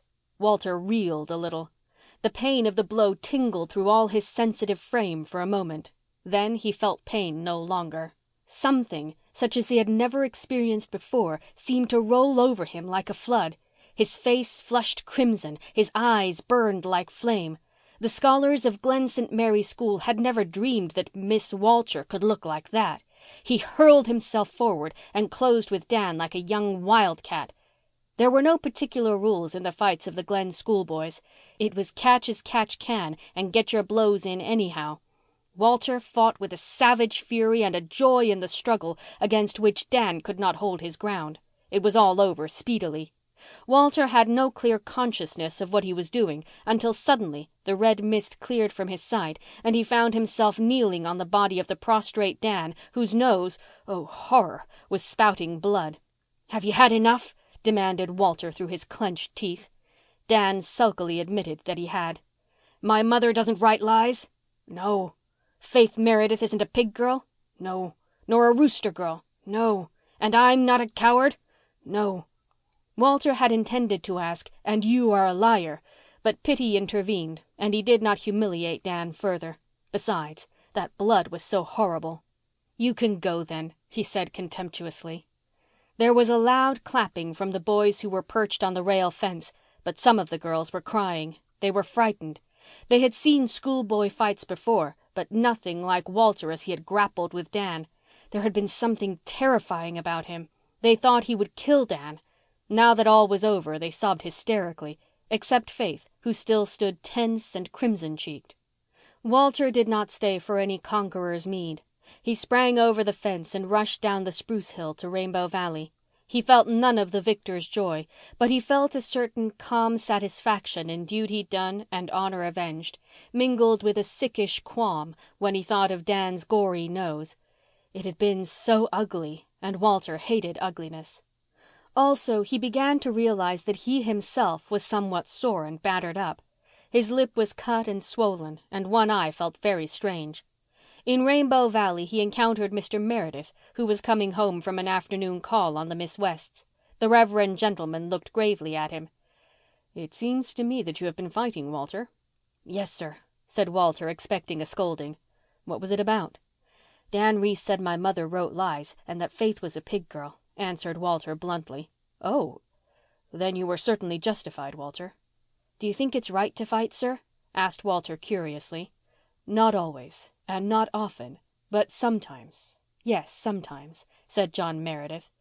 "When womankind are insulted, for instance, as in your case.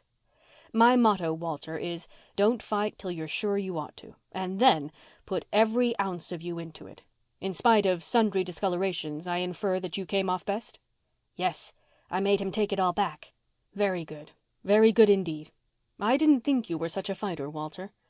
"I never fought before, and I didn't want to right up to the last. And then," said Walter, determined to make a clean breast of it, "I liked it while I was at it." The Reverend John's eyes twinkled. "You were a little frightened at first." "I was a whole lot frightened," said honest Walter. "But I'm not going to be frightened any more, sir. Being frightened of things is worse than the things themselves. I'm going to ask father to take me over to Lowbridge tomorrow to get my tooth out." "Right again. Fear is more pain than is the pain it fears. Do you know who wrote that, Walter? It was Shakespeare. Was there any feeling or emotion or experience of the human heart that that wonderful man did not know? When you go home, tell your mother I am proud of you." Walter did not tell her that, however, but he told her all the rest, and she sympathized with him and told him she was glad he had stood up for her and Faith, and she anointed his sore spots and rubbed cologne on his aching head.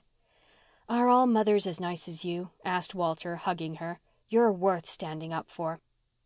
Miss Cornelia and Susan were in the living room when Anne came downstairs and listened to the story with much enjoyment. Susan in particular was highly gratified. "I'm real glad to hear he has had a good fight, Mrs. Dr. dear. Perhaps it may knock that poetry nonsense out of him. And I never, no never could bear that little viper of a Dan Reese. Will you not sit nearer to the fire, Mrs. Marshall Elliott? These November evenings are very chilly." "Thank you, Susan, I'm not cold. I called at the Manse before I came here and got quite warm, though I had to go to the kitchen to do it, for there was no fire anywhere else. The kitchen looked as if it had been stirred up with a stick, believe me. Mr. Meredith wasn't home. I couldn't find out where he was, but I have an idea that he was up at the Wests. Do you know, Anne dearie, they say he has been going there frequently all the fall, and people are beginning to think he is going to see Rosemary." "He would get a very charming wife if he married Rosemary," said Anne, piling driftwood on the fire. "She is one of the most delightful girls I've ever known. Truly one of the race of Joseph." "Yes, only she is an Episcopalian," said Miss Cornelia doubtfully. "Of course that is better than if she was a Methodist, but I do think Mr. Meredith could find a good enough wife in his own denomination. However, very likely there is nothing in it. It's only a month ago that I said to him, 'You ought to marry again, Mr. Meredith.' He looked as shocked as if I had suggested something improper. 'My wife is in her grave, Mrs. Elliott,' he said in that gentle, saintly way of his. 'I suppose so,' I said, 'or I wouldn't be advising you to marry again.' Then he looked more shocked than ever. So I doubt if there is much in this Rosemary story. If a single minister calls twice at a house where there is a single woman, all the gossips have it that he is courting her. It seems to me, if I may presume to say so, that Mr. Meredith is too shy to go courting a second wife," said Susan solemnly. "He isn't shy, believe me," retorted Miss Cornelia. "Absent-minded, yes, but shy, no. And for all he is so abstracted and dreamy, he has a very good opinion of himself, man-like, and when he is really awake he wouldn't think it much of a chore to ask any woman to have him. No, the trouble is he's deluding himself into believing that his heart is buried, while all the time it's beating away inside of him just like anybody else's. He may have a notion of Rosemary West and he may not. If he has, we must make the best of it. She is a sweet girl and a fine housekeeper and would make a good mother for those poor neglected children. And," concluded Miss Cornelia resignedly, "my own grandmother was an Episcopalian." End of chapter 17.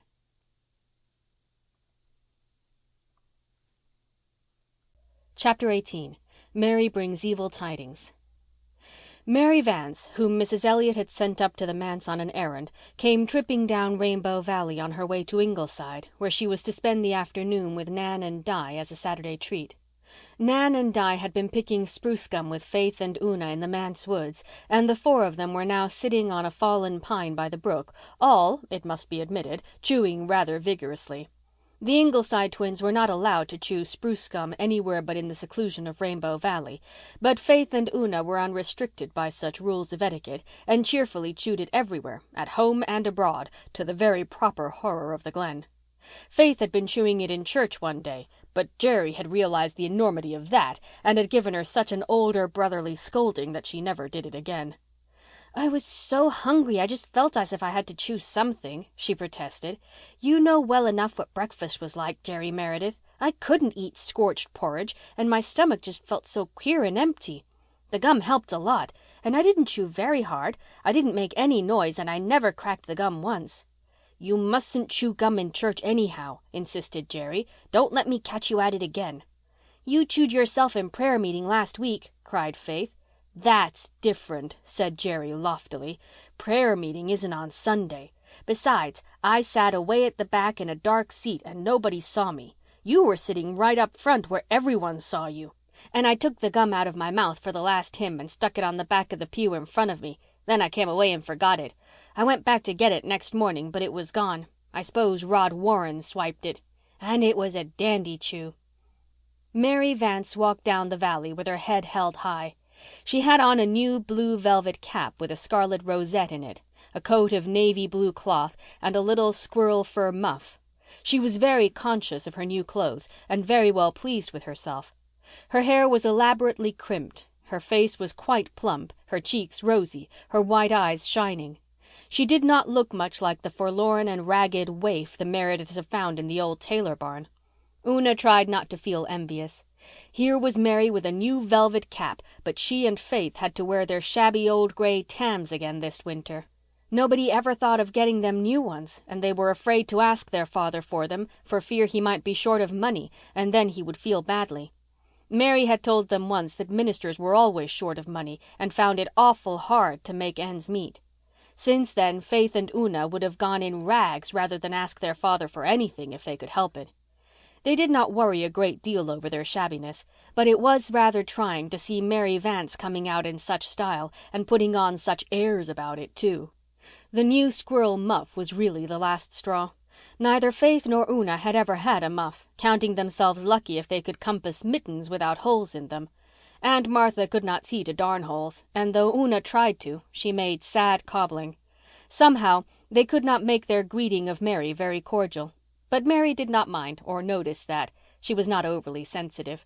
She vaulted lightly to a seat on the pine tree and laid the offending muff on a bough. Una saw that it was lined with shirred red satin and had red tassels. She looked down at her own rather purpled, chapped little hands and wondered if she would ever be able to put them into a muff like that. "Give us a chew," said Mary companionably. Nan, Di, and Faith all produced an amber-hued knot or two from their pockets and passed them to Mary. Una sat very still. She had 4 lovely big knots in the pocket of her tight, threadbare little jacket, but she wasn't going to give one of them to Mary Vance. Not one. Let Mary pick her own gum. People with squirrel muffs needn't expect to get everything in the world. "Great day, isn't it?" said Mary, swinging her legs, the better, perhaps, to display new boots with very smart cloth tops. Una tucked her feet under her. There was a hole in the toe of one of her boots and both laces were much knotted. But they were the best she had. Oh, this Mary Vance! Why hadn't they left her in the old barn? Una never felt badly because the Ingleside twins were better dressed than she and Faith were. They wore their pretty clothes with careless grace and never seemed to think about them at all. Somehow they did not make other people feel shabby. But when Mary Vance was dressed up, she seemed fairly to exude clothes, to walk in an atmosphere of clothes, to make everybody else feel and think clothes. Una, as she sat there in the honey-tinted sunshine of the gracious December afternoon, was acutely and miserably conscious of everything she had on. The faded tam, which was yet her best, the skimpy jacket she had worn for 3 winters, the holes in her skirt and her boots, the shivering insufficiency of her poor little undergarments. Of course, Mary was going out for a visit and she was not. But even if she had been, she had nothing better to put on, and in this lay the sting. "Say, this is great gum. Listen to me cracking it.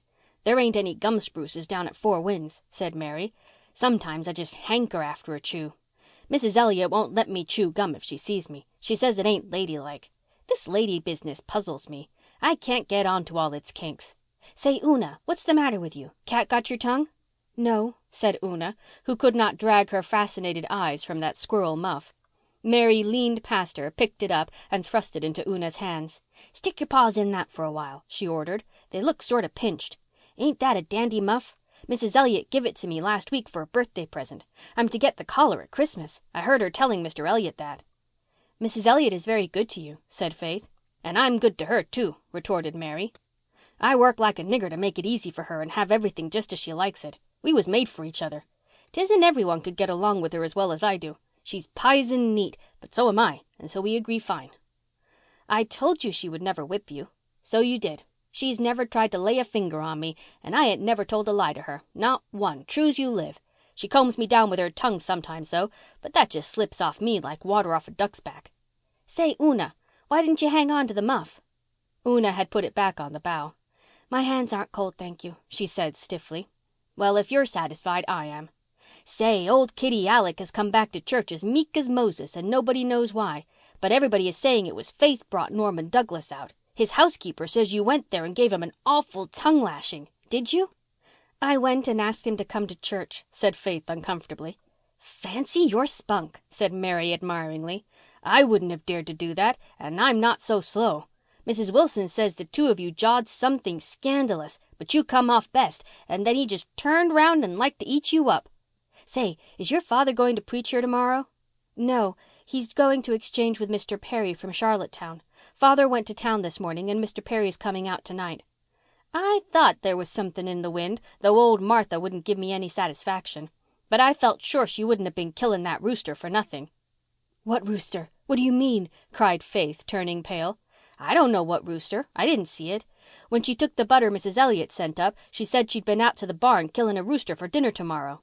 Faith sprang down from the pine. "It's Adam. We have no other rooster. She's killed Adam." "Now, don't fly off the handle. Martha said the butcher at the Glen had no meat this week, and she had to have something, and the hens were all laying and too poor." "If she's killed Adam—" Faith began to run up the hill. Mary shrugged her shoulders.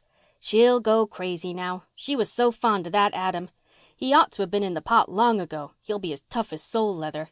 But I wouldn't like to be in Martha's shoes. Faith's just white with rage. Una, you'd better go after her and try to pacify her." Mary had gone a few steps with the Blythe girls when Una suddenly turned and ran after her. "Here's some gum for you, Mary," she said, with a little repentant catch in her voice, thrusting all her 4 knots into Mary's hands. "And I'm glad you have such a pretty muff." "Why, thanks," said Mary, rather taken by surprise. To the Blythe girls, after Una had gone, she said, "Ain't she a queer little mite? But I've always said she had a good heart." End of chapter 18.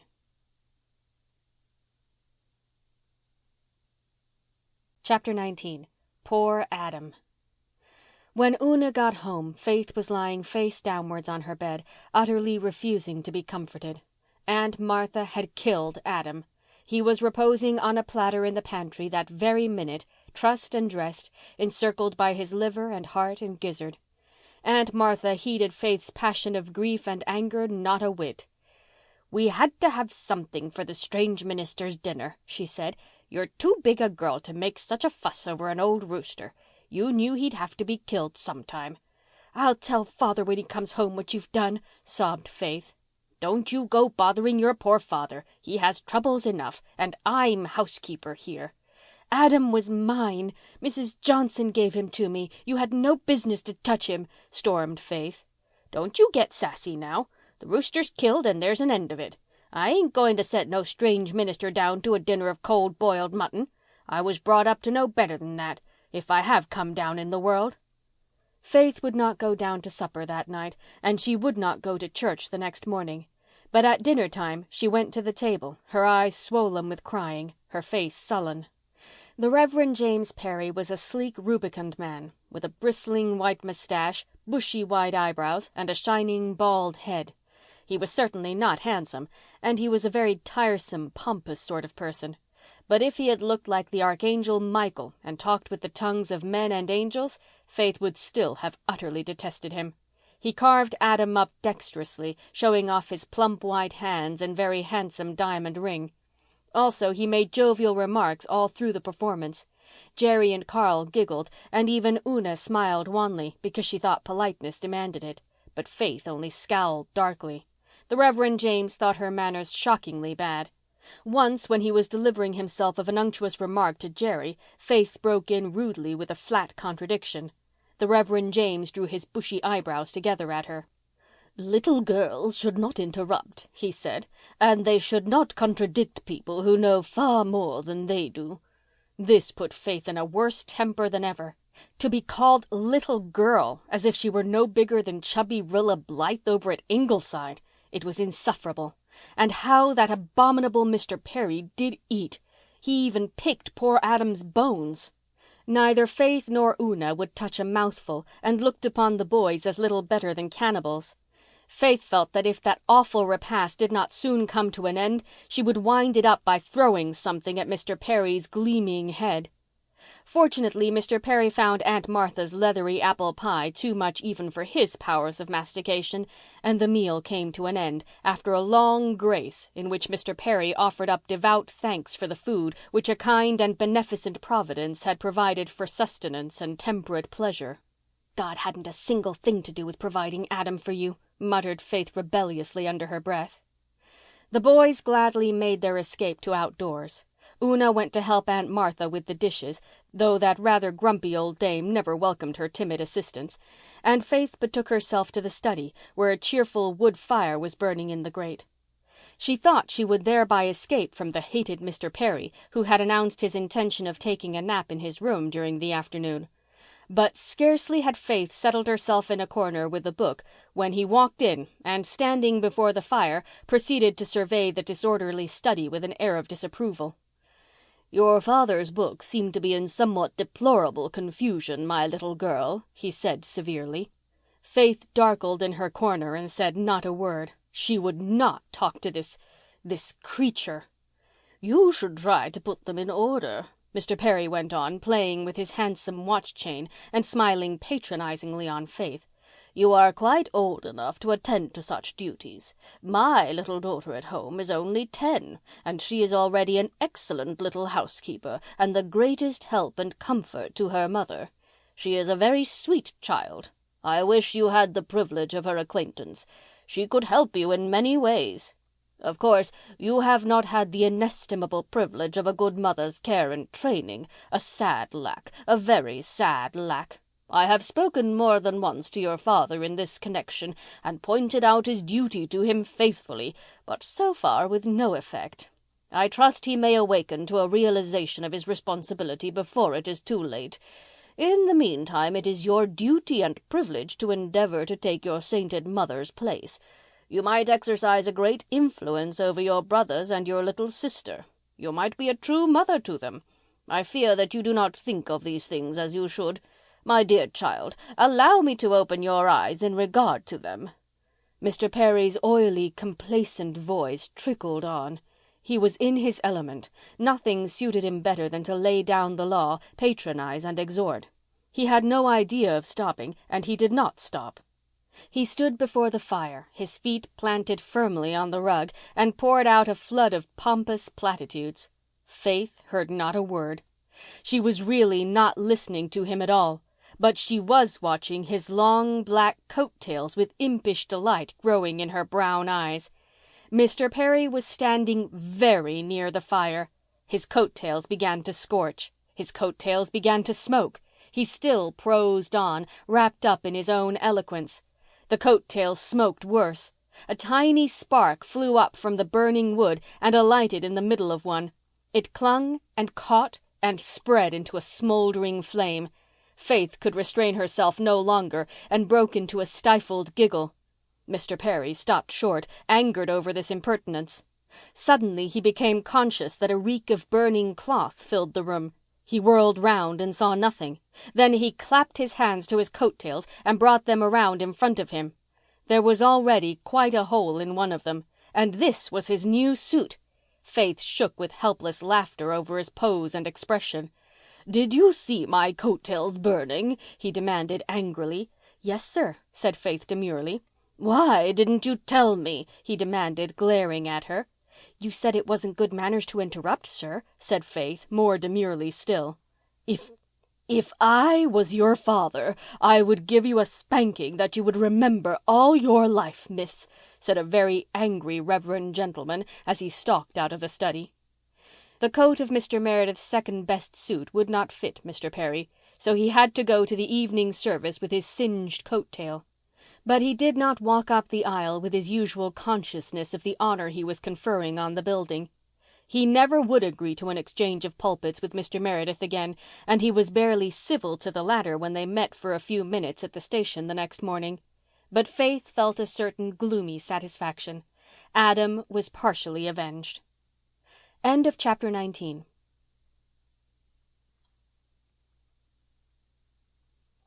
Chapter 20. Faith Makes a Friend. Next day in school was a hard one for Faith. Mary Vanse had told the tale of Adam, and all the scholars, except the Blythes, thought it quite a joke. The girls told Faith, between giggles, that it was too bad, and the boys wrote sardonic notes of condolence to her. Poor Faith went home from school feeling her very soul raw and smarting within her.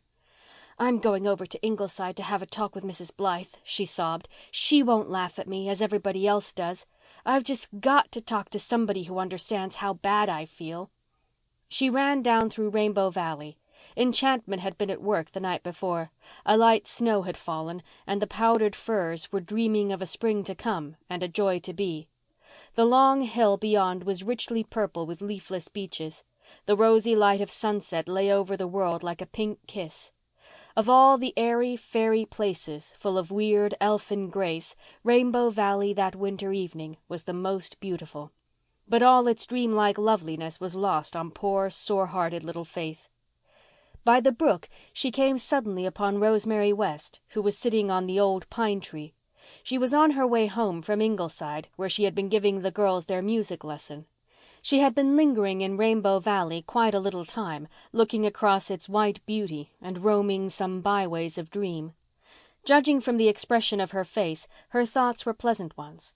Perhaps the faint occasional tinkle from the bells on the Tree Lovers brought the little lurking smile to her lips. Or perhaps it was occasioned by the consciousness that John Meredith seldom failed to spend Monday evening in the grey house on the white, wind-swept hill. Into Rosemary's dreams burst Faith Meredith, full of rebellious bitterness. Faith stopped abruptly when she saw Miss West. She did not know her very well, just well enough to speak to when they met. And she did not want to see anyone just then, except Mrs. Blythe. She knew her eyes and nose were red and swollen, and she hated to have a stranger know she had been crying. "Good evening, Miss West," she said uncomfortably. "What is the matter, Faith?" asked Rosemary gently. "Nothing," said Faith rather shortly. "Oh," Rosemary smiled. "You mean nothing you can tell to outsiders, don't you?" Faith looked at Miss West with sudden interest. Here was a person who understood things. And how pretty she was! How golden her hair was under her plumy hat! How pink her cheeks were over her velvet coat! How blue and companionable her eyes were! Faith felt that Miss West could be a lovely friend. If only she were a friend instead of a stranger. I'm going up to tell Mrs. Blythe," said Faith. "She always understands. She never laughs at us. I always talk things over with her. It helps." "Dear girlie, I'm sorry to have to tell you that Mrs. Blythe isn't home," said Miss West sympathetically. "She went to Avonlea today and isn't coming back till the last of the week." Faith's lip quivered. "Then I might as well go home again," she said miserably. "I suppose so. Unless you think you could bring yourself to talk it over with me instead," said Miss Rosemary gently. "It is such a help to talk things over. I know. I don't suppose I can be as good at understanding it, Mrs. Blythe, but I promise you that I won't laugh." "You wouldn't laugh outside," hesitated Faith, "but you might inside." "No, I wouldn't laugh inside either. Why should I? Something has hurt you. It never amuses me to see anybody hurt, no matter what hurts them. If you feel that you'd like to tell me what has hurt you, I'll be glad to listen. But if you think you'd rather not, that's all right too, dear." Faith took another long, earnest look into Miss West's eyes. They were very serious. There was no laughter in them, not even far, far back. With a little sigh she sat down on the old pine beside her new friend and told her all about Adam and his cruel fate. Rosemary did not laugh or feel like laughing. She understood and sympathized. Really, she was almost as good as Mrs. Blythe. Yes, quite as good. "Mr. Perry is a minister, but he should have been a butcher," said Faith bitterly. "He is so fond of carving things up. He enjoyed cutting poor Adam to pieces. He just sliced into him as if he were any common rooster." "Between you and me, Faith, I don't like Mr. Perry very well myself," said Rosemary, laughing a little, but at Mr. Perry, not at Adam, as Faith clearly understood. "I never did like him. I went to school with him. He was a Glen boy, you know, and he was a most detestable little prig even then. Oh, how we girls used to hate holding his fat, clammy hands in the ring-around games. But we must remember, dear, that he didn't know that Adam had been a pet of yours. He thought he was just a common rooster. We must be just, even when we are terribly hurt." "I suppose so," admitted Faith. "But why does everybody seem to think it funny that I should have loved Adam so much, Miss West? If it had been a horrid old cat, nobody would have thought it queer. When Lottie Warren's kitten had its legs cut off by the binder, everybody was sorry for her. She cried 2 days in school and nobody laughed at her, not even Dan Reese. And all her chums went to the kitten's funeral and helped her bury it, only they couldn't bury its poor little paws with it because they couldn't find them. It was a horrid thing to have happen, of course, but I don't think it was as dreadful as seeing your pet eaten up. Yet everybody laughs at me." "I think it is because the name Rooster seems rather a funny one," said Rosemary gravely. "There is something in it that is comical. Now, chicken is different. It doesn't sound so funny to talk of loving a chicken." "Adam was the dearest little chicken, Miss West. He was just a little golden ball. He would run up to me and peck out of my hand. And he was handsome when he grew up, too, white as snow, with such a beautiful curving white tail, though Mary Vance said it was too short. He knew his name and always came when I called him. He was a very intelligent rooster, and Aunt Martha had no right to kill him. He was mine. It wasn't fair, was it, Miss West?" "No, it wasn't," said Rosemary decidedly. "Not a bit fair. I remember I had a pet hen when I was a little girl. She was such a pretty little thing, all golden brown and speckly. I loved her as much as I ever loved any pet. She was never killed. She died of old age. Mother wouldn't have killed her because she was my pet." "If my mother had been living, she wouldn't have let Adam be killed," said Faith. "For that matter, Father wouldn't have either, if he'd been home and known of it. I'm sure he wouldn't, Miss West." "I'm sure too," said Rosemary. There was a little added flush on her face. She looked rather conscious, but Faith noticed nothing. "Was it very wicked of me not to tell Mr. Perry his coattails were scorching?" she asked anxiously. "Oh, terribly wicked," answered Rosemary with dancing eyes. "But I would have been just as naughty, Faith. I wouldn't have told him they were scorching, and I don't believe I would ever have been a bit sorry for my wickedness either." "Una thought I should have told him because he was a minister." "Dearest, if a minister doesn't behave as a gentleman, we are not bound to respect his coattails. I know I would have just loved to see Jimmy Perry's coattails burning up. It must have been fun." Both laughed, but Faith ended with a bitter little sigh. "Well, anyway, Adam is dead and I am never going to love anything again." "Don't say that, dear. "We miss so much out of life if we don't love. The more we love, the richer life is, even if it is only some little furry or feathery pet. Would you like a canary, Faith? A little golden bit of a canary? If you would, I'll give you one. We have 2 up home." "Oh, I would like that," cried Faith. "I love birds. Only, would Aunt Martha's cat eat it? It's so tragic to have your pets eaten. I don't think I could endure it a second time." "If you hang the cage far enough from the wall, I don't think the cat could harm it. I'll tell you just how to take care of it, and I'll bring it to Ingleside for you next time I come down." To herself, Rosemary was thinking, "It will give every gossip in the Glen something to think of, but I will not care. I want to comfort this poor little heart." Faith was comforted. Sympathy and understanding were very sweet.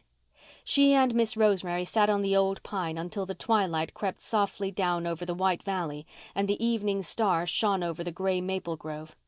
Faith told Rosemary all her small history and hopes, her likes and dislikes, the ins and outs of life at the manse, the ups and downs of school society. Finally they parted, firm friends. Mr. Meredith was, as usual, lost in dreams when supper began that evening, but presently a name pierced his abstraction and brought him back to reality. Faith was telling Una of her meeting with Rosemary. "She is just lovely, I think," said Faith. "Just as nice as Mrs. Blythe, but different. I felt as if I wanted to hug her. She did hug me. Such a nice velvety hug. And she called me dearest. It thrilled me. I could tell her anything." "So you liked Miss West, Faith?" Mr. Meredith asked with a rather odd intonation. "I love her," cried Faith. "Ah," said Mr. Meredith. "Ah." End of chapter 20.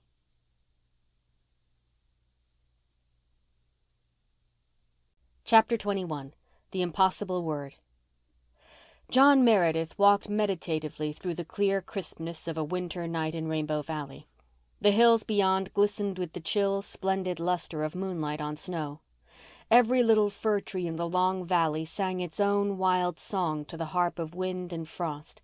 His children and the Blythe lads and lasses were coasting down the eastern slope and whizzing over the glassy pond.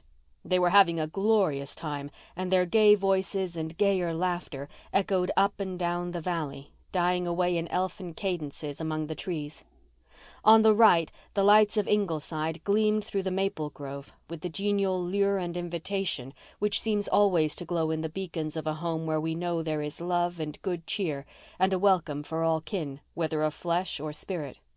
Mr. Meredith liked very well on occasion to spend an evening arguing with the doctor by the driftwood fire, where the famous china dogs of Ingleside kept ceaseless watch and ward, as became deities of the hearth. But tonight he did not look that way. Far on the western hill gleamed a paler but more alluring star. Mr. Meredith was on his way to see Rosemary West, and he meant to tell her something which had been slowly blossoming in his heart since their first meeting, and had sprung into full flower on the evening when Faith had so warmly voiced her admiration for Rosemary.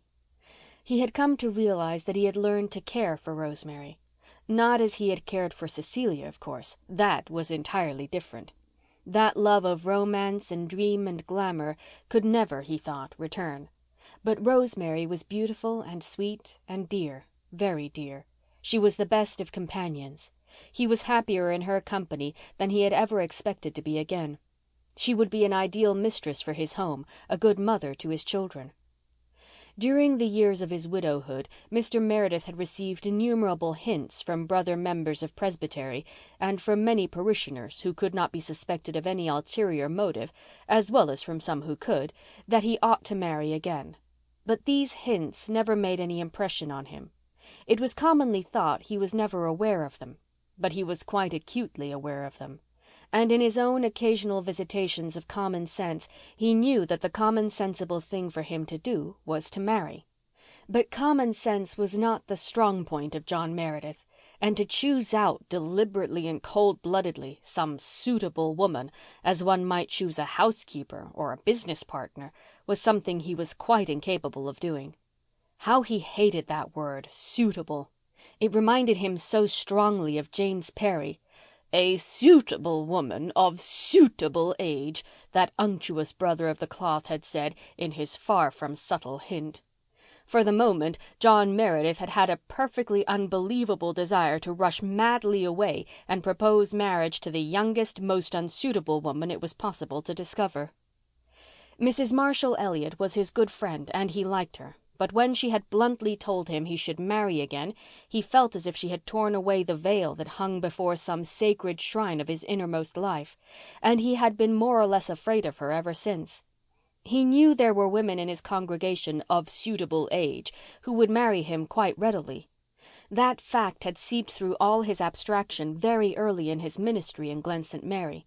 They were good, substantial, uninteresting women. One or two fairly comely, the others not exactly so, and John Meredith would as soon have thought of marrying any one of them as of hanging himself. He had some ideals to which no seeming necessity could make him false. He could ask no woman to fill Cecilia's place in his home unless he could offer her at least some of the affection and homage he had given to his girlish bride. And where, in his limited feminine acquaintance, was such a woman to be found? Rosemary West had come into his life on that autumn evening, bringing with her an atmosphere in which his spirit recognized native air. Across the gulf of strangerhood they clasped hands of friendship. He knew her better in that 10 minutes by the hidden spring than he knew Emmeline Drew or Elizabeth Kirk or Amy Annetta Douglas in a year, or could know them in a century. He had fled to her for comfort when Mrs. Alec Davis had outraged his mind and soul, and had found it. Since then he had gone often to the house on the hill, slipping through the shadowy paths of night in Rainbow Valley so astutely that Glen gossip could never be absolutely certain that he did go to see Rosemary West. Once or twice he had been caught in the West living room by other visitors. That was all the Ladies' Aid had to go by. But when Elizabeth Kirk heard it, She put away a secret hope she had allowed herself to cherish without a change of expression on her kind, plain face, and Emmeline Drew resolved that the next time she saw a certain old bachelor of Lowbridge she would not snub him as she had done at a previous meeting. Of course, if Rosemary West was out to catch the minister, she would catch him. She looked younger than she was, and men thought her pretty. Besides, the West girls had money. "It is to be hoped that he won't be so absent-minded as to propose to Ellen by mistake," was the only malicious thing she allowed herself to say to a sympathetic sister Drew.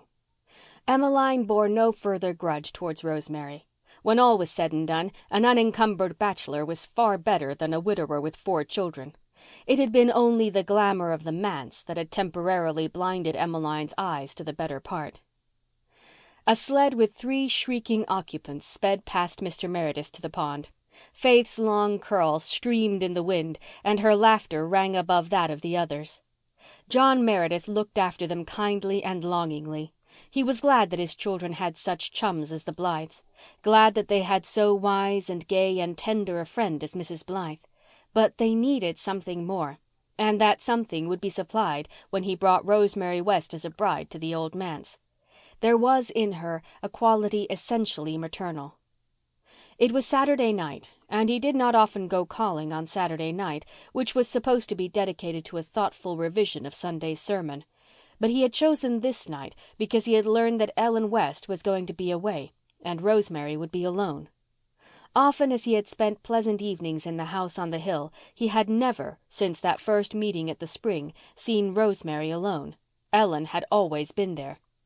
He did not precisely object to Ellen being there. He liked Ellen West very much, and they were the best of friends. Ellen had an almost masculine understanding and a sense of humour which his own shy, hidden appreciation of fun found very agreeable. He liked her interest in politics and world events. There was no man in the Glen, not even excepting Dr. Blythe, who had a better grasp of such things. "I think it is just as well to be interested in things as long as you live," she had said. "If you're not, it doesn't seem to me that there's much difference between the quick and the dead." He liked her pleasant, deep, rumbly voice. He liked the hearty laugh with which she always ended up some jolly and well-told story. She never gave him digs about his children as other Glen women did. She never bored him with local gossip. She had no malice and no pettiness. She was always splendidly sincere. Mr. Meredith, who had picked up Miss Cornelia's way of classifying people, considered that Ellen belonged to the race of Joseph. Altogether an admirable woman for a sister-in-law. Nevertheless, a man did not want even the most admirable of women around when he was proposing to another woman. And Ellen was always around. She did not insist on talking to Mr. Meredith herself all the time. She let Rosemary have a fair share of him. Many evenings, indeed, Ellen effaced herself almost totally, sitting back in the corner with St. George in her lap and letting Mr. Meredith and Rosemary talk and sing and read books together. Sometimes they quite forgot her presence. But if their conversation or choice of duets ever betrayed the least tendency to what Ellen considered philandering, Ellen promptly nipped that tendency in the bud and blotted Rosemary out for the rest of the evening. But not even the grimmest of amiable dragons can altogether prevent a certain subtle language of eye and smile and eloquent silence. And so the minister's courtship progressed after a fashion. But if it was ever to reach a climax, that climax must come when Ellen was away.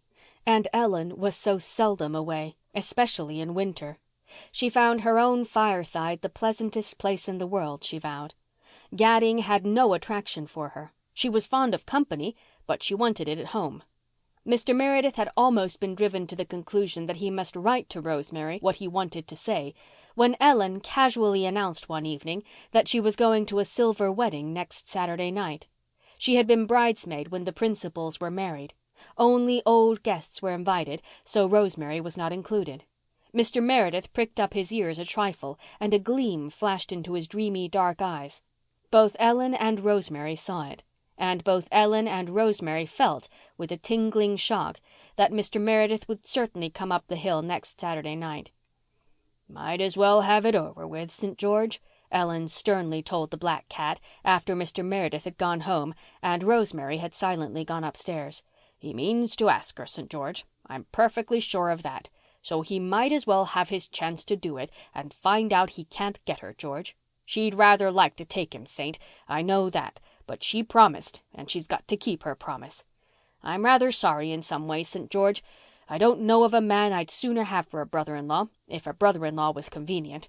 I haven't a thing against him, Saint, not a thing, except that he won't see and can't be made to see that the Kaiser is a menace to the peace of Europe. That's his blind spot.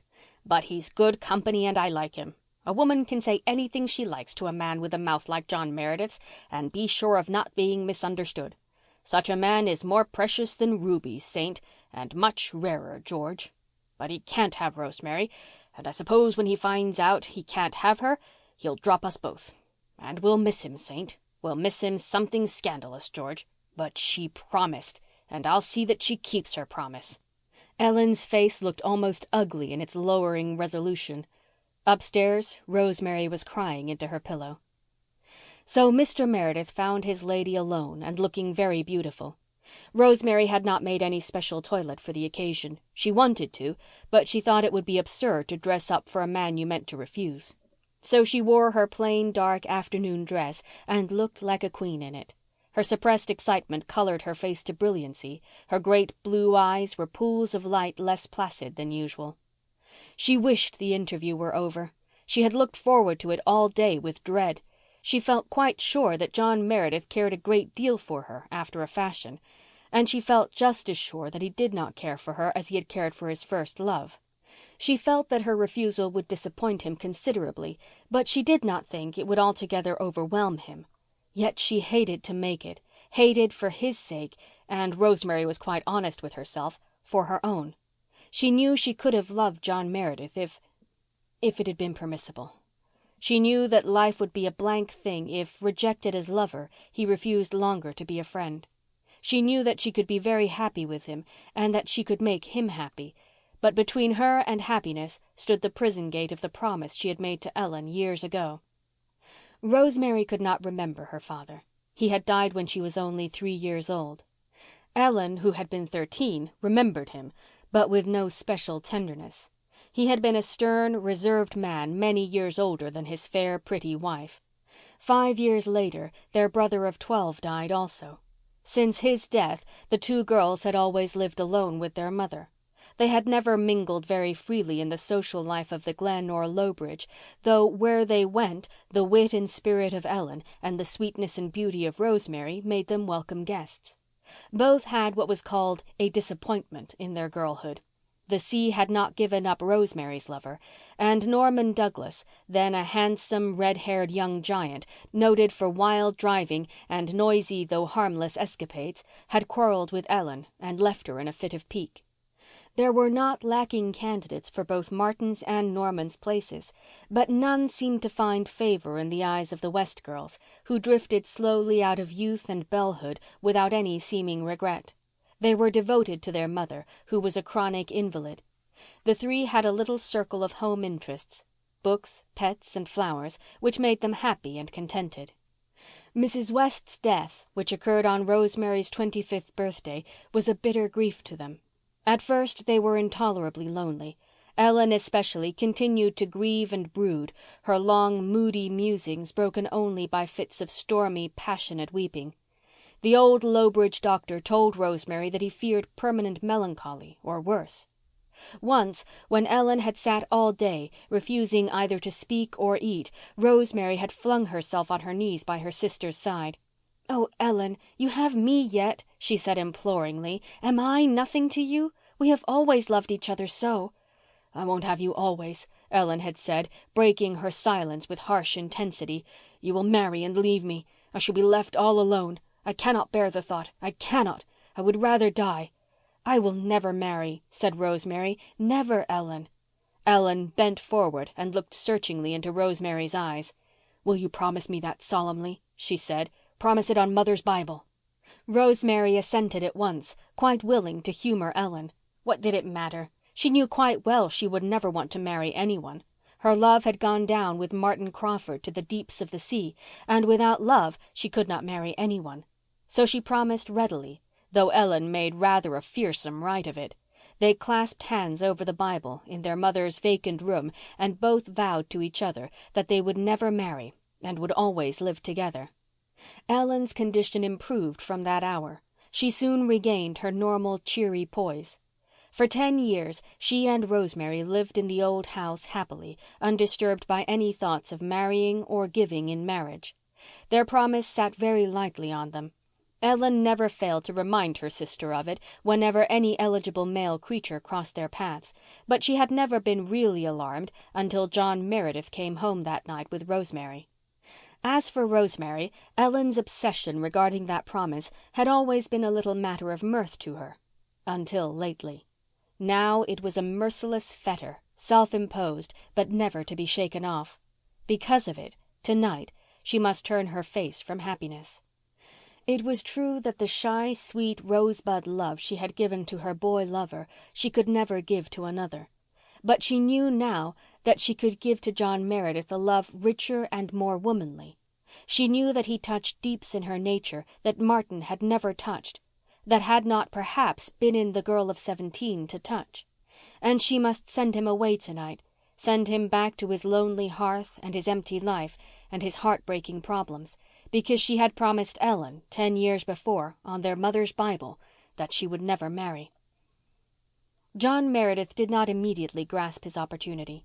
On the contrary, he talked for 2 good hours on the least lover-like of subjects. He even tried politics, though politics always bored Rosemary.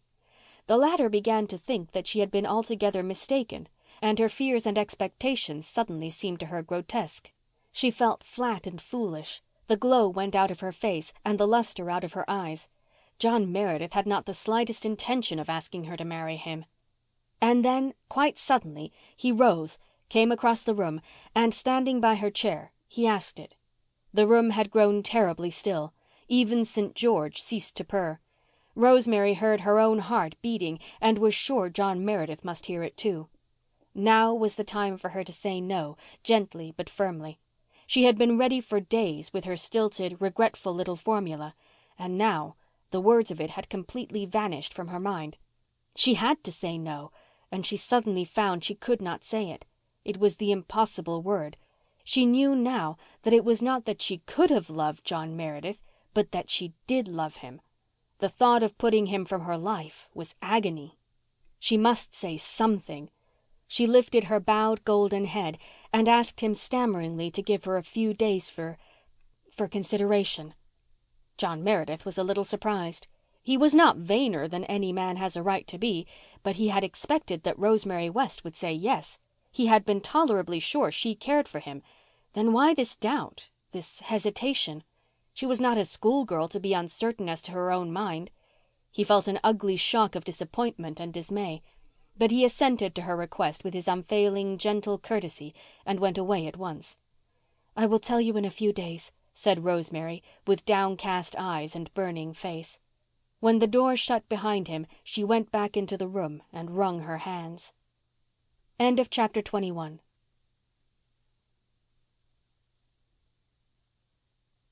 Chapter 22. St. George Knows All About It.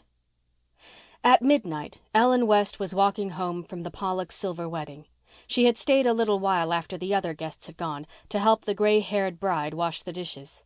The distance between the 2 houses was not far and the road good, so that Ellen was enjoying the walk back home in the moonlight. The evening had been a pleasant one. Ellen, who had not been to a party for years, found it very pleasant. All the guests had been members of her old set, and there was no intrusive youth to spoil the flavor, for the only son of the bride and groom was far away at college and could not be present. Norman Douglas had been there, and they had met socially for the first time in years, though she had seen him once or twice in church that winter. Not the least sentiment was awakened in Ellen's heart by their meeting. She was accustomed to wonder, when she thought about it at all, how she could have ever fancied him or felt so badly over his sudden marriage. But she had rather liked meeting him again. She had forgotten how bracing and stimulating he could be. No gathering was ever stagnant when Norman Douglas was present. Everybody had been surprised when Norman came. It was well known he never went anywhere. The Pollocks had invited him because he had been one of the original guests, but they never thought he would come. He had taken his second cousin, Amy Annetta Douglas, out to supper and seemed rather attentive to her.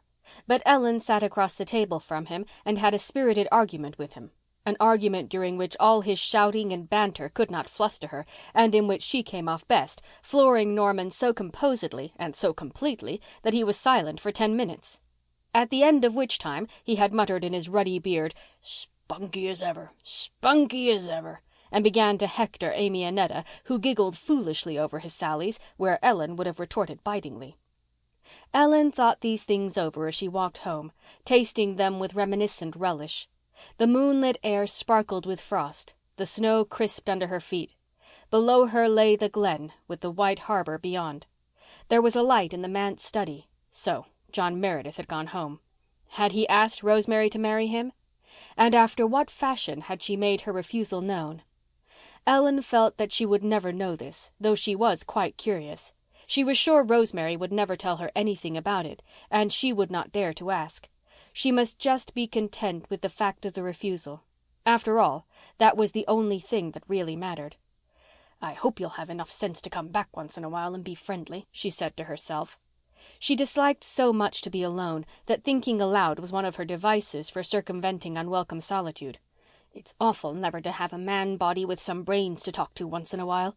And like as not he'll never come near the house again. There's Norman Douglas, too. I like that man, and I'd like to have a good rousing argument with him now and then. But he'd never dare come up for fear people would think he was courting me again. For fear I'd think it too, most likely, though he's more a stranger to me now than John Meredith. It seems like a dream that we could ever have been beaux. But there it is. There's only 2 men in the Glen I'd ever want to talk to. And what with gossip and this wretched love-making business, it's not likely I'll ever see either of them again." "I could," said Ellen, addressing the unmoved stars with a spiteful emphasis, "I could have made a better world myself." She paused at her gate with a sudden vague feeling of alarm.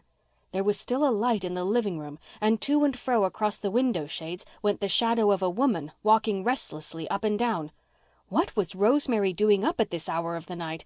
And why was she striding about like a lunatic? Ellen went softly in.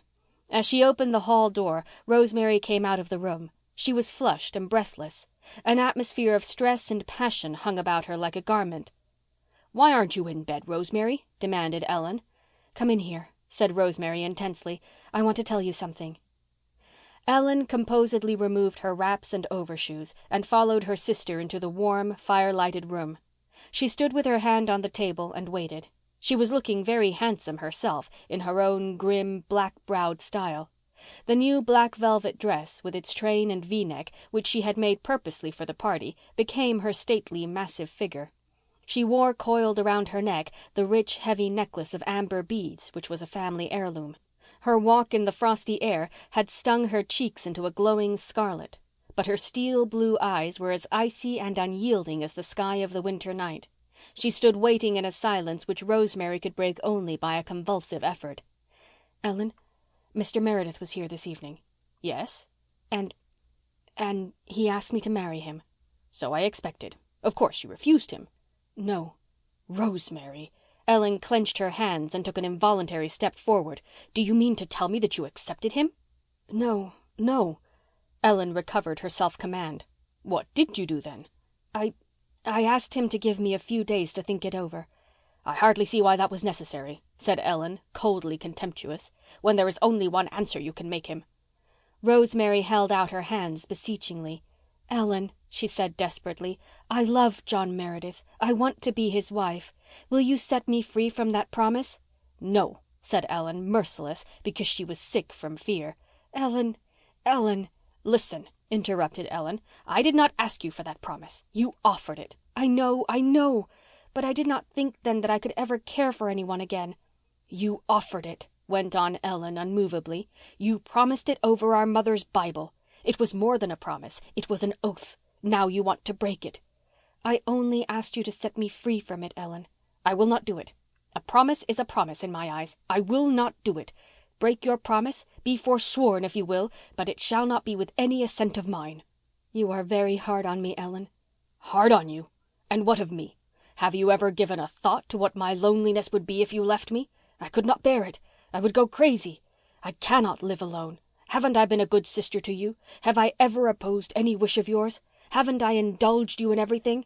Yes, yes. Then why do you want to leave me for this man whom you hadn't seen a year ago? I love him, Ellen. Love? You talk like a schoolmiss instead of a middle-aged woman. He doesn't love you. He wants a housekeeper and a governess. You don't love him. You want to be Mrs. You are one of those weak-minded women who think it's a disgrace to be ranked as an old maid. That's all there is to it. Rosemary quivered. Ellen could not, or would not, understand.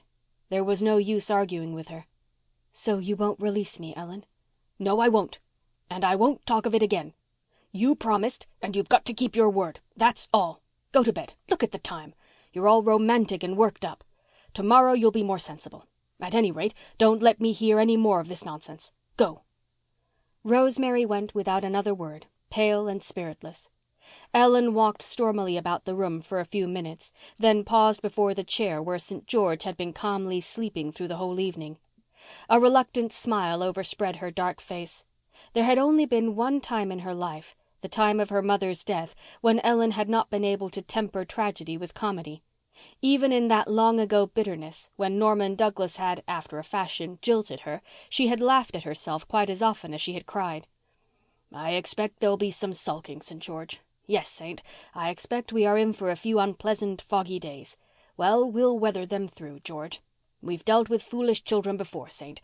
Rosemary'll sulk a while, and then she'll get over it, and all will be as before, George. She promised, and she's got to keep her promise.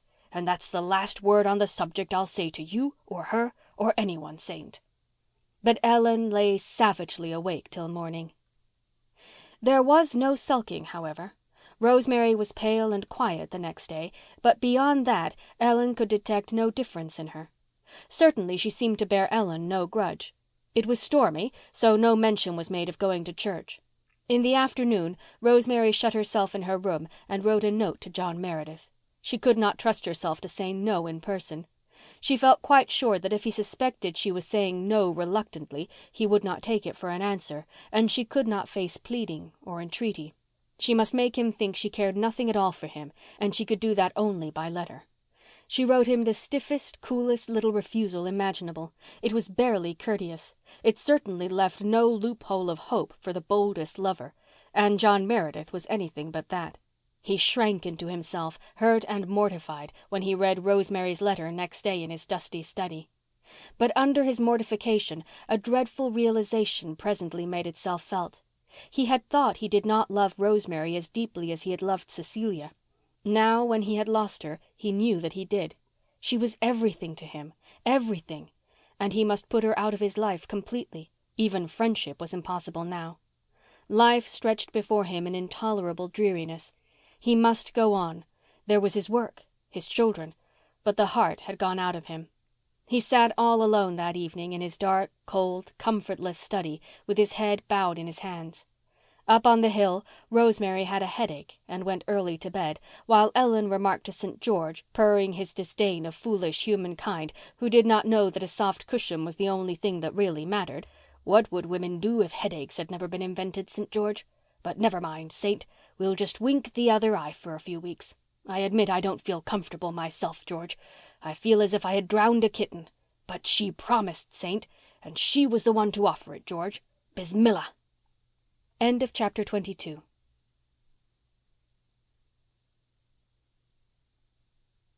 Chapter 23. The Good Conduct Club.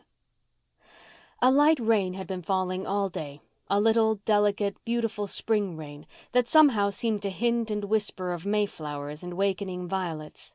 The harbour and the gulf and the low-lying shore fields had been dim with pearl-grey mists, but now in the evening the rain had ceased and the mists had blown out to sea. Clouds sprinkled the sky over the harbour like little fiery roses. Beyond it the hills were dark against a spendthrift splendour of daffodil and crimson. A great silvery evening star was watching over the bar. A brisk dancing new-sprung wind was blowing up from Rainbow Valley, resinous with the odours of fir and damp mosses. It crooned in the old spruces around the graveyard and ruffled Faith's splendid curls as she sat on Hezekiah Pollock's tombstone with her arms round Mary Vanse and Una. Carl and Jerry were sitting opposite them on another tombstone, and all were rather full of mischief after being cooped up all day. The air just shines tonight, doesn't it? It's been washed so clean, you see," said Faith happily. Mary Vance eyed her gloomily. Knowing what she knew, or fancied she knew, Mary considered that Faith was far too light-hearted. Mary had something on her mind to say, and she meant to say it before she went home. Mrs. Elliott had sent her up to the manse with some new-laid eggs and had told her not to stay longer than half an hour. The half hour was nearly up, so Mary uncurled her cramped legs from under her and said abruptly, "Never mind about the air. Just you listen to me. You Manse young ones have just got to behave yourselves better than you've been doing this spring. That's all there is to it. I just come up tonight a purpose to tell you. The way people are talking about you is awful." "What have we been doing now?" cried Faith in amazement, pulling her arm away from Mary. Una's lips trembled and her sensitive little soul shrank within her. Mary was always so brutally frank. Jerry began to whistle out of bravado. He meant to let Mary see he didn't care for her tirades. Their behavior was no business of hers anyway. What right had she to lecture them on their conduct? "Doing now? You're doing all the time," retorted Mary. "Just as soon as the talk about one of your didos fades away, you do something else to start it up again. It seems to me you haven't any idea of how Manse children ought to behave." "Maybe you can tell us," said Jerry, killingly sarcastic. Sarcasm was quite thrown away on Mary. "I can tell you what will happen if you don't learn to behave yourselves. The session will ask your father to resign. There now, Master Jerry Know-it-all. Mrs. Alec Davis said so to Mrs. Elliott. I heard her. I always have my ears pricked up when Mrs. Alec Davis comes to tea. She said you were all going from bad to worse, and that though it was only what was to be expected when you had nobody to bring you up, still the congregation couldn't be expected to put up with it much longer, and something would have to be done. The Methodists just laugh and laugh at you, and that hurts the Presbyterian feelings. She says you all need a good dose of birch tonic. Lord, if that would make folks good, I ought to be a young saint. I'm not telling you this because I want to hurt your feelings. I'm sorry for you." Mary was past mistress of the gentle art of condescension. "I understand that you haven't much chance, the way things are. But other people don't make as much allowance as I do. Miss Drew says Carl had a frog in his pocket in Sunday school last Sunday and it hopped out while she was hearing the lesson. She says she's going to give up the class. Why don't you keep your insects home?" "I popped it right back in again," said Carl. "It didn't hurt anybody, a poor little frog. And I wish old Jane Drew would give up our class. I hate her. Her own nephew had a dirty plug of tobacco in his pocket and offered us fellas a chew when Elder Clow was praying. I guess that's worse than a frog." "No, 'cause frogs are more unexpected like. They make more of a sensation. 'Sides, he wasn't caught at it. And then that praying competition you had last week has made a fearful scandal. Everybody's talking about it." "Why, the Blythes were in that as well as us," cried Faith indignantly. "It was Nan Blythe who suggested it in the first place, and Walter took the prize." "Well, you get the credit of it anyway. It wouldn't have been so bad if you hadn't had it in the graveyard." "I should think a graveyard was a very good place to pray in," retorted Jerry. "Deacon Hazard drove past when you were praying," said Mary, "and he saw and heard you with your hands folded over your stomach and groaning after every sentence. He thought you were making fun of him." "So I was," declared unabashed Jerry. "Only I didn't know he was going by, of course. That was just a mean accident. I wasn't praying in real earnest. I knew I had no chance of winning the prize, so I was just getting what fun I could out of it. Walter Blythe can pray bully. Why, he can pray as well as Dad." "Una is the only one of us who really likes praying," said Faith pensively. "Well, if praying scandalizes people so much, we mustn't do it anymore," sighed Una. "Shucks, you can pray all you want to, only not in the graveyard. And don't make a game of it. That was what made it so bad. That and having a tea party on the tombstones." "We hadn't." "Well, a soap bubble party then. You had something. The Over Harbor people swear you had a tea party, but I'm willing to take your word. And you used this tombstone as a table." "Well, Martha wouldn't let us blow bubbles in the house. She was awful cross that day," explained Jerry. "And this old slab made such a jolly table." "Weren't they pretty?" cried Faith, her eyes sparkling over the remembrance. "They reflected the trees and the hills and the harbor like little fairy worlds. And when we shook them loose they floated away down to Rainbow Valley." "All but one, and it went over and bust up on the Methodist spire," said Carl. "I'm glad we did it once anyhow before we found out it was wrong," said Faith. "It wouldn't have been wrong to blow them on the lawn," said Mary impatiently. "Seems like I can't knock any sense into your heads. You've been told often enough you shouldn't play in the graveyard. The Methodists are sensitive about it." "We forget," said Faith dolefully. "And the lawn is so small and so caterpillary and so full of shrubs and things. We can't be in Rainbow Valley all the time. And where are we to go?" "It's the things you do in the graveyard. It wouldn't matter if you just sat here and talked quiet, same as we're doing now." "Well, I don't know what is going to come of it all. But I do know that Elder Warren is going to speak to your pa about it. Deacon Hazard is his cousin." "I wish they wouldn't bother Father about us," said Una. "Well, people think he ought to bother himself about you a little more. I don't. I understand him. He's a child in some ways himself. That's what he is, and needs someone to look after him as bad as you do. Well, perhaps he'll have someone before long, if all tales is true." "What do you mean?" asked Faith. "Haven't you got any idea? Honest?" demanded Mary. No. What do you mean?" "Well, you are a lot of innocence, upon my word. Why, everybody is talking of it. Your pa goes to see Rosemary West. She is going to be your stepma." "I don't believe it," cried Una, flushing crimson. "Well, I dunno. I just go by what folks say. I don't give it for a fact. But it would be a good thing. Rosemary West'd make you toe the mark if she came here, I'll bet a cent, for all she's so sweet and smiley on the face of her. They're always that way till they've caught 'em.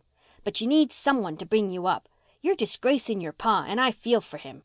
I've always thought an awful lot of your pa ever since that night he talked to me so nice. I've never said a single swear word since, or told a lie. And I'd like to see him happy and comfortable, with his buttons on and his meals decent, and you young ones licked into shape, and that old cat of a Martha put in her proper place. The way she looked at the eggs I brought her tonight, 'I hope they're fresh,' says she. I just wished they was rotten. But just you mind she gives you all one for breakfast, including your pa. Make a fuss if she doesn't. That was what they was sent up for. But I don't trust old Martha. She's quite capable of feeding 'em to her cat." Mary's tongue being temporarily tired, a brief silence fell over the graveyard. The Manse children did not feel like talking. They were digesting the new and not altogether palatable ideas Mary had suggested to them. Jerry and Carl were somewhat startled, but after all, what did it matter? And it wasn't likely there was a word of truth in it.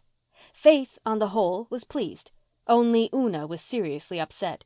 She felt that she would like to get away and cry. "Will there be any stars in my crown?" sang the Methodist choir, beginning to practice in the Methodist church. "I just want 3, said Mary, whose theological knowledge had increased notably since her residence with Mrs. Elliott. "Just 3, setting up on my head like a coronet. A big one in the middle and a small one each size." "Are there different sizes in souls?" asked Carl. "Of course. Why, little babies must have smaller ones than big men. Well, it's getting dark and I must scoot home. Mrs. Elliott doesn't like me to be out after dark. Laws, when I lived with Mrs. Wiley, the dark was just the same as the daylight to me. I didn't mind it no more'n a gray cat. Them days seem 100 years ago. Now you mind what I've said and try to behave yourselves for your pa's sake. I'll always back you up and defend you. You can be dead sure of that. Mrs. Elliott says she never saw the like of me for sticking up for my friends. I was real sassy to Mrs. Alec Davis about you, and Mrs. Elliott combed me down for it afterwards. The fair Cornelia has a tongue of her own and no mistake. But she was pleased underneath for all, 'cause she hates old Kitty Alec and she's real fond of you. I can see through folks." Mary sailed off, excellently well pleased with herself, leaving a rather depressed little group behind her. "Mary Vanse always says something that makes us feel bad when she comes up," said Una resentfully. "I wish we'd left her to starve in the old barn," said Jerry vindictively. "Oh, that's wicked, Jerry," rebuked Una. "May as well have the game as the name," retorted unrepentant Jerry. "If people say we're so bad, let's be bad." "But not if it hurts Father," pleaded Faith. Jerry squirmed uncomfortably. He adored his father. Through the unshaded study window they could see Mr. Meredith at his desk. He did not seem to be either reading or writing. His head was in his hands, and there was something in his whole attitude that spoke of weariness and dejection. The children suddenly felt it. "I dare say somebody's been worrying him about us today," said Faith. "I wish we could get along without making people talk. Oh, Jem Blythe, how you scared me!" Jem Blythe had slipped into the graveyard and sat down beside the girls. He had been prowling about Rainbow Valley and had succeeded in finding the first little star-white cluster of arbutus for his mother. The Manse children were rather silent after his coming. Jem was beginning to grow away from them somewhat this spring. He was studying for the entrance examination of Queen's Academy and stayed after school with the older pupils for extra lessons. Also, his evenings were so full of work that he seldom joined the others in Rainbow Valley now. He seemed to be drifting away into grown-up land. "What is the matter with you all tonight?" he asked. "There's no fun in you." "Not much," agreed Faith dolefully. "There wouldn't be much fun in you either if you knew you were disgracing your father and making people talk about you." "Who's been talking about you now?" "Everybody, so Mary Vanse says." And Faith poured out her troubles to sympathetic Jem.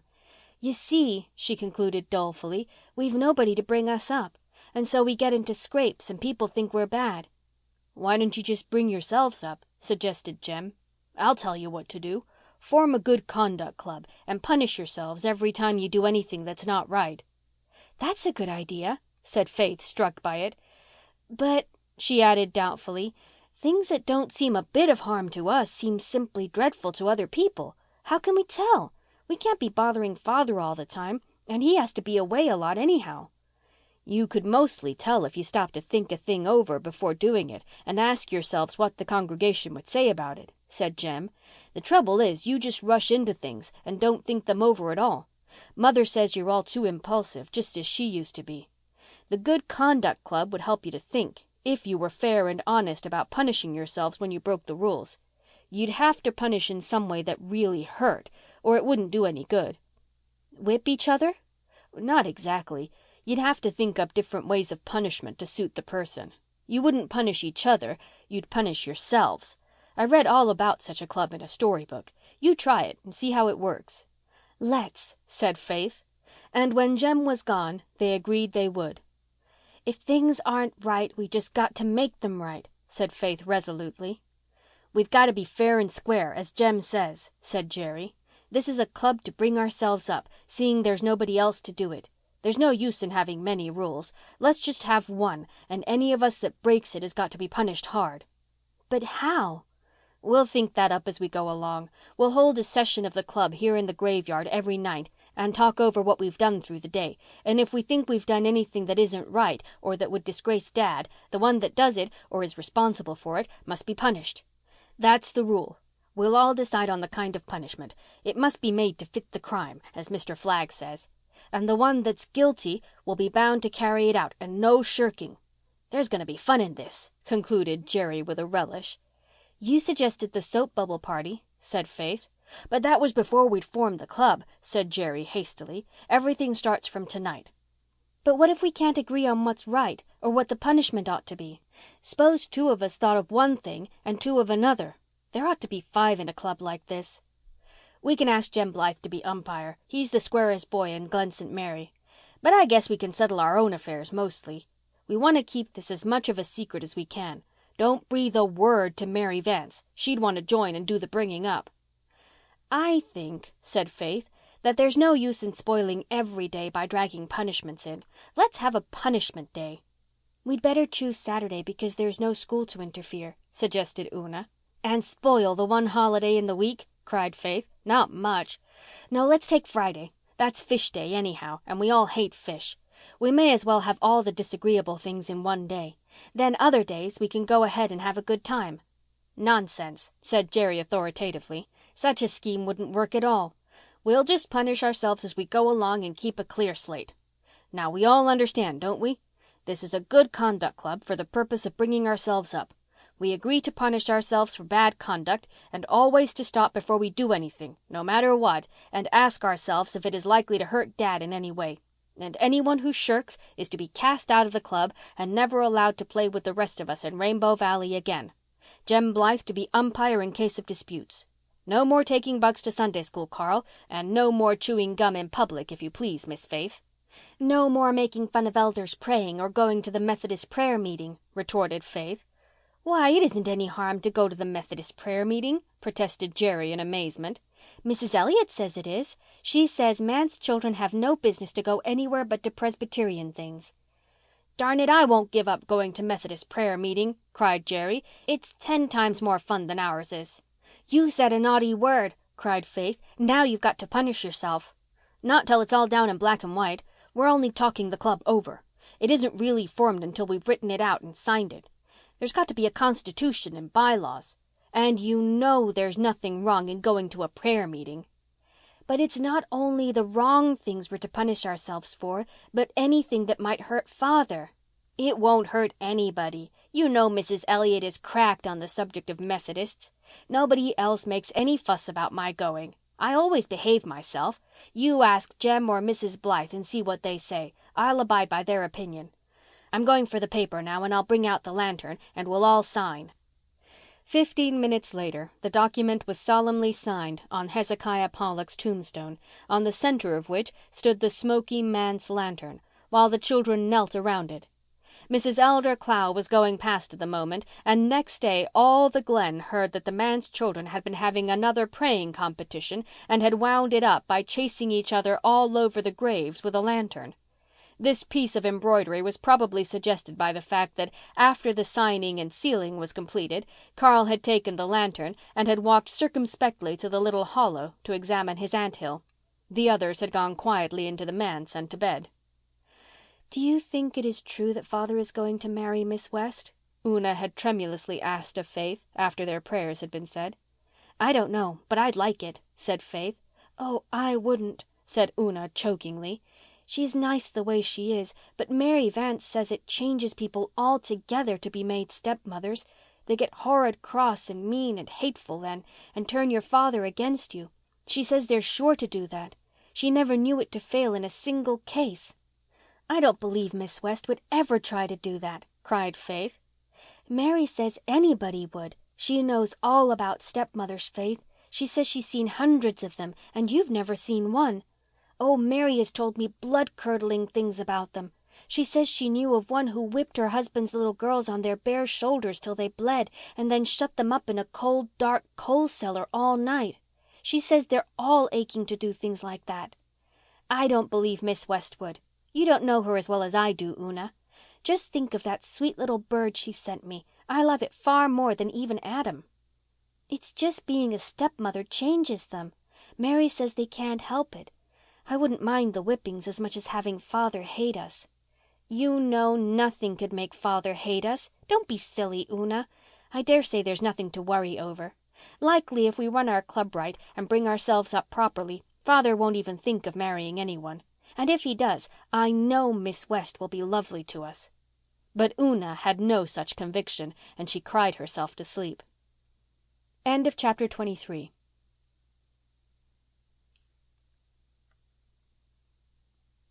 Chapter 24. A Charitable Impulse. For a fortnight things ran smoothly in the Good Conduct Club. It seemed to work admirably.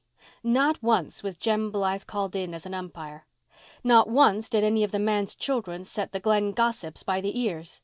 As for their minor peccadilloes at home, they kept sharp tabs on each other and gamely underwent their self-imposed punishment, generally a voluntary absence from some gay Friday night frolic in Rainbow Valley, or a sojourn in bed on some spring evening when all young bones ached to be out and away. Faith, for whispering in Sunday school, condemned herself to pass a whole day without speaking a single word unless it was absolutely necessary, and accomplished it. It was rather unfortunate that Mr. Baker from Over Harbour should have chosen that evening for calling at the manse, and that Faith should have happened to go to the door. Not one word did she reply to his genial greeting, but went silently away to call her father briefly. Mr. Baker was slightly offended and told his wife when he went home that the biggest Meredith girl seemed a very shy, sulky little thing, without manners enough to speak when she was spoken to. But nothing worse came of it, and generally their penances did no harm to themselves or anybody else. All of them were beginning to feel quite cocksure that, after all, it was a very easy matter to bring yourself up. "I guess people will soon see that we can behave ourselves properly as well as anybody," said Faith jubilantly. "It isn't hard when we put our minds to it." She and Una were sitting on the Pollock tombstone. It had been a cold, raw, wet day of spring storm, and Rainbow Valley was out of the question for girls, though the Manse and the Ingleside boys were down there fishing. The rain had held up, but the east wind blew mercilessly in from the sea, cutting to bone and marrow. Spring was late, in spite of its early promise, and there was even yet a hard drift of old snow and ice in the northern corner of the graveyard. Lida Marsh, who had come up to bring the manse a mess of herring, slipped in through the gate shivering. She belonged to the fishing village at the harbour mouth, and her father had, for 30 years, made a practice of sending a mess from his first spring catch to the manse. He never darkened a church door. He was a hard drinker and a reckless man, but as long as he sent those herring up to the manse every spring, as his father had done before him, he felt comfortably sure that his account with the powers that govern was squared for the year. He would not have expected a good mackerel catch if he had not sent the first fruits of the season. Lida was a mite of 10 and looked younger because she was such a small, wizened little creature. Tonight, as she sidled boldly enough up to the manse girls, she looked as if she had never been warm since she was born. Her face was purple, and her pale blue, bold little eyes were red and watery. She wore a tattered print dress and a ragged woolen comforter tied across her thin shoulders and under her arms. She had walked the 3 miles from the harbour mouth barefooted over a road where there was still snow and slush and mud. Her feet and legs were as purple as her face. But Lida did not mind this much. She was used to being cold, and she had been going barefooted for a month already, like all the other swarming young fry of the fishing village. There was no self-pity in her heart as she sat down on the tombstone and grinned cheerfully at Faith and Una. Faith and Una grinned cheerfully back. They knew Lida slightly, having met her once or twice the preceding summer when they had gone down the harbour with the Blythes. "Hello," said Lida. "Ain't this a fierce kind of night? 'Tain't fit for a dog to be out, is it?" "Then why are you out?" asked Faith. "Pa made me bring you up some herring," returned Lida. She shivered, coughed, and stuck out her bare feet. Lida was not thinking about herself or her feet, and was making no bid for sympathy. She held her feet out instinctively to keep them from the wet grass around the tombstone. But Faith and Una were instantly swamped with a wave of pity for her. She looked so cold, so miserable. "Oh, why are you barefooted on such a cold night?" cried Faith. "Your feet must be almost frozen." "Pretty near," said Lida proudly. "I tell you it was fierce walking up that harbour road." "Why didn't you put on your shoes and stockings?" asked Una. "Hain't none to put on. All I had was wore out by the time winter was over," said Lida indifferently. For a moment Faith stared in horror. This was terrible. Here was a little girl, almost a neighbour, half frozen because she had no shoes or stockings in this cruel spring weather. Impulsive Faith thought of nothing but the dreadfulness of it. In a moment she was pulling off her own shoes and stockings. "Here, take these and put them right on," she said, forcing them into the hands of the astonished Lida. "Quick now. You'll catch your death of cold. I've got others. Put them right on." Lida, recovering her wits, snatched at the offered gift with a sparkle in her dull eyes. Sure she would put them on, and that mighty quick, before anyone appeared with authority to recall them. In a minute she had pulled the stockings over her scrawny little legs and slipped Faith's shoes over her thick little ankles. "I'm obliged to you," she said, "but won't your folks be cross?" "No, and I don't care if they are," said Faith. "Do you think I could see anyone freezing to death without helping them if I could? It wouldn't be right, especially when my father's a minister." "Will you want them back? It's awful cold down at the harbour mouth, long after it's warm up here," said Lila slyly. "No, you're to keep them, of course. That is what I meant when I gave them. I have another pair of shoes and plenty of stockings." Lida had meant to stay a while and talk to the girls about many things, but now she thought she had better get away before somebody came and made her yield up her booty. So she shuffled off through the bitter twilight in the noiseless, shadowy way she had slipped in. As soon as she was out of sight of the manse, she sat down, took off the shoes and stockings, and put them in her herring basket. She had no intention of keeping them on down that dirty harbour road. They were to be kept good for gala occasions. Not another little girl down at the harbour mouth had such fine black cashmere stockings and such smart, almost new shoes. Lida was furnished forth for the summer. She had no qualms in the matter. In her eyes the manse people were quite fabulously rich, and no doubt those girls had slathers of shoes and stockings. Then Lida ran down to the Glen village and played for an hour with the boys before Mr. Flagg's store, splashing about in a pool of slush with the maddest of them, until Mrs. Elliott came along and bade her be gone home. "I don't think, Faith, that you should have done that," said Una a little reproachfully after Lida had gone. "You'll have to wear your good boots every day now, and they'll soon scuff out." "I don't care," cried Faith, still in the fine glow of having done a kindness to a fellow creature. "It isn't fair that I should have 2 pairs of shoes and poor little Lida Marsh not have any.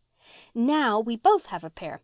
You know perfectly well, Una, that Father said in his sermon last Sunday that there was no real happiness in getting or having, only in giving. And it's true. I feel far happier now than I ever did in my whole life before. Just think of Lida walking home this very minute with her poor little feet all nice and warm and comfy." "You know you haven't another pair of black cashmere stockings," said Una. "Your other pair were so full of holes that Aunt Martha said she couldn't darn them any more, and she cut the legs up for stove dusters. You've nothing but those 2 pairs of striped stockings you hate so." All the glow and uplift went out of Faith. Her gladness collapsed like a pricked balloon. She sat for a few dismal minutes in silence, facing the consequences of her rash act. "Oh, Una, I never thought of that," she said dolefully. "I didn't stop to think at all." The striped stockings were thick, heavy, coarse, ribbed stockings of blue and red which Aunt Martha had knit for Faith in the winter. They were undoubtedly hideous. Faith loathed them as she had never loathed anything before. Wear them she certainly would not. They were still unworn in her bureau drawer. "You'll have to wear the striped stockings after this," said Una. "Just think how the boys in school will laugh at you. You know how they laugh at Mamie Warren for her striped stockings and call her Barbara Pole, and yours are far worse." "I won't wear them," said Faith. "I'll go barefooted first, cold as it is." "You can't go barefooted to church tomorrow. Think what people would say." "Then I'll stay home." "You can't. You know very well Aunt Martha will make you go." Faith did know this. The one thing on which Aunt Martha troubled herself to insist was that they must all go to church, rain or shine. How they were dressed, or if they were dressed at all, never concerned her. But go they must. That was how Aunt Martha had been brought up 70 years ago, and that was how she meant to bring them up. "Haven't you got a pair you can lend me, Una?" said poor Faith piteously. Una shook her head. "No, you know I only have the one black pair, and they're so tight I can hardly get them on. They wouldn't go on you. Neither would my gray ones. Besides, the legs of them are all darned and darned." "I won't wear those striped stockings," said Faith stubbornly. "The feel of them is even worse than the looks. They make me feel as if my legs were as big as barrels, and they're so scratchy." "Well, I don't know what you're going to do." "If Father was home I'd go and ask him to get me a new pair before the store closes, but he won't be home till too late. I'll ask him Monday. And I won't go to church tomorrow. I'll pretend I'm sick and Aunt Martha'll have to let me stay home." "That would be acting a lie, Faith," cried Una. "You can't do that. You know it would be dreadful. What would Father say if he knew? Don't you remember how he talked to us after Mother died and told us we must always be true, no matter what else we failed in? He said we must never tell or act a lie. He said he'd trust us not to. You can't do it, Faith. Just wear the striped stockings. It'll only be for once. Nobody'll notice them in church. It isn't like school. And your new brown dress is so long they won't show much. Wasn't it lucky Aunt Martha made it big so you'd have room to grow in, for all you hated it so when she finished it?" "I won't wear those stockings," repeated Faith. She uncoiled her bare white legs from the tombstone and deliberately walked through the wet, cold grass to the bank of snow. Setting her teeth, she stepped upon it and stood there. "What are you doing?" cried Una aghast. "You'll catch your death of cold, Faith Meredith." "I'm trying to," answered Faith. "I hope I'll catch a fearful cold and be awful sick tomorrow. Then I won't be acting a lie. I'm going to stand here as long as I can bear it." "But Faith, you might really die. You might get pneumonia. Please, Faith, don't.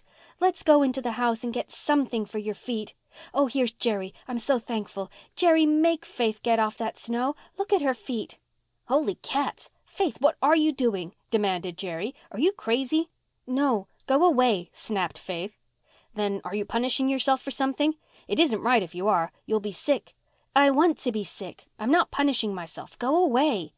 "Where's her shoes and stockings?" asked Jerry of Una. "She gave them to Lida Marsh." "Lida Marsh? What for?" because Lida had none and her feet were so cold, and now she wants to be sick so that she won't have to go to church tomorrow and wear her striped stockings. But, Jerry, she may die." "Faith," said Jerry, "get off that ice bank or I'll pull you off." "Pull away," dared Faith. Jerry sprang at her and caught her arms. He pulled one way and Faith pulled another. Una ran behind Faith and pushed. Faith stormed at Jerry to leave her alone. Jerry stormed back at her not to be a dizzy idiot, and Una cried. They made no end of noise, and they were close to the road fence of the graveyard. Henry Warren and his wife drove by and heard and saw them. Very soon the Glen heard that the Manse children had been having an awful fight in the graveyard and using the most improper language. Meanwhile, Faith had allowed herself to be pulled off the ice because her feet were aching so sharply that she was ready to get off anyway.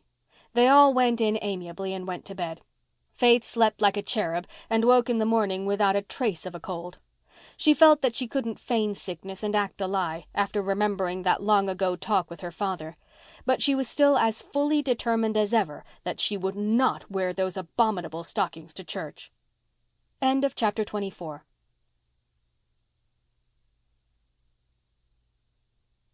Chapter 25. Another Scandal and Another Explanation. Faith went early to Sunday school and was seated in the corner of her class pew before anyone came. Therefore, the dreadful truth did not burst upon anyone until Faith left the class pew near the door to walk up to the Manse pew after Sunday school. The church was already half filled, and all who were sitting near the aisle saw that the minister's daughter had boots on, but no stockings. Faith's new brown dress, which Aunt Martha had made from an ancient pattern, was absurdly long for her, but even so it did not meet her boot tops. 2 good inches of bare white leg showed plainly. Faith and Carl sat alone in the manse pew. Jerry had gone into the gallery to sit with a chum, and the Blythe girls had taken Una with them. The Meredith children were given to sitting all over the church in this fashion, and a great many people thought it very improper. The gallery especially, where irresponsible lads congregated and were known to whisper and suspected of chewing tobacco during service, was no place for a son of the manse. But Jerry hated the manse pew at the very top of the church, under the eyes of Elder Clow and his family. He escaped from it whenever he could. Carl, absorbed in watching a spider spinning its web at the window, did not notice Faith's legs. She walked home with her father after church, and he never noticed them. She got on the hated striped stockings before Jerry and Una arrived, so that for the time being none of the occupants of the manse knew what she had done. But nobody else in Glen St. Mary was ignorant of it. The few who had not seen soon heard. Nothing else was talked of on the way home from church. Mrs. Alec Davis said it was only what she expected, and the next thing you would see some of those young ones coming to church with no clothes on at all. The president of the Ladies' Aid decided that she would bring the matter up at the next aid meeting and suggest that they wait in a body on the minister and protest. Miss Cornelia said that she, for her part, gave up. There was no use worrying over the manse fry any longer. Even Mrs. Dr. Blythe felt a little shocked, though she attributed the occurrence solely to Faith's forgetfulness.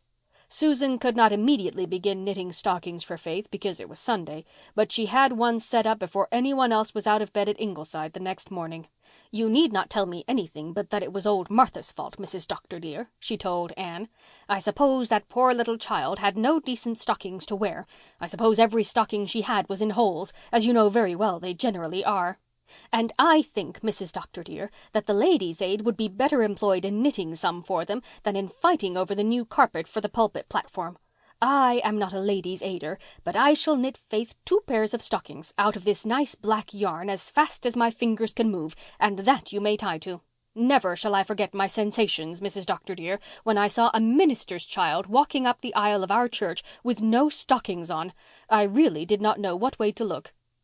"And the church was just full of Methodists yesterday, too," groaned Miss Cornelia, who had come up to the Glen to do some shopping and run into Ingleside to talk the affair over. "I don't know how it is, but just as sure as those manse children do something especially awful, the church is sure to be crowded with Methodists. I thought Mrs. Deacon Hazard's eyes would drop out of her head. When she came out of church she said, 'Well, that exhibition was no more than decent.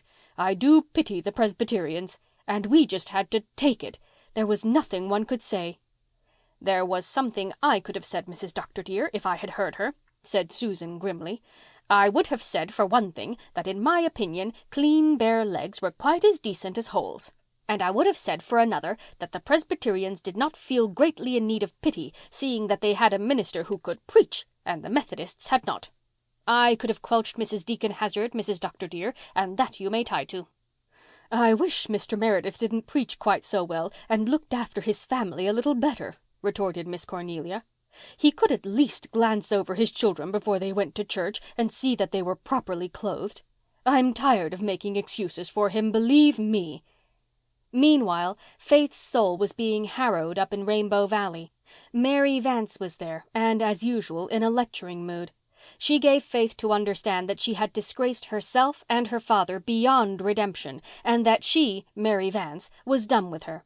Everybody was talking, and everybody said the same thing. "I simply feel that I can't associate with you any longer," she concluded. "We are going to associate with her then," cried Nan Blythe. Nan secretly thought Faith had done an awful thing, but she wasn't going to let Mary Vanse run matters in this high-handed fashion. "And if you are not, you needn't come any more to Rainbow Valley, Miss Vanse."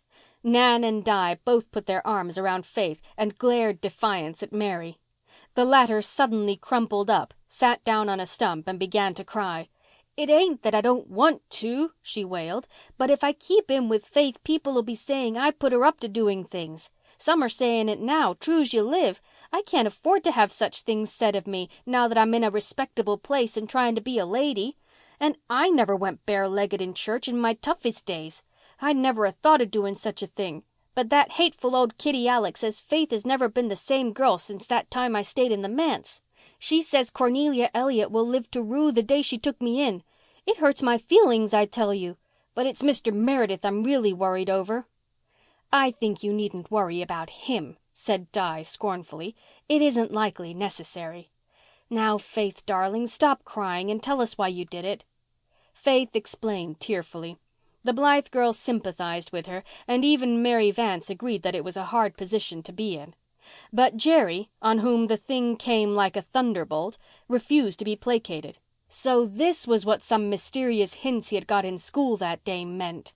He marched Faith and Una home without ceremony, and the Good Conduct Club held an immediate session in the graveyard to sit in judgment on Faith's case. "I don't see that it was any harm," said Faith defiantly. "Not much of my legs showed. It wasn't wrong and it didn't hurt anybody." "It will hurt Dad. You know it will. You know people blame him whenever we do anything queer." "I didn't think of that," muttered Faith. "That's just the trouble. You didn't think and you should have thought. That's what our club is for, to bring us up and make us think. We promised we'd always stop and think before doing things. You didn't, and you've got to be punished, Faith. And real hard, too. You'll wear those striped socks to school for a week for punishment." "Oh, Jerry, won't a day do? 2 days? Not a whole week?" "Yes, a whole week," said inexorable Jerry. "It is fair. Ask Jem Blythe if it isn't." Faith felt she would rather submit than ask Jem Blythe about such a matter. She was beginning to realize that her offense was quite a shameful one. "I'll do it then," she muttered a little sulkily. "You're getting off easy," said Jerry severely. "And no matter how we punish you, it won't help Father. People will always think you just did it for mischief, and they'll blame Father for not stopping it. We can never explain it to everybody." This aspect of the case weighed on Faith's mind. Her own condemnation she could bear, but it tortured her that her father should be blamed. If people knew the true facts of the case, they would not blame him. But how could she make them known to all the world? Getting up in church, as she had once done, and explaining the matter was out of the question. Faith had heard from Mary Vanse how the congregation had looked upon that performance, and realized that she must not repeat it. Faith worried over the problem for half a week. Then she had an inspiration and promptly acted upon it. She spent that evening in the garret with a lamp and an exercise book, writing busily, with flushed cheeks and shining eyes. It was the very thing. How clever she was to have thought of it. It would put everything right and explain everything and yet cause no scandal. It was 11 o'clock when she had finished to her satisfaction and crept down to bed, dreadfully tired but perfectly happy. In a few days the little weekly published in the Glen under the name of The Journal came out as usual, and the Glen had another sensation. A letter signed Faith Meredith occupied a prominent place on the front page and ran as follows. To whom it may concern. I want to explain to everybody how it was I came to go to church without stockings on, so that everybody will know that father was not to blame one bit for it, and the old gossips need not say he is, because it is not true. I gave my only pair of black stockings to Lida Marsh because she hadn't any and her poor little feet were awful cold and I was so sorry for her. No child ought to have to go without shoes and stockings in a Christian community before the snow is all gone, and I think the WFMS ought to have given her stockings. Of course, I know they are sending things to the little heathen children, and that is all right and a kind thing to do. But the little heathen children have lots more warm weather than we have, and I think the women of our church ought to look after Lida and not leave it all to me. When I gave her my stockings, I forgot they were the only black pair I had without holes, but I'm glad I did give them to her because my conscience would have been uncomfortable if I hadn't. When she had gone away, looking so proud and happy, the poor little thing, I remembered that all I had to wear were the horrid red and blue things Aunt Martha knit last winter for me out of some yarn that Mrs. Joseph Burr of Upper Glen sent us. It was dreadfully coarse yarn and all knots, and I never saw any of Mrs. Burr's own children wearing things made of such yarn. But Mary Vanse says Mrs. Burr gives the minister stuff that she can't use or eat herself and thinks it ought to go as part of the salary her husband signed to pay but never does. I just couldn't bear to wear those hateful stockings. They were so ugly and rough and felt so scratchy. Everybody would have made fun of me. I thought at first I'd pretend to be sick and just not go to church next day, but I decided I couldn't do that because it would be acting a lie, and Father told us after Mother died that was something we must never do. It is just as bad to act a lie as to tell one, though I know some people right here in the Glen who act them and never seem to feel a bit bad about it. I will not mention any names, but I know who they are, and so does Father. Then I tried my best to catch cold and really be sick by standing on the snowbank in the Methodist graveyard with my bare feet until Jerry pulled me off. But it didn't hurt me a bit, and so I couldn't get out of going to church. So I just decided I would put my boots on and go that way. I can't see why it was so wrong, and I was so careful to wash my legs just as clean as my face. But anyway, Father wasn't to blame for it. He was in the study thinking of his sermon and other heavenly things, and I kept out of his way before I went to Sunday school. Father does not look at people's legs in church, so of course he did not notice mine. But all the gossips did and talked about it, and that is why I'm writing this letter to the Journal to explain. I suppose I did very wrong, since everybody says so, and I am sorry, and I am wearing those awful stockings to punish myself, although Father bought me 2 nice new black pairs as soon as Mr. Flagg's store opened on Monday morning. But it was all my fault, and if people blame Father for it after they read this, they are not Christians, and so I do not mind what they say. There is another thing I want to explain about before I stop. Mary Vanse told me that Mr. Evan Boyd is blaming the Lou Baxters for stealing potatoes out of his field last fall. They did not touch his potatoes. They are very poor, but they are honest. It was us did it, Jerry and Carl and I. Una was not with us at the time. We never thought it was stealing. We just wanted a few potatoes to cook over a fire in Rainbow Valley one evening to eat with our fried trout. Mr. Boyd's field was the nearest, just between the valley and the village, so we climbed over his fence and pulled up some stalks. The potatoes were awfully small because Mr. Boyd did not put enough fertilizer on them and we had to pull up a lot of stalks before we got enough. And then they were not much bigger than marbles. Walter and Blythe helped us eat them, but they did not come along until we had them cooked and did not know where we got them, so they were not to blame at all, only us. We didn't mean any harm, but if it was stealing, we are very sorry and we will pay Mr. Boyd for them if he will wait until we grow up. We never have any money now because we are not big enough to earn any, and Aunt Martha says it takes every cent of poor Father's salary, even when it is paid up regularly, and it isn't often, to run this house. But Mr. Boyd must not blame the Lou Baxters anymore when they were quite innocent and give them a bad name. Yours respectfully, Faith Meredith. End of chapter 25.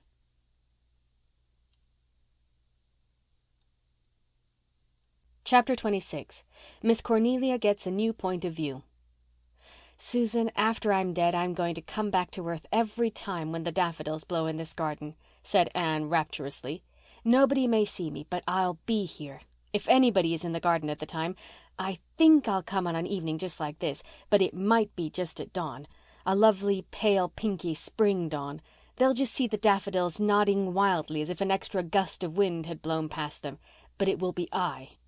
"Indeed, Mrs. Dr. dear, you will not be thinking of flaunting worldly things like daffies after you are dead," said Susan, "and I do not believe in ghosts, seen or unseen." "Oh, Susan, I shall not be a ghost. That has a horrible sound. I shall just be me. And I shall run around in the twilight, whether it is morn or eve, and see all the spots I love. Do you remember how badly I felt when I left our little house of dreams, Susan? I thought I could never love Ingleside so well. But I do. I love every inch of the ground and every stick and stone on it." "I am rather fond of the place myself," said Susan, who would have died if she had been removed from it. "But we must not set our affections too much on earthly things, Mrs. Dr. dear. There are such things as fires and earthquakes. We should always be prepared. The Tom MacAllisters over harbour were burned out 3 nights ago. Some say Tom MacAllister set the house on fire himself to get the insurance. That may or may not be. But I advise the doctor to have our chimneys seen to at once. An ounce of prevention is worth a pound of cure. But I see Mrs. Marshall Elliott coming in at the gate, looking as if she had been sent for and couldn't go." "Anne, dearie, have you seen the journal today?" Miss Cornelia's voice was trembling, partly from emotion, partly from the fact that she had hurried up from the store too fast and lost her breath. Anne bent over the daffodils to hide a smile. She and Gilbert had laughed heartily and heartlessly over the front page of the journal that day, but she knew that to dear Miss Cornelia it was almost a tragedy, and she must not wound her feelings by any display of levity. "Isn't it dreadful? What is to be done?" asked Miss Cornelia despairingly. Miss Cornelia had vowed that she was done with worrying over the pranks of the Manse children, but she went on worrying just the same. Anne led the way to the veranda where Susan was knitting, with Shirley and Rilla conning their primers on either side. Susan was already on her second pair of stockings for Faith. Susan never worried over poor humanity.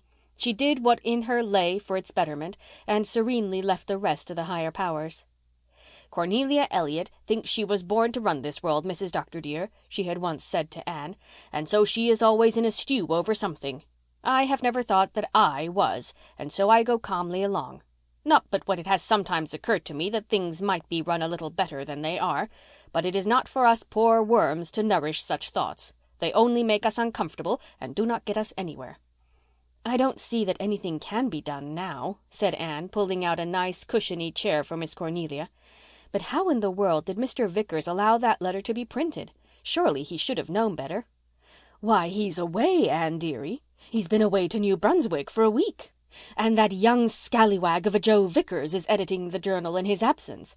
Of course, Mr. Vickers would never have put it in, even if he is a Methodist, but Joe would just think it a good joke. As you say, I don't suppose there is anything to be done now, only live it down. But if I ever get Joe Vickers cornered somewhere, I'll give him a talking to he won't forget in a hurry. I wanted Marshall to stop our subscription to the journal instantly, but he only laughed and said that today's issue was the only one that had had anything readable in it for a year. Marshall never will take anything seriously, just like a man. Fortunately, Evan Boyd is like that too. He takes it as a joke and is laughing all over the place about it. And he's another Methodist. As for Mrs. Burr of Upper Glen, of course she will be furious and they will leave the church. Not that it will be a great loss from my point of view. The Methodists are quite welcome to them." "It serves Mrs. Burr right," said Susan, who had an old feud with the lady in question and had been hugely tickled over the reference to her in Faith's letter. "She will find that she will not be able to cheat the Methodist parson out of his salary with bad yarn." "The worst of it is, there's not much hope of things getting any better," said Miss Cornelia gloomily. "As long as Mr. Meredith was going to see Rosemary West, I did hope the Manse would soon have a proper mistress. But that is all off. I suppose she wouldn't have him on account of the children. At least, everybody seems to think so." "I do not believe that he ever asked her," said Susan, who could not conceive of anyone refusing a minister. "Well, nobody knows anything about that. But one thing is certain, he doesn't go there any longer. And Rosemary didn't look well all the spring. I hope her visit to Kingsport will do her good. She's been gone for a month and will stay another month, I understand. I can't remember when Rosemary was away from home before. She and Ellen could never bear to be parted. But I understand Ellen insisted on her going this time. And meanwhile, Ellen and Norman Douglas are warming up the old soup." "Is that really so?" asked Anne, laughing. "I heard a rumor of it, but I hardly believed it." "Believe it? You may believe it all right, Anne dearie. Nobody is in ignorance of it. Norman Douglas never left anybody in doubt as to his intentions in regard to anything. He always did his courting before the public. He told Marshall that he hadn't thought about Ellen for years, but the first time he went to church last fall he saw her and fell in love with her all over again. He said he'd clean forgot how handsome she was. He hadn't seen her for 20 years, if you can believe it. Of course, he never went to church, and Ellen never went anywhere else around here. Oh, we all know what Norman means, but what Ellen means is a different matter. I shan't take it upon me to predict whether it will be a match or not." "He jilted her once, but it seems that does not count with some people, Mrs. Dr. dear," Susan remarked rather acidly. "He jilted her in a fit of temper and repented it all his life," said Miss Cornelia. "That is different from a cold-blooded jilting. For my part, I never detested Norman as some folks do. He could never overcrow me. I do wonder what started him coming to church. I have never been able to believe Mrs. Wilson's story that Faith Meredith went there and bullied him into it. I've always intended to ask Faith herself, but I've never happened to think of it just when I saw her. What influence could she have over Norman Douglas? He was in the store when I left, bellowing with laughter over that scandalous letter. You could have heard him at Four Winds Point. 'The greatest girl in the world,' he was shouting. 'She's that full of spunk she's bursting with it. And all the old grannies want to tame her, darn them. But they'll never be able to do it. Never. They might as well try to drown a fish. Boyd, see that you put more fertilizer on your potatoes next year. Ho, ho, ho.' And then he laughed till the roof shook." "Mr. Douglas pays well to the salary at least," remarked Susan. "Oh, Norman isn't mean in some ways. He'd give 1,000 without blinking a lash and roar like a bull of Bashan if he had to pay 5 cents too much for anything. Besides, he likes Mr. Meredith's sermons, and Norman Douglas was always willing to shell out if he got his brains tickled up. There is no more Christianity about him than there is about a black naked heathen in Africa, and never will be. But he's clever and well-read, and he judges sermons as he would lectures. Anyhow, it's well he backs up Mr. Meredith and the children as he does, for they'll need friends more than ever after this. I am tired of making excuses for them, believe me." "Do you know, dear Miss Cornelia," said Anne seriously, "I think we have all been making too many excuses. It is very foolish and we ought to stop it. I am going to tell you what I'd like to do. I shan't do it, of course." Anne had noted a glint of alarm in Susan's eye. "It would be too unconventional, and we must be conventional or die after we reach what is supposed to be a dignified age. But I'd like to do it. I'd like to call a meeting of the Ladies' Aid and WMS and the Girls' Sewing Society, and include in the audience all and any Methodists who have been criticizing the Merediths. Although I do think if we Presbyterians stopped criticizing and excusing, we would find that other denominations would trouble themselves very little about our Manse folks. I would say to them, 'Dear Christian friends,' with marked emphasis on Christian, 'I have something to say to you, and I want to say it good and hard, that you may take it home and repeat it to your families. You Methodists need not pity us, and we Presbyterians need not pity ourselves. We are not going to do it any more. We are going to say, boldly and truthfully, to all critics and sympathizers, we are proud of our minister and his family. Mr. Meredith is the best preacher Glen St. Mary Church ever had. Moreover, he is a sincere, earnest teacher of truth and Christian charity. He is a faithful friend, a judicious pastor in all essentials, and a refined, scholarly, well-bred man. His family are worthy of him. Gerald Meredith is the cleverest pupil in the Glen School, and Mr. Hazard says that he is destined to a brilliant career. He is a manly, honorable, truthful little fellow. Faith Meredith is a beauty, and as inspiring and original as she is beautiful. There is nothing commonplace about her. All the other girls in the Glen put together haven't the vim and wit and joyousness and spunk she has. She has not an enemy in the world. Everyone who knows her loves her. Of how many, children or grown-ups, can that be said? Una Meredith is sweetness personified. She will make a most lovable woman. Carl Meredith, with his love for ants and frogs and spiders, will someday be a naturalist whom all Canada, nay, all the world, will delight to honor. Do you know of any other family in the Glen or out of it of whom all these things can be said? Away with shamefaced excuses and apologies. We rejoice in our minister and his splendid boys and girls." Anne stopped. partly because she was out of breath after her vehement speech, and partly because she could not trust herself to speak further in view of Miss Cornelia's face. That good lady was staring helplessly at Anne, apparently engulfed in billows of new ideas. But she came up with a gasp and struck out for shore gallantly. "Anne Blythe, I wish you would call that meeting and say just that. You've made me ashamed of myself for one, and far be it from me to refuse to admit it. Of course that is how we should have talked, especially to the Methodists. And it's every word of it true, every word.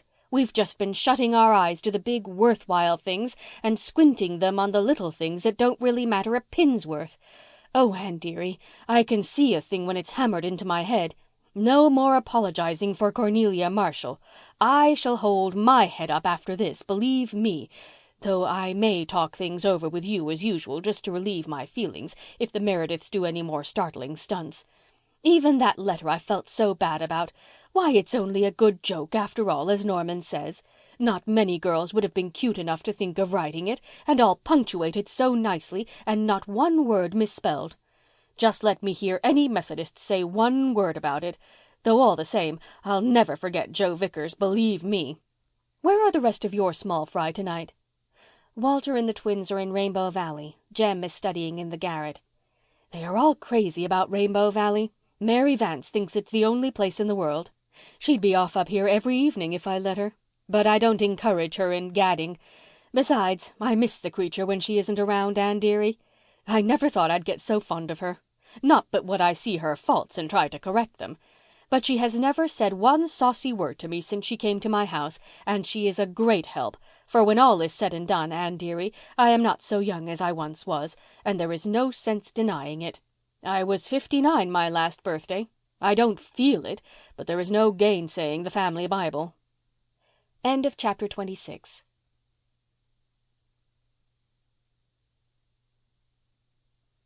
Chapter 27. A Sacred Concert. In spite of Miss Cornelia's new point of view, she could not help feeling a little disturbed over the next performance of the Manse children. In public she carried off the situation splendidly, saying to all the gossips the substance of what Anne had said in Daffodil Time, and saying it so pointedly and forcibly that her hearers found themselves feeling rather foolish and began to think that, after all, they were making too much of a childish prank. But in private Miss Cornelia allowed herself the relief of bemoaning it to Anne. "Anne, dearie, they had a concert in the graveyard last Thursday evening while the Methodist prayer meeting was going on. There they sat on Hezekiah Pollock's tombstone and sang for a solid hour. Of course, I understand it was mostly hymns they sang, and it wouldn't have been quite so bad if they'd done nothing else. But I'm told they finished up with Polly Wolly Doodle at full length, and that just when Deacon Baxter was praying." "I was there that night," said Susan, "and although I did not say anything about it to you, Mrs. Dr. dear, I could not help thinking that it was a great pity they picked that particular evening. It was truly blood-curdling to hear them sitting there in that abode of the dead, shouting that frivolous song at the tops of their lungs." "I don't know what you were doing in a Methodist prayer meeting," said Miss Cornelia acidly. "I have never found that Methodism was catching," retorted Susan stiffly. "And as I was going to say when I was interrupted, badly as I felt, I did not give in to the Methodists. When Mrs. Deacon Baxter said, as we came out, 'What a disgraceful exhibition,' I said, looking her fairly in the eye, 'They are all beautiful singers, and none of your choir, Mrs. Baxter, ever bother themselves coming out to your prayer meeting, it seems. Their voices appear to be in tune only on Sundays.' She was quite meek, and I felt that I had snubbed her properly. But I could have done it much more thoroughly, Mrs. Dr. dear, if only they had left out Polly Wolly Doodle. It is truly terrible to think of that being sung in a graveyard." "Some of those dead folks sang Polly Wolly Doodle when they were living, Susan. Perhaps they like to hear it yet," suggested Gilbert. Miss Cornelia looked at him reproachfully and made up her mind that on some future occasion she would hint to Anne that the doctor should be admonished not to say such things.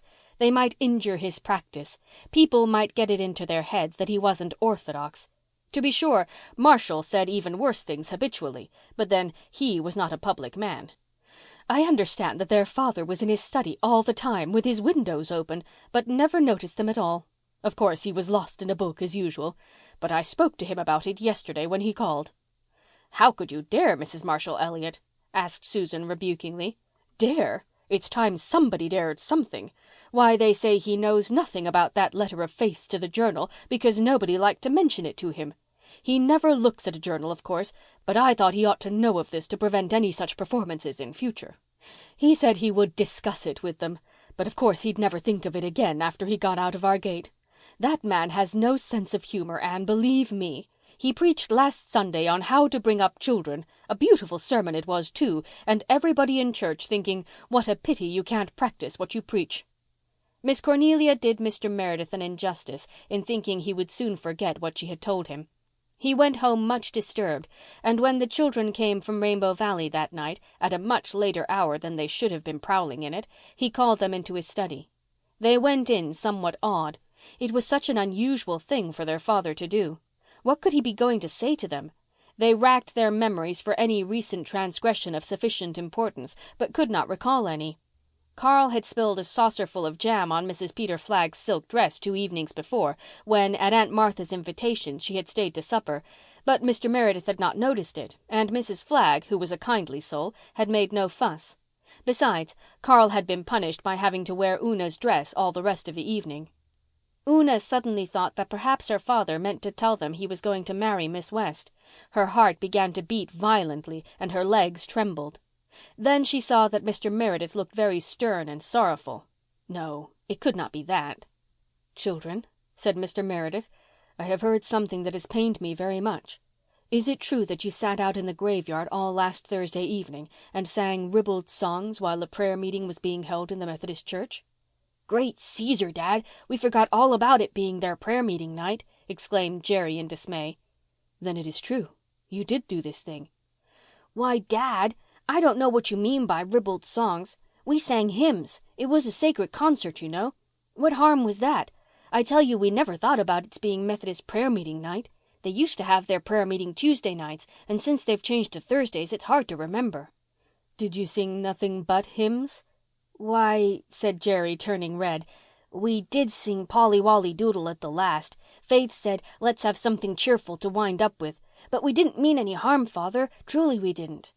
"The concert was my idea, Father," said Faith, afraid that Mr. Meredith might blame Jerry too much. "You know the Methodists themselves had a sacred concert in their church 3 Sunday nights ago. I thought it would be good fun to get one up in imitation of it.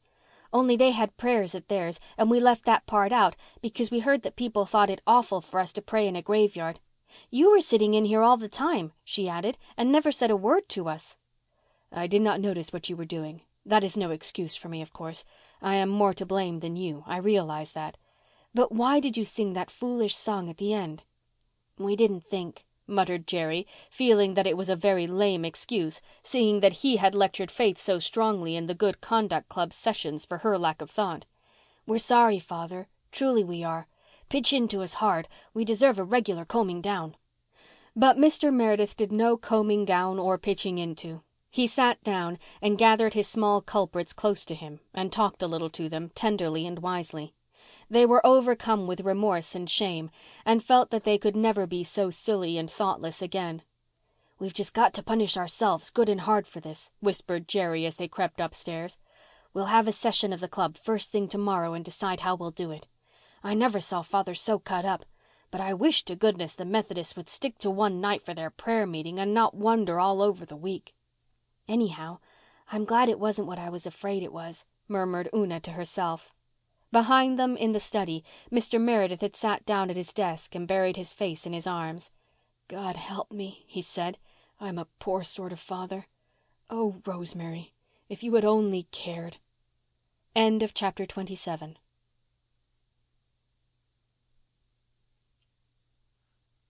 Chapter 28.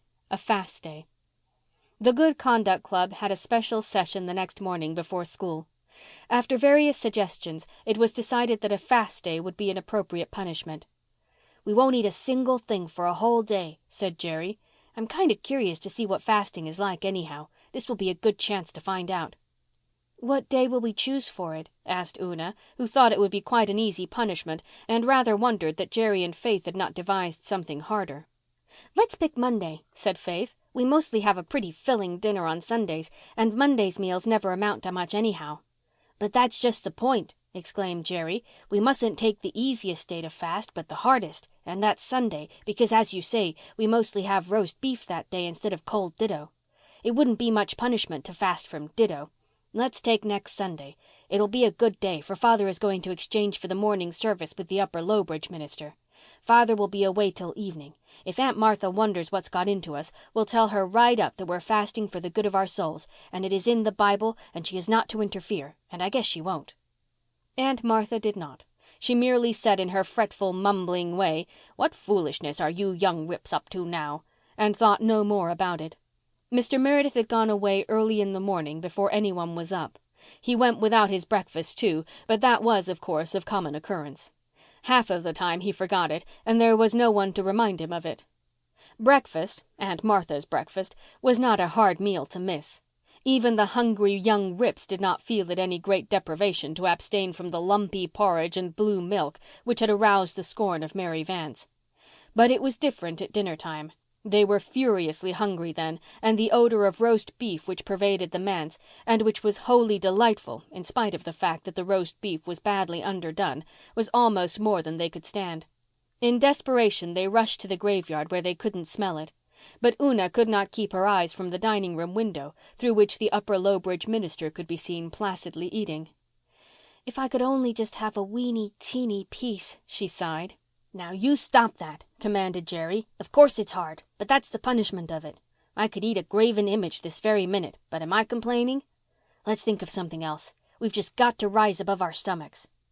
At supper time they did not feel the pangs of hunger which they had suffered earlier in the day. "I suppose we're getting used to it," said Faith. "I feel an awfully queer, all gone sort of feeling, but I can't say I'm hungry." "My head is funny," said Una. "It goes round and round sometimes." But she went gamely to church with the others. If Mr. Meredith had not been so wholly wrapped up in and carried away with his subject, he might have noticed the pale little face and hollow eyes in the manse pew beneath. But he noticed nothing, and his sermon was something longer than usual. Then, just before he gave out the final hymn, Una Meredith tumbled off the seat of the manse pew and lay in a dead faint on the floor. Mrs. Elder Clow was the first to reach her. She caught the thin little body from the arms of white-faced, terrified Faith and carried it into the vestry. Mr. Meredith forgot the hymn and everything else and rushed madly after her. The congregation dismissed itself as best it could. "Oh, Mrs. Clow," gasped Faith, "is Una dead? Have we killed her?" "What is the matter with my child?" demanded the pale father. "She has just fainted, I think," said Mrs. Clow. "Oh, here's the doctor, thank goodness." Gilbert did not find it a very easy thing to bring Una back to consciousness. He worked over her for a long time before her eyes opened. Then he carried her over to the manse, followed by Faith sobbing hysterically in her relief. "She's just hungry, you know. She didn't eat a thing today. None of us did. We were all fasting." "Fasting?" said Mr. Meredith. "And fasting?" said the doctor. "Yes, to punish ourselves for singing Polly Wolly in the graveyard," said Faith. "My child, I don't want you to punish yourselves for that," said Mr. Meredith in distress. "I gave you your little scolding and you were all penitent and I forgave you." "Yes, but we have to be punished," explained Faith. "It's our rule, in our Good Conduct Club, you know. If we do anything wrong or anything that is likely to hurt father in the congregation, we have to punish ourselves. We are bringing ourselves up, you know, because there is nobody to do it." Mr. Meredith groaned, but the doctor got up from Una's side with an air of relief. "Then this child simply fainted from lack of food, and all she needs is a good square meal," he said. "Mrs. Clow, will you be kind enough to see she gets it? And I think from Faith's story that they would all be the better for something to eat, or we shall have more faintings." "I suppose we shouldn't have made Una fast," said Faith remorsefully. "When I think of it, only Jerry and I should have been punished. We got up the concert and we were the oldest." "I sang Polly Wolly just the same as the rest of you," said Una's weak little voice, "so I had to be punished too." Mrs. Clow came with a glass of milk. Faith and Jerry and Carl sneaked off to the pantry, and John Meredith went to his study, where he sat in the darkness for a long time, alone with his bitter thoughts. So his children were bringing themselves up because there was nobody to do it, struggling along amid their little perplexities without a hand to guide or a voice to counsel. Faith's innocently uttered phrase rankled in her father's mind like a barbed shaft. There was nobody to look after them, to comfort their little souls and care for their little bodies. How frail Una had looked, lying there on the vestry sofa in that long faint. How thin were her tiny hands. How pallid her little face. She looked as if she might slip away from him in a breath. Sweet little Una, of whom Cecilia had begged him to take such special care. Since his wife's death he had not felt such an agony of dread as when he had hung over his little girl in her unconsciousness. He must do something. But what? Should he ask Elizabeth Kirk to marry him? She was a good woman. She would be kind to his children. He might bring himself to do it if it were not for his love for Rosemary West. But until he had crushed that out he could not seek another woman in marriage. And he could not crush it out. He had tried, and he could not. Rosemary had been in church that evening for the first time since her return from Kingsport. He had caught a glimpse of her face in the back of the crowded church just as he had finished his sermon. His heart had given a fierce throb. He sat while the choir sang the collection piece with his head bent and tingling pulses. He had not seen her since the evening upon which he had asked her to marry him. When he had risen to give out the hymn, his hands were trembling and his pale face was flushed. Then Una's fainting spell had banished everything from his mind for a time. Now, in the darkness and solitude of the study, it rushed back. Rosemary was the only woman in the world for him. It was of no use for him to think of marrying any other. He could not commit such a sacrilege, even for his children's sake. He must take up his burden alone. He must try to be a better, a more watchful father. He must tell his children not to be afraid to come to him with all their little problems. Then he lighted his lamp and took up a bulky new book which was setting the theological world by the ears. He would read just one chapter to compose his mind. 5 minutes later he was lost to the world and the troubles of the world. End of chapter 28.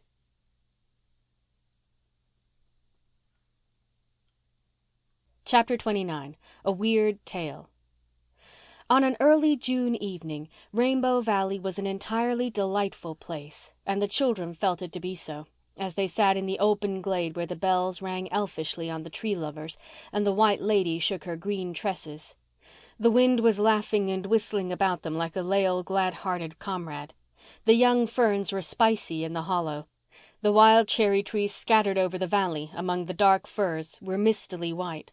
The robins were whistling over in the maples behind Ingleside. Beyond, on the slopes of the glen, were blossoming orchards, sweet and mystic and wonderful, veiled in dusk. It was spring, and young things must be glad in spring. Everybody was glad in Rainbow Valley that evening, until Mary Vanse froze their blood with the story of Henry Warren's ghost. Jem was not there.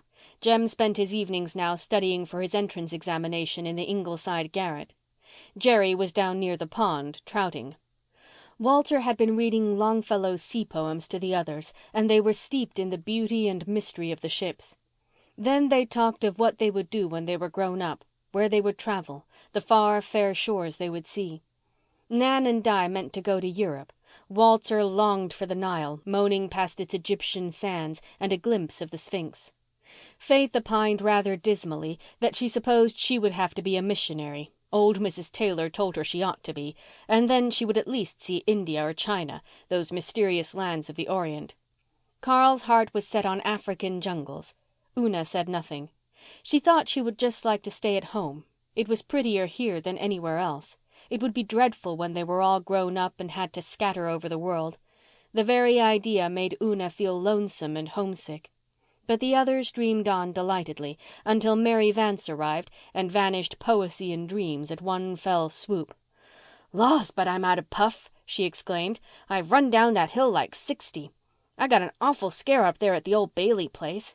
"What frightened you?" asked Di.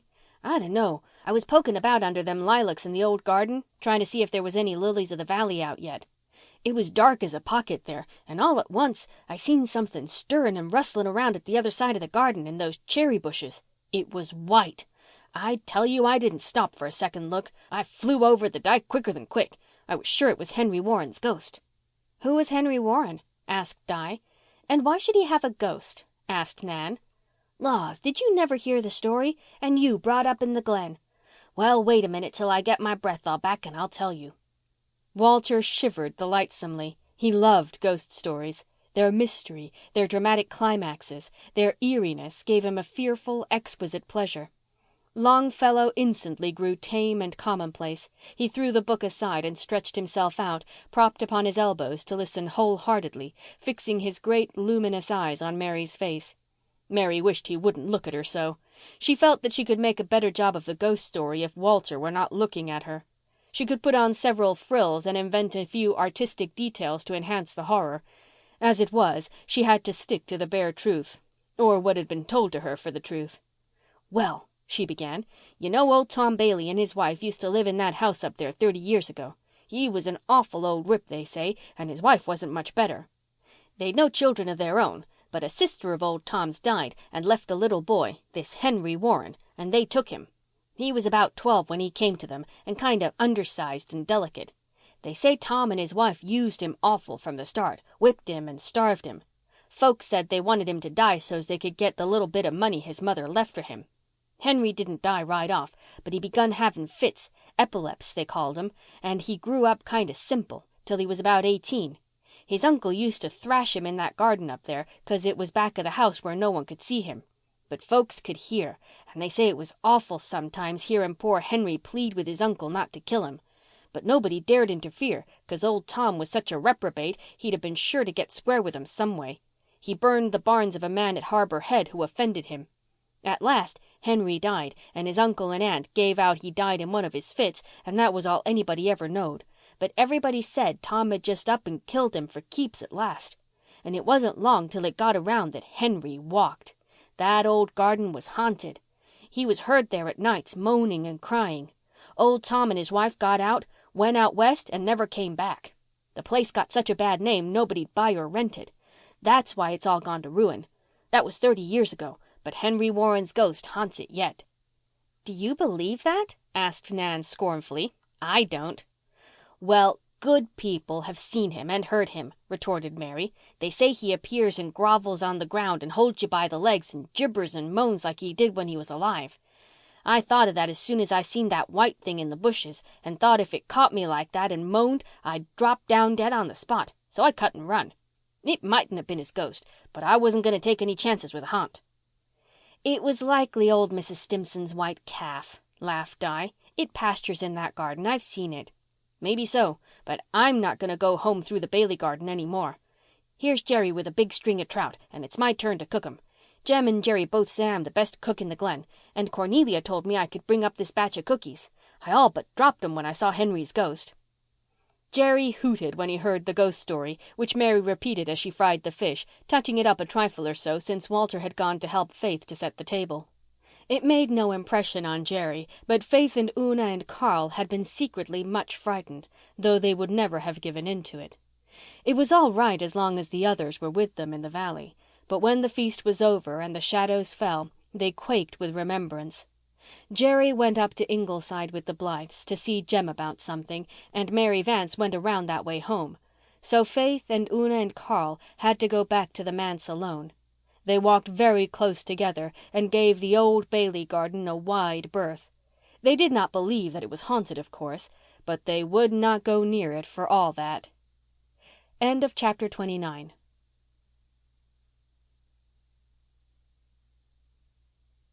Chapter 30. The Ghost on the Dyke. Somehow Faith and Carl and Una could not shake off the hold which the story of Henry Warren's ghost had taken upon their imaginations. They had never believed in ghosts. Ghost tales they had heard aplenty. Mary Vanse had told some far more blood-curdling than this, but those tales were all of places and people and spooks far away and unknown. After the first half-awful, half-pleasant thrill of awe and terror, they thought of them no more. But this story came home to them. The old Bailey garden was almost at their very door, almost in their beloved Rainbow Valley. They had passed and repassed it constantly. They had hunted for flowers in it. They had made shortcuts through it when they wished to go straight from the village to the valley. But never again. After the night when Mary Vanse told them its gruesome tale, they would not have gone through or near it on pain of death. Death! What was death compared to the unearthly possibility of falling into the clutches of Henry Warren's groveling ghost? One warm July evening the three of them were sitting under the tree lovers, feeling a little lonely. Nobody else had come near the valley that evening. Jem Blythe was away in Charlottetown writing on his entrance examinations.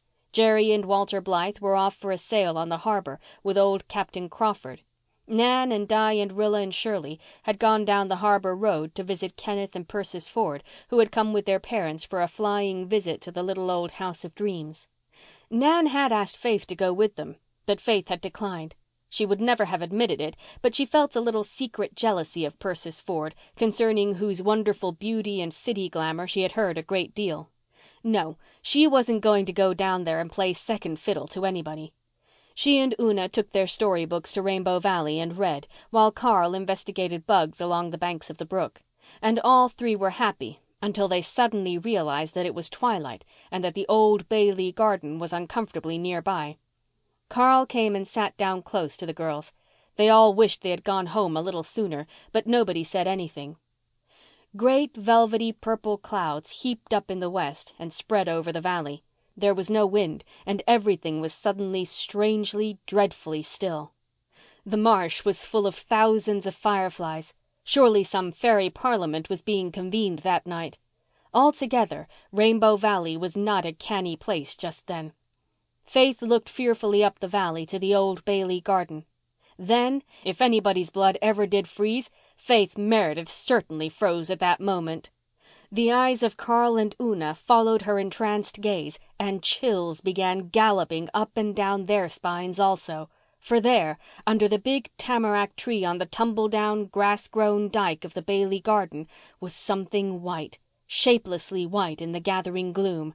The three Merediths sat and gazed as if turned to stone. It's the calf," whispered Una at last. "It's too big for the calf," whispered Faith. Her mouth and lips were so dry she could hardly articulate the words. Suddenly Carl gasped. "It's coming here." The girls gave one last agonized glance. Yes, it was creeping down over the dyke as no calf ever did or could creep. Reason fled before sudden, overmastering panic. For the moment, every one of the trio was firmly convinced that what they saw was Henry Warren's ghost. Carl sprang to his feet and bolted blindly. With a simultaneous shriek, the girls followed him.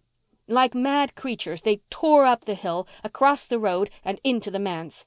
They had left Aunt Martha sewing in the kitchen. She was not there. They rushed to the study. It was dark and tenantless.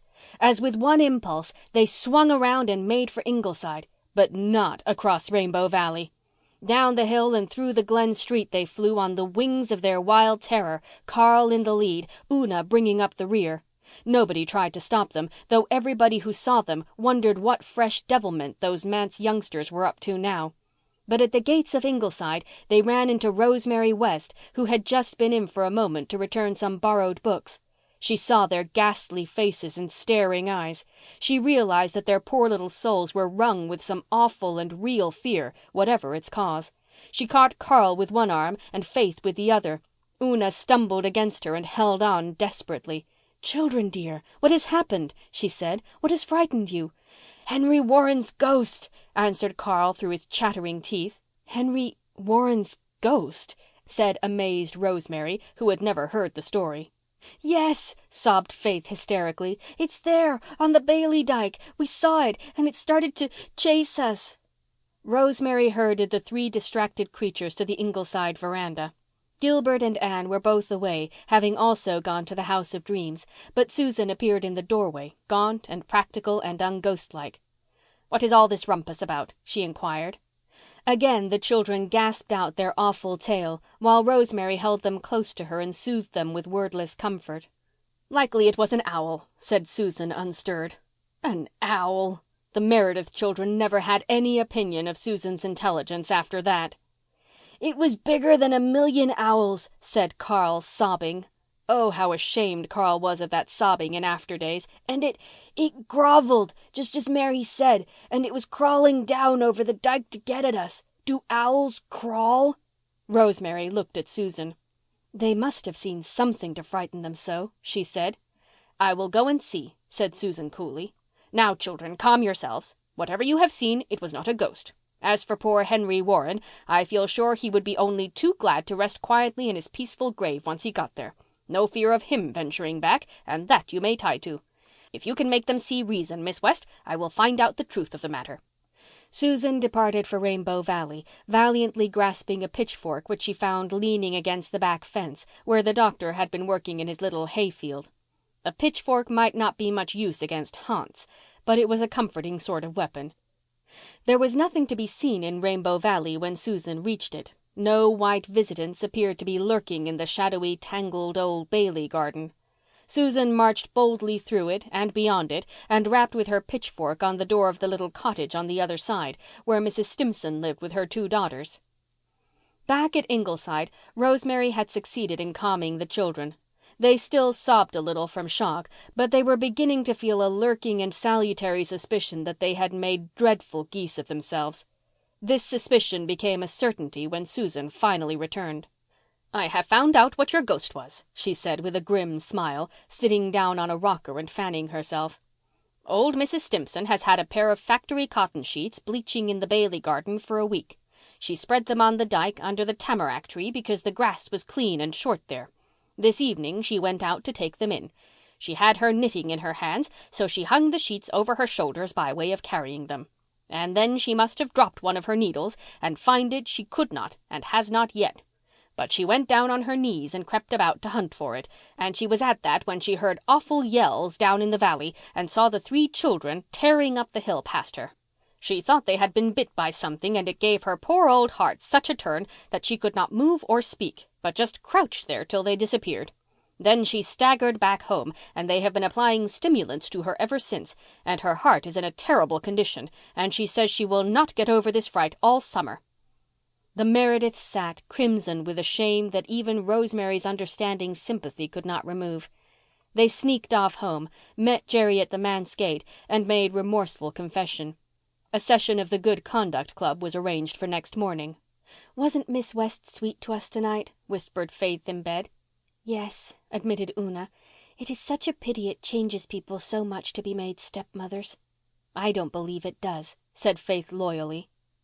End of chapter 30.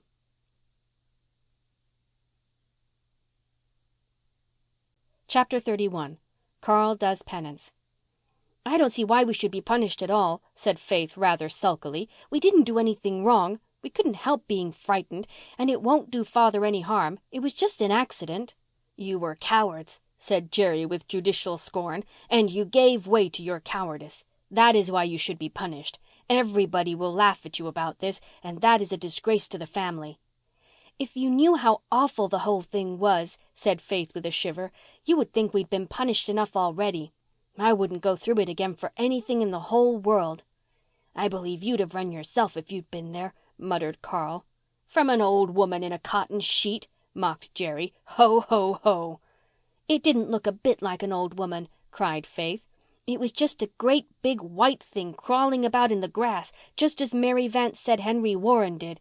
It's all very fine for you to laugh, Jerry Meredith, but you'd have laughed on the other side of your mouth if you'd been there. And how are we to be punished? I don't think it's fair, but let's know what we have to do, Judge Meredith." "The way I look at it," said Jerry, frowning, "is that Carl was the most to blame. He bolted first, as I understand it. Besides, he was a boy, so he should have stood his ground to protect you girls, whatever the danger was. You know that, Carl, don't you?" "I suppose so," growled Carl shamefacedly. "Very well. This is to be your punishment. Tonight you'll sit on Mr. Hezekiah Pollock's tombstone in the graveyard alone until 12 o'clock." Carl gave a little shudder. The graveyard was not so very far from the old Bailey garden. It would be a trying ordeal, but Carl was anxious to wipe out his disgrace and prove that he was not a coward after all. "All right," he said sturdily. "But how'll I know when it's 12? The study windows are open and you'll hear the clock striking. And mind that you are not to budge out of that graveyard until the last stroke. As for you girls, you've got to go without jam at supper for a week." Faith and Una looked rather blank. They were inclined to think that even Carl's comparatively short though sharp agony was lighter punishment than this long drawn-out ordeal. A whole week of soggy bread without the saving grace of jam? But no shirking was permitted in the club. The girls accepted their lot with such philosophy as they could summon up. That night they all went to bed at 9, except Carl, who was already keeping vigil on the tombstone. Una slipped in to bid him good night. Her tender heart was wrung with sympathy. "Oh, Carl, are you much scared?" she whispered. "Not a bit," said Carl airily. "I won't sleep a wink till after 12, said Una. "If you get lonesome, just look up at our window and remember that I'm inside awake and thinking about you. That will be a little company, won't it?" "I'll be all right. Don't you worry about me," said Carl. But in spite of his dauntless words, Carl was a pretty lonely boy when the lights went out in the manse. He had hoped his father would be in the study, as he so often was. He would not feel alone then. But that night Mr. Meredith had been summoned to the fishing village at the harbour mouth to see a dying man. He would not likely be back until after midnight. Carl must dree his weird alone. A Glen man went past carrying a lantern. The mysterious shadows caused by the lantern light went hurtling madly over the graveyard like a dance of demons or witches. Then they passed and darkness fell again. One by one the lights in the Glen went out. It was a very dark night with a cloudy sky and a raw east wind that was cold in spite of the calendar. Far away on the horizon was the low, dim luster of the Charlottetown lights. The wind wailed and sighed in the old fir trees. Mr. Alec Davis's tall monument gleamed whitely through the gloom. The willow beside it tossed long, writhing arms spectrally. At times the gyrations of its boughs made it seem as if the monument were moving too. Carl curled himself up on the tombstone with his legs tucked under him. It wasn't precisely pleasant to hang them over the edge of the stone. Just suppose bony hands should reach up out of Mr. Pollock's grave under it and clutch him by the ankles. That had been one of Mary Vance's cheerful speculations one time when they had all been sitting there. It returned to haunt Carl now. He didn't believe those things. He didn't even really believe in Henry Warren's ghost. As for Mr. Pollock, he had been dead 60 years, so it wasn't likely he cared who sat on his tombstone now. But there is something very strange and terrible in being awake when all the rest of the world is asleep. You are alone then, with nothing but your own feeble personality to pit against the mighty principalities and powers of darkness. Carl was only 10, and the dead were all around him, and he wished, oh, he wished, that the clock would strike 12. Would it never strike 12? Surely Aunt Martha must have forgotten to wind it. And then it struck 11. Only 11! He must stay yet another hour in that grim place. If only there were a few friendly stars to be seen.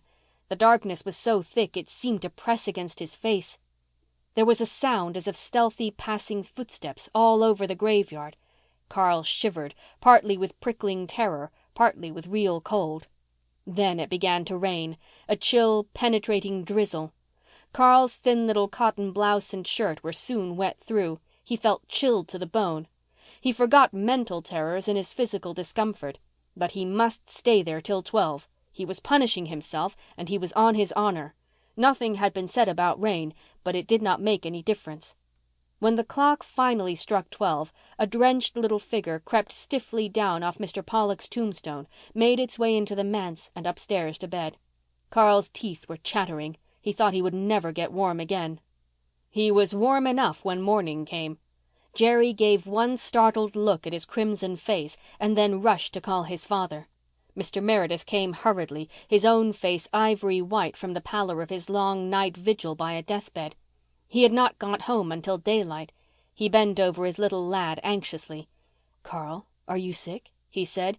"That tombstone over there," said Carl. "It's moving about. It's coming at me. Keep it away, please." Mr. Meredith rushed to the telephone. In 10 minutes Dr. Blythe was at the manse. Half an hour later a wire was sent to town for a trained nurse. And all the Glen knew that Carl Meredith was very ill with pneumonia and that Dr. Blythe had been seen to shake his head. Gilbert shook his head more than once in the fortnight that followed. Carl developed double pneumonia. There was one night when Mr. Meredith paced his study floor and Faith and Una huddled in their bedroom and cried, and Jerry, wild with remorse, refused to budge from the floor of the hall outside Carl's door. Dr. Blythe and the nurse never left the bedside. They fought death gallantly until the red dawn, and they won the victory. Carl rallied and passed the crisis in safety. The news was phoned about the waiting Glen, and people found out how much they really loved their minister and his children. "I haven't had one decent night's sleep since I heard the child was sick," Miss Cornelia told Anne.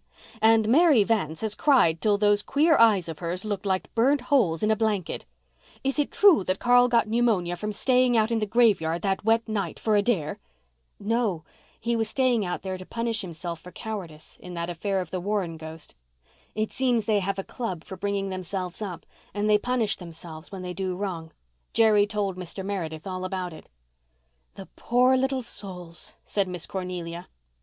Carl got better rapidly, for the congregation took enough nourishing things to the manse to furnish forth a hospital.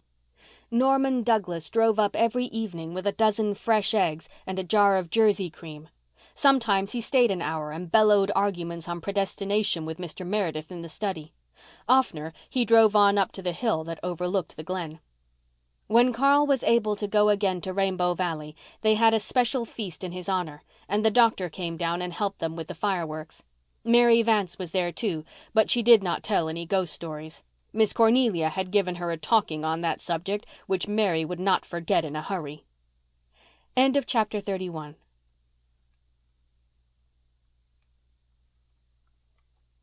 Chapter 32. Two Stubborn People. Rosemary West, on her way home from a music lesson at Ingleside, turned aside to the hidden spring in Rainbow Valley. She had not been there all summer. The beautiful little spot had no longer any allurement for her. The spirit of her young lover never came to the tryst now, and the memories connected with John Meredith were too painful and poignant. But she had happened to glance backward up the valley and had seen Norman Douglas vaulting as airily as a stripling over the old stone dyke in the Bailey garden, and thought he was on his way up the hill. If he overtook her she would have to walk home with him, and she was not going to do that. So she slipped at once behind the maples of the spring, hoping he had not seen her and would pass on. But Norman had seen her, and what was more, was in pursuit of her. He had been wanting for some time to have a talk with Rosemary, but she had always, so it seemed, avoided him. Rosemary had never, at any time, liked Norman Douglas very well. His bluster, his temper, his noisy hilarity had always antagonized her. Long ago she had often wondered how Ellen could possibly be attracted to him. Norman Douglas was perfectly aware of her dislike, and he chuckled over it. It never worried Norman if people did not like him. It did not even make him dislike them in return, for he took it as a kind of extorted compliment. He thought Rosemary a fine girl, and he meant to be an excellent, generous brother-in-law to her. But before he could be her brother-in-law, he had to have a talk with her. So having seen her leaving Ingleside as he stood in the doorway of a Glen store, he had straightway plunged into the valley to overtake her. Rosemary was sitting pensively on the maple seat where John Meredith had been sitting on that evening nearly a year ago. The tiny spring shimmered and dimpled under its fringe of ferns. Ruby red gleams of sunset fell through the arching boughs.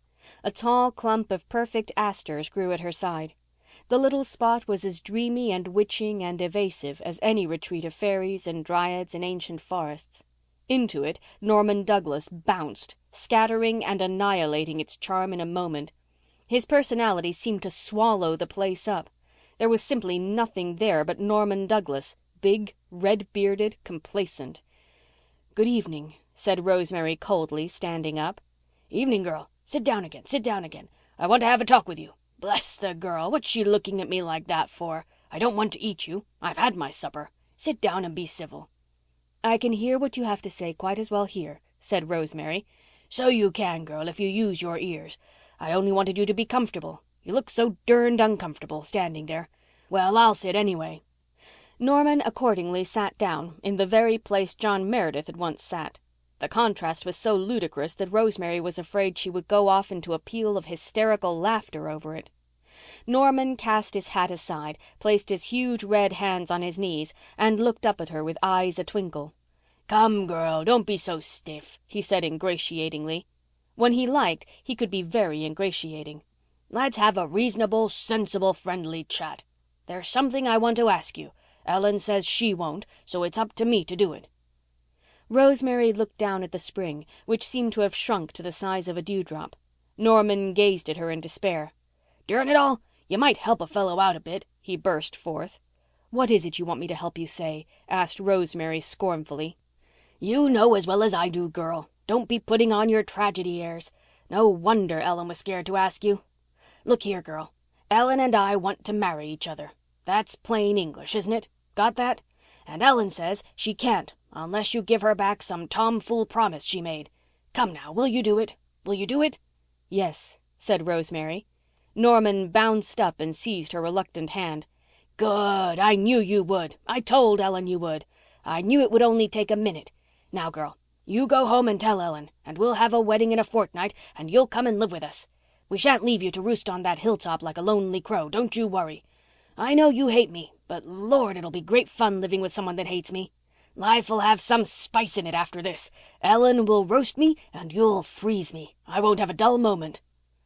Rosemary did not condescend to tell him that nothing would ever induce her to live in his house. She let him go striding back to the glen, oozing delight and complacency, and she walked slowly up the hill home.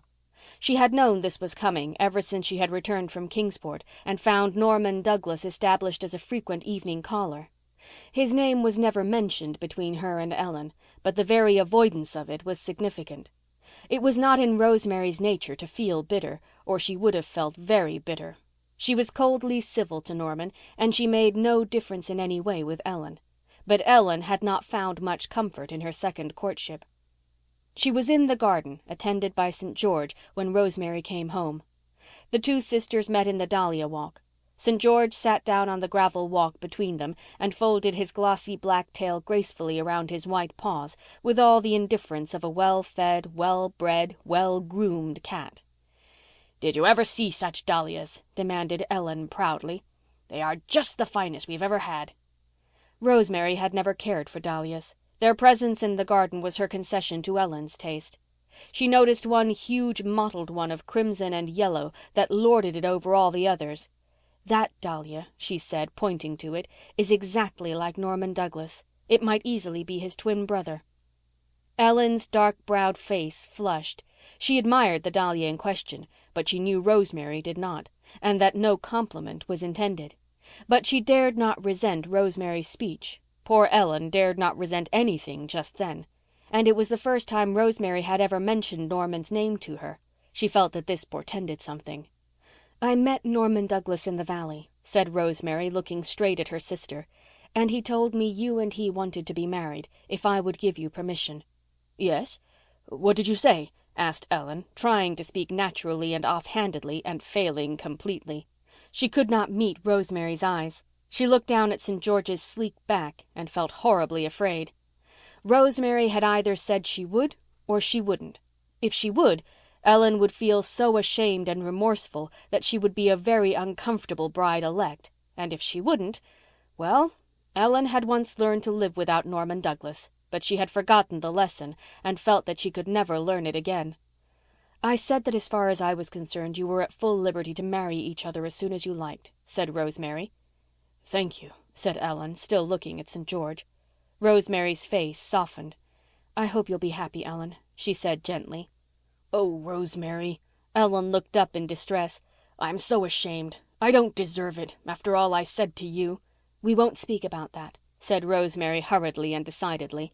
But, persisted Ellen, "you are free now, too, and it's not too late. John Meredith—" "Ellen West!" Rosemary had a little spark of temper under all her sweetness, and it flashed forth now in her blue eyes. "Have you quite lost your senses in every respect? Do you suppose for an instant that I am going to go to John Meredith and say meekly, 'Please, sir, I've changed my mind, and please, sir, I hope you haven't changed yours'? Is that what you want me to do?" No, but a little encouragement. He would come back." "Never. He despises me, and rightly. No more of this, Ellen. I bear you no grudge. Marry whom you like, but no meddling in my affairs." "Then you must come and live with me," said Ellen. "I shall not leave you here alone." "Do you really think that I would go and live in Norman Douglas's house?" "Why not?" cried Ellen half angrily, despite her humiliation. Rosemary began to laugh. "Ellen, I thought you had a sense of humor. Can you see me doing it?" "I don't see why you wouldn't. His house is big enough. You'd have your share of it to yourself. He wouldn't interfere." "Ellen, the thing is not to be thought of. Don't bring this up again."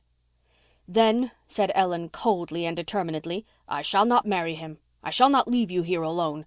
That is all there is to be said about it." "Nonsense, Ellen." "It is not nonsense. It is my firm decision. It would be absurd for you to think of living here by yourself, a mile from any other house. If you won't come with me, I'll stay with you. Now, we won't argue the matter, so don't try." "I shall leave Norman to do the arguing," said Rosemary. "I'll deal with Norman. I can manage him. I would never have asked you to give me back my promise. Never. But I had to tell Norman why I couldn't marry him, and he said he would ask you. I couldn't prevent him. You need not suppose you are the only person in the world who possesses self-respect. I never dreamed of marrying and leaving you here alone, and you'll find I can be as determined as yourself." Rosemary turned away and went into the house with a shrug of her shoulders. Ellen looked down at St. George, who had never blinked an eyelash or stirred a whisker during the whole interview. "St. George, this world would be a dull place without the men, I'll admit, but I'm almost tempted to wish there wasn't one of 'em in it. Look at all the trouble and bother they've made right here, George, torn our happy old life completely up by the roots, Saint. John Meredith began it and Norman Douglas has finished it, and now both of them have to go into limbo. Norman is the only man I ever met who agrees with me that the Kaiser of Germany is the most dangerous creature alive on this earth, and I can't marry this sensible person because my sister is stubborn and I'm stubborner. Mark my words, St. George, the minister would come back if she raised her little finger. But she won't, George. She'll never do it. She won't even crook it. And I don't dare meddle, Saint. I won't sulk, George. Rosemary didn't sulk, so I'm determined I won't either, Saint. Norman will tear up the turf, but the long and short of it is, St. George, that all of us old fools must just stop thinking of marrying. Well, well, despair is a free man, hope is a slave, Saint. So now come into the house, George, and I'll solace you with a saucerful of cream. Then there will be one happy and contented creature on this hill at least." End of chapter 32.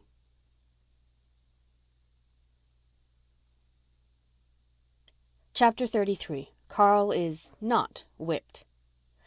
"There is something I think I ought to tell you," said Mary Vanse mysteriously. She and Faith and Una were walking arm in arm through the village, having foregathered at Mr. Flagg's store. Una and Faith exchanged looks which said, "Now something disagreeable is coming." When Mary Vanse thought she ought to tell them things, there was seldom much pleasure in the hearing. They often wondered why they kept on liking Mary Vanse, for like her they did, in spite of everything. To be sure, she was generally a stimulating and agreeable companion. If only she would not have those convictions that it was her duty to tell them things. "Do you know that Rosemary West won't marry your pa because she thinks you are such a wild lot? She's afraid she couldn't bring you up right, and so she turned him down." Una's heart thrilled with secret exultation. She was very glad to hear that Miss West would not marry her father. But Faith was rather disappointed. "How do you know?" she asked. "Oh, everybody's saying it. I heard Mrs. Elliott talking it over with Mrs. Doctor. They thought I was too far away to hear, but I've got ears like a cat's. Mrs. Elliott said she hadn't a doubt that Rosemary was afraid to try stepmothering you because you'd got such a reputation. Your pa never goes up the hill now, neither does Norman Douglas. Folks say Ellen has jilted him just to get square with him for jilting her ages ago. But Norman is going about declaring he'll get her yet. And I think you ought to know you've spoiled your pa's match, and I think it's a pity, for he's bound to marry somebody before long, and Rosemary West would have been the best wife I know of for him." "You told me all stepmothers were cruel and wicked," said Una.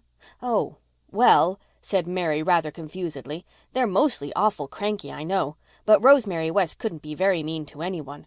I tell you, if your pa turns round and marries Emmeline Drew, you'll wish you'd behaved yourselves better and not frightened Rosemary out of it. It's awful that you've got such a reputation that no decent woman'll marry your pa on account of you.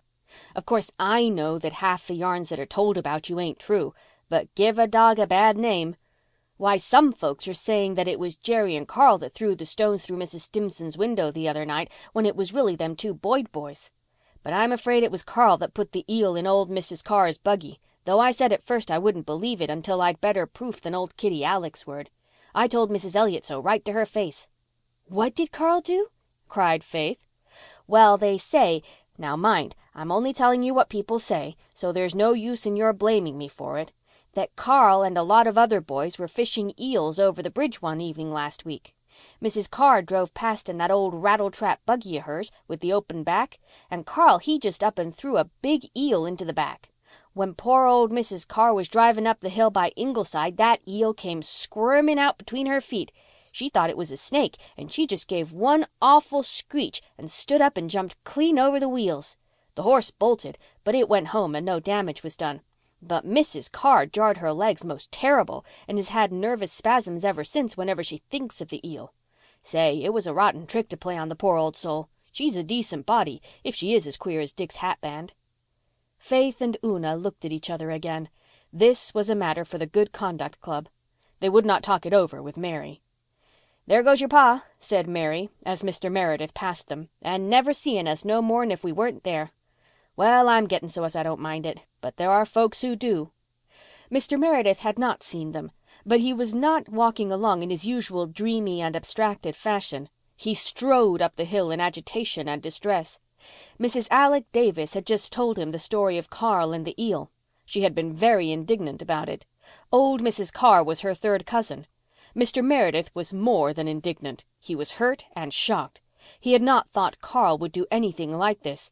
He was not inclined to be hard on pranks of heedlessness or forgetfulness, but this was different. This had a nasty tang in it. When he reached home he found Carl on the lawn, patiently studying the habits and customs of a colony of wasps. Calling him into the study, Mr. Meredith confronted him with a sterner face than any of his children had ever seen before, and asked him if the story were true.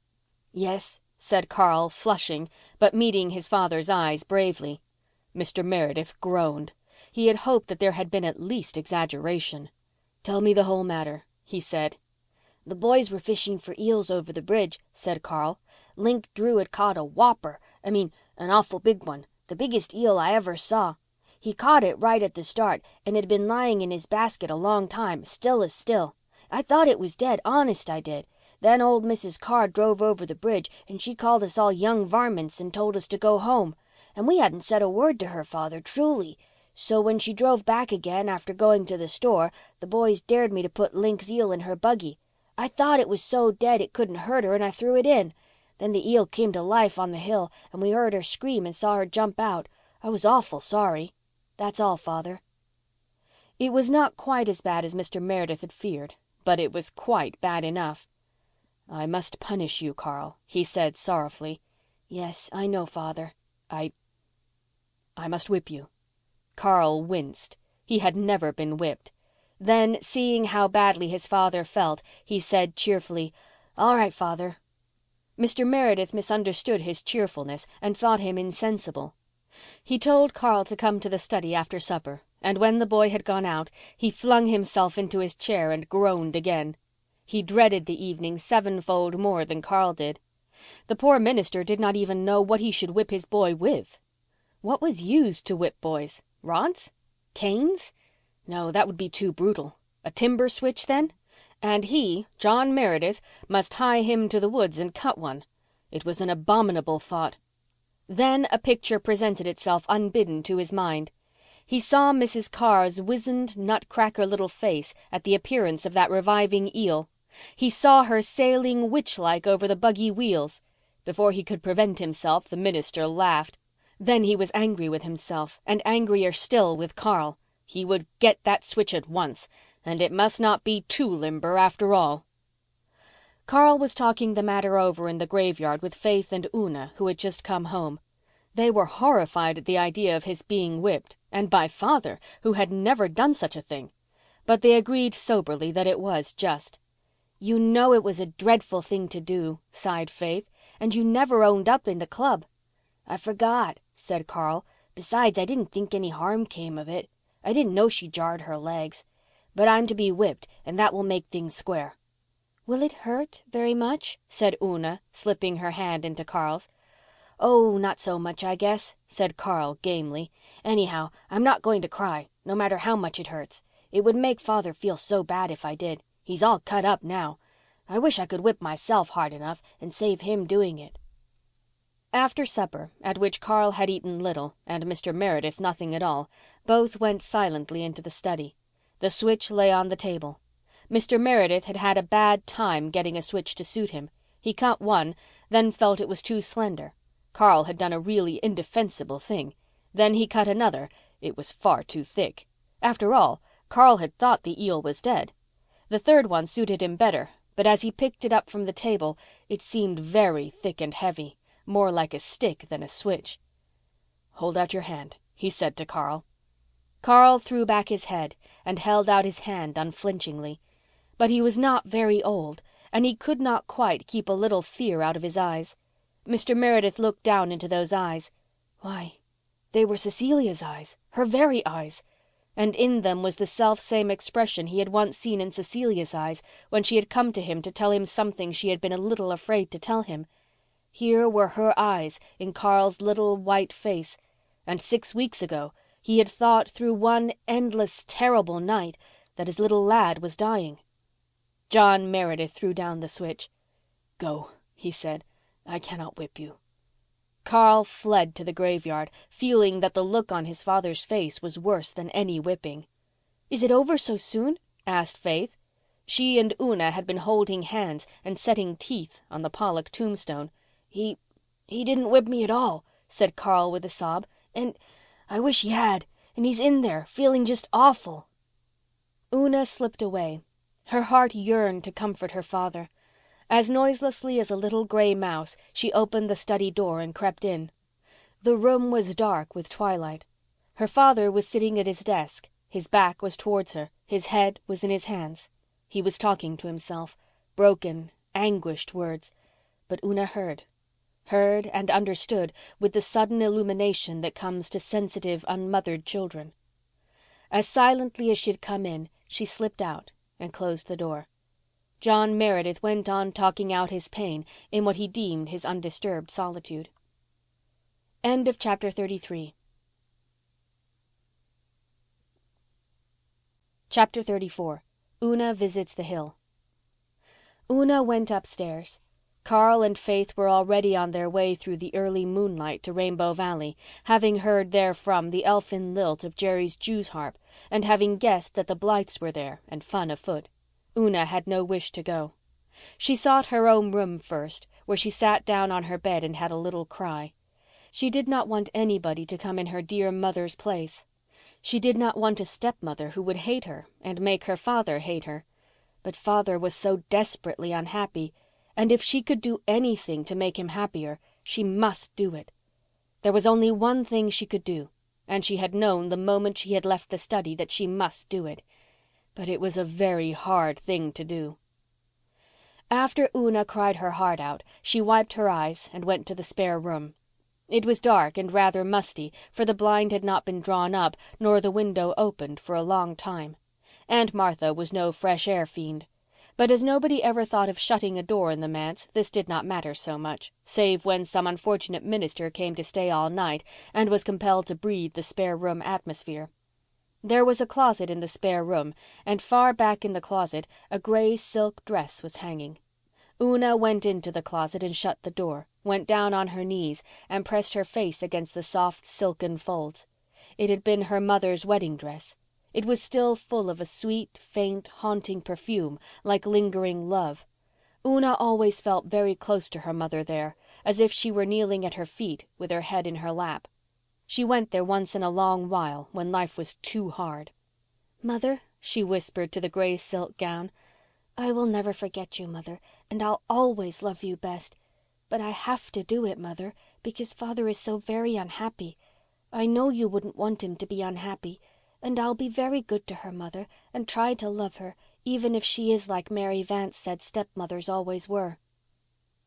Una carried some fine spiritual strength away from her secret shrine. She slept peacefully that night, with the tear stains still glistening on her sweet, serious little face. The next afternoon she put on her best dress and hat. They were shabby enough. Every other little girl in the Glen had new clothes that summer, except Faith and Una. Mary Vanse had a lovely dress of white embroidered lawn with scarlet silk sash and shoulder bows. But today Una did not mind her shabbiness. She only wanted to be very neat.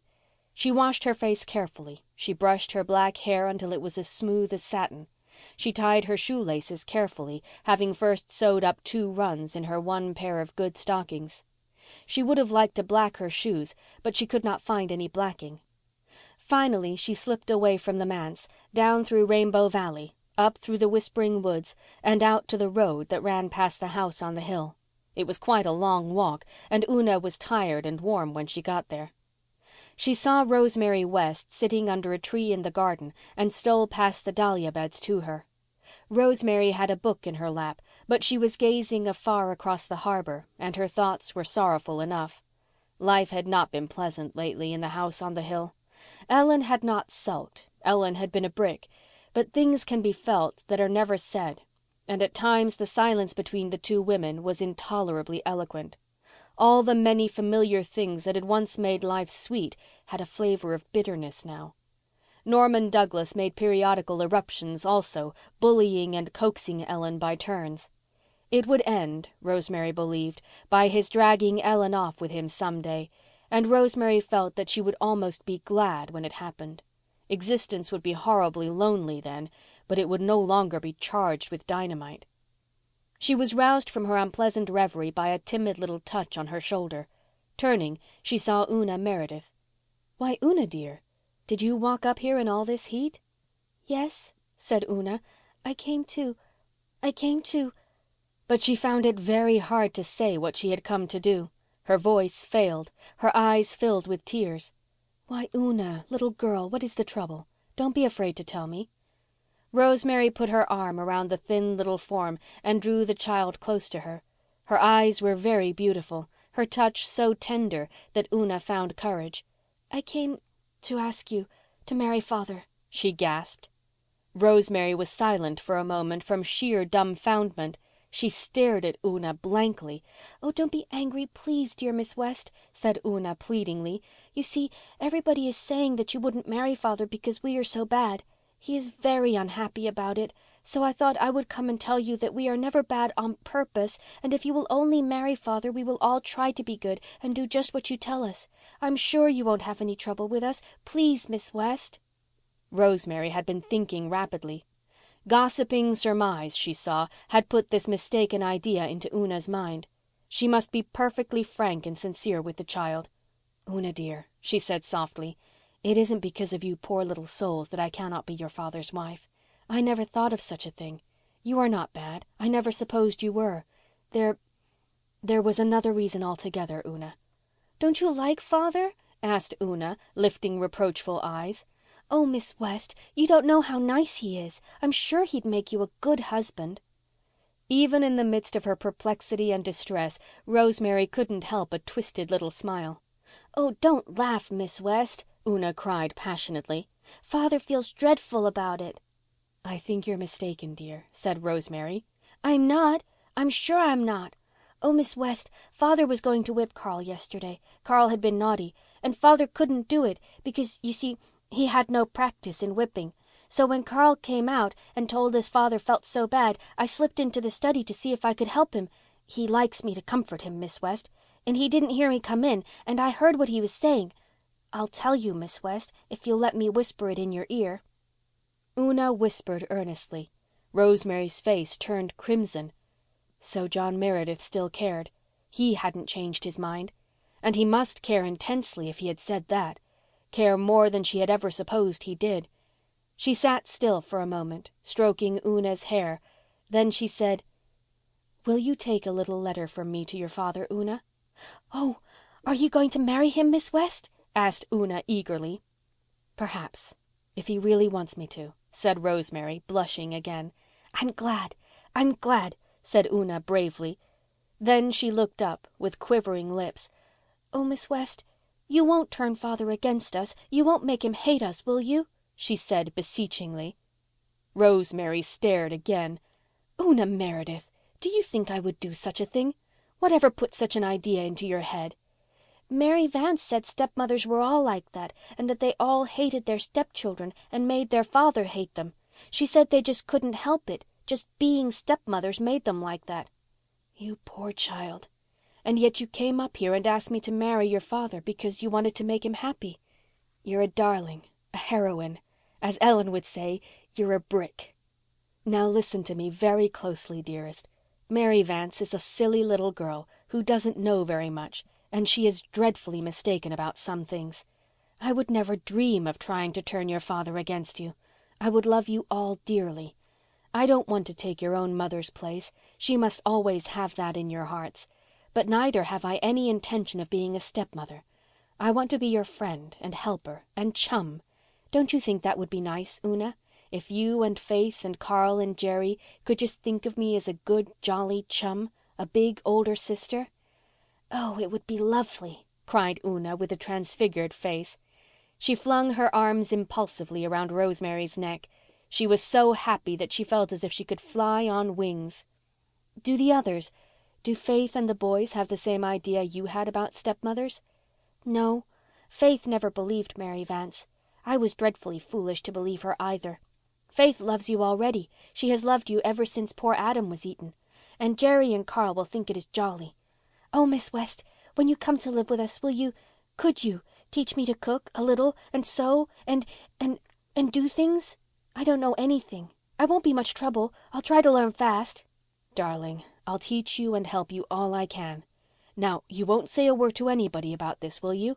Not even to Faith, until your father himself tells you may? And you'll stay and have tea with me. Oh, thank you, but I think I'd rather go right back and take the letter to Father, faltered Una. You see, he'll be glad that much sooner, Miss West. I see, said Rosemary. She went to the house, wrote a note, and gave it to Una. When that small damsel had run off, a palpitating bundle of happiness, Rosemary went to Ellen, who was shelling peas on the back porch. "Ellen," she said, "Una Meredith has just been here to ask me to marry her father." Ellen looked up and read her sister's face. "Are you going to?" she said. "It's quite likely." Ellen went on shelling peas for a few minutes. Then she suddenly put her hands up to her own face. There were tears in her black-browed eyes. I hope we'll all be happy," she said between a sob and a laugh. Down at the manse, Una Meredith, warm, rosy, triumphant, marched boldly into her father's study and laid a letter on the desk before him. His pale face flushed as he saw the clear, fine handwriting he knew so well. He opened the letter. It was very short, but he shed 20 years as he read it. Rosemary asked him if he could meet her that evening at sunset by the spring in Rainbow Valley. End of chapter 34.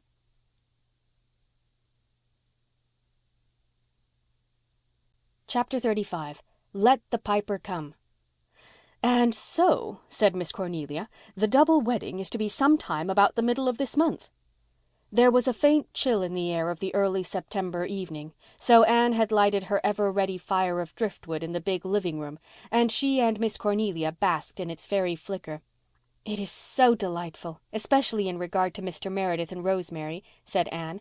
"I'm as happy in the thought of it as I was when I was getting married myself. I felt exactly like a bride again last evening when I was up on the hill seeing Rosemary's trousseau." "They tell me her things are fine enough for a princess," said Susan from a shadowy corner where she was cuddling her brown boy. "I have been invited up to see them also, and I intend to go some evening. I understand that Rosemary is to wear white silk and a veil, but Ellen is to be married in navy blue. I have no doubt, Mrs. Dr. dear, that is very sensible of her, but for my own part I have always felt that if I were ever married I would prefer the white and the veil, as being more bride-like." A vision of Susan in white and a veil presented itself before Anne's inner vision and was almost too much for her. "As for Mr. Meredith," said Miss Cornelia, "even his engagement has made a different man of him. He isn't half so dreamy and absent-minded, believe me. I was so relieved when I heard that he had decided to close the manse and let the children visit round while he was away on his honeymoon. If he had left them and old Aunt Martha there alone for a month, I should have expected to wake every morning and see the place burn down." "Aunt Martha and Jerry are coming here," said Anne. "Carl is going to Elder Clow's. I haven't heard where the girls are going." "Oh, I'm going to take them," said Miss Cornelia. "Of course I was glad to, but Mary would have given me no peace till I asked them anyway. The Ladies' Aid is going to clean the manse from top to bottom before the bride and groom come back, and Norman Douglas has arranged to fill the cellar with vegetables. Nobody ever saw or heard anything quite like Norman Douglas these days, believe me. He's so tickled that he's going to marry Ellen West after wanting her all his life. If I was Ellen, but then I'm not, and if she is satisfied I can very well be." I heard her say years ago, when she was a schoolgirl, that she didn't want a tame puppy for a husband. There's nothing tame about Norman, believe me." The sun was setting over Rainbow Valley. The pond was wearing a beautiful tissue of purple and gold and green and crimson. A faint blue haze rested on the eastern hill, over which a great pale round moon was just floating up like a silver bubble. They were all there, squatted in the little open glade, Faith and Una, Jerry and Carl, Jem and Walter, Nan and Di, and Mary Vance. They had been having a special celebration, for it would be Jem's last evening in Rainbow Valley. On the morrow he would leave for Charlottetown to attend Queen's Academy. Their charmed circle would be broken, and in spite of the jollity of their little festival, there was a hint of sorrow in every gay young heart. "See, there is a great golden palace over there in the sunset," said Walter, pointing. "Look at the shining tower and the crimson banners streaming from them. Perhaps a conqueror is riding home from battle, and they are hanging them out to do honor to him." "Oh, I wish we had the old days back again," exclaimed Jem. "I'd love to be a soldier, a great triumphant general. I'd give everything to see a big battle." Well, Jem was to be a soldier and see a greater battle than had ever been fought in the world, but that was as yet far in the future, and the mother, whose firstborn son he was wont to look on her boys and thank God that the brave days of old, which Jem longed for, were gone forever, and that never would it be necessary for the sons of Canada to ride forth to battle for the ashes of their fathers and the temples of their gods. The shadow of the great conflict had not yet made felt any forerunner of its chill. The lads who were to fight and perhaps fall on the fields of France and Flanders, Gallipoli and Palestine were still roguish schoolboys with a fair life in prospect before them. The girls whose hearts were to be wrung were yet fair little maidens, astar with hopes and dreams. Slowly the banners of the Sunset City gave up their crimson and gold. Slowly the conqueror's pageant faded out. Twilight crept over the valley and the little group grew silent. Walter had been reading again that day in his beloved book of myths, and he remembered how he had once fancied the Pied Piper coming down the valley on an evening just like this. He began to speak dreamily, partly because he wanted to thrill his companions a little, partly because something apart from him seemed to be speaking through his lips. "The Piper is coming nearer," he said. "He is nearer than he was that evening I saw him before. His long shadowy cloak is blowing around him. He pipes, and we must follow, Jem and Carl and Jerry and I, round and round the world. Listen, listen. Can't you hear his wild music?" The girls shivered. "You know you're only pretending," protested Mary Vance, "and I wish you wouldn't. You make it too real. I hate that old Piper of yours." But Jem sprang up with a gay laugh. He stood up on a little hillock, tall and splendid, with his open brow and his fearless eyes. There were thousands like him all over the land of the maple. "Let the Piper come and welcome," he cried, waving his hand. "I'll follow him gladly round and round the world." End of chapter 35. End of Rainbow Valley by Lucy Maud Montgomery.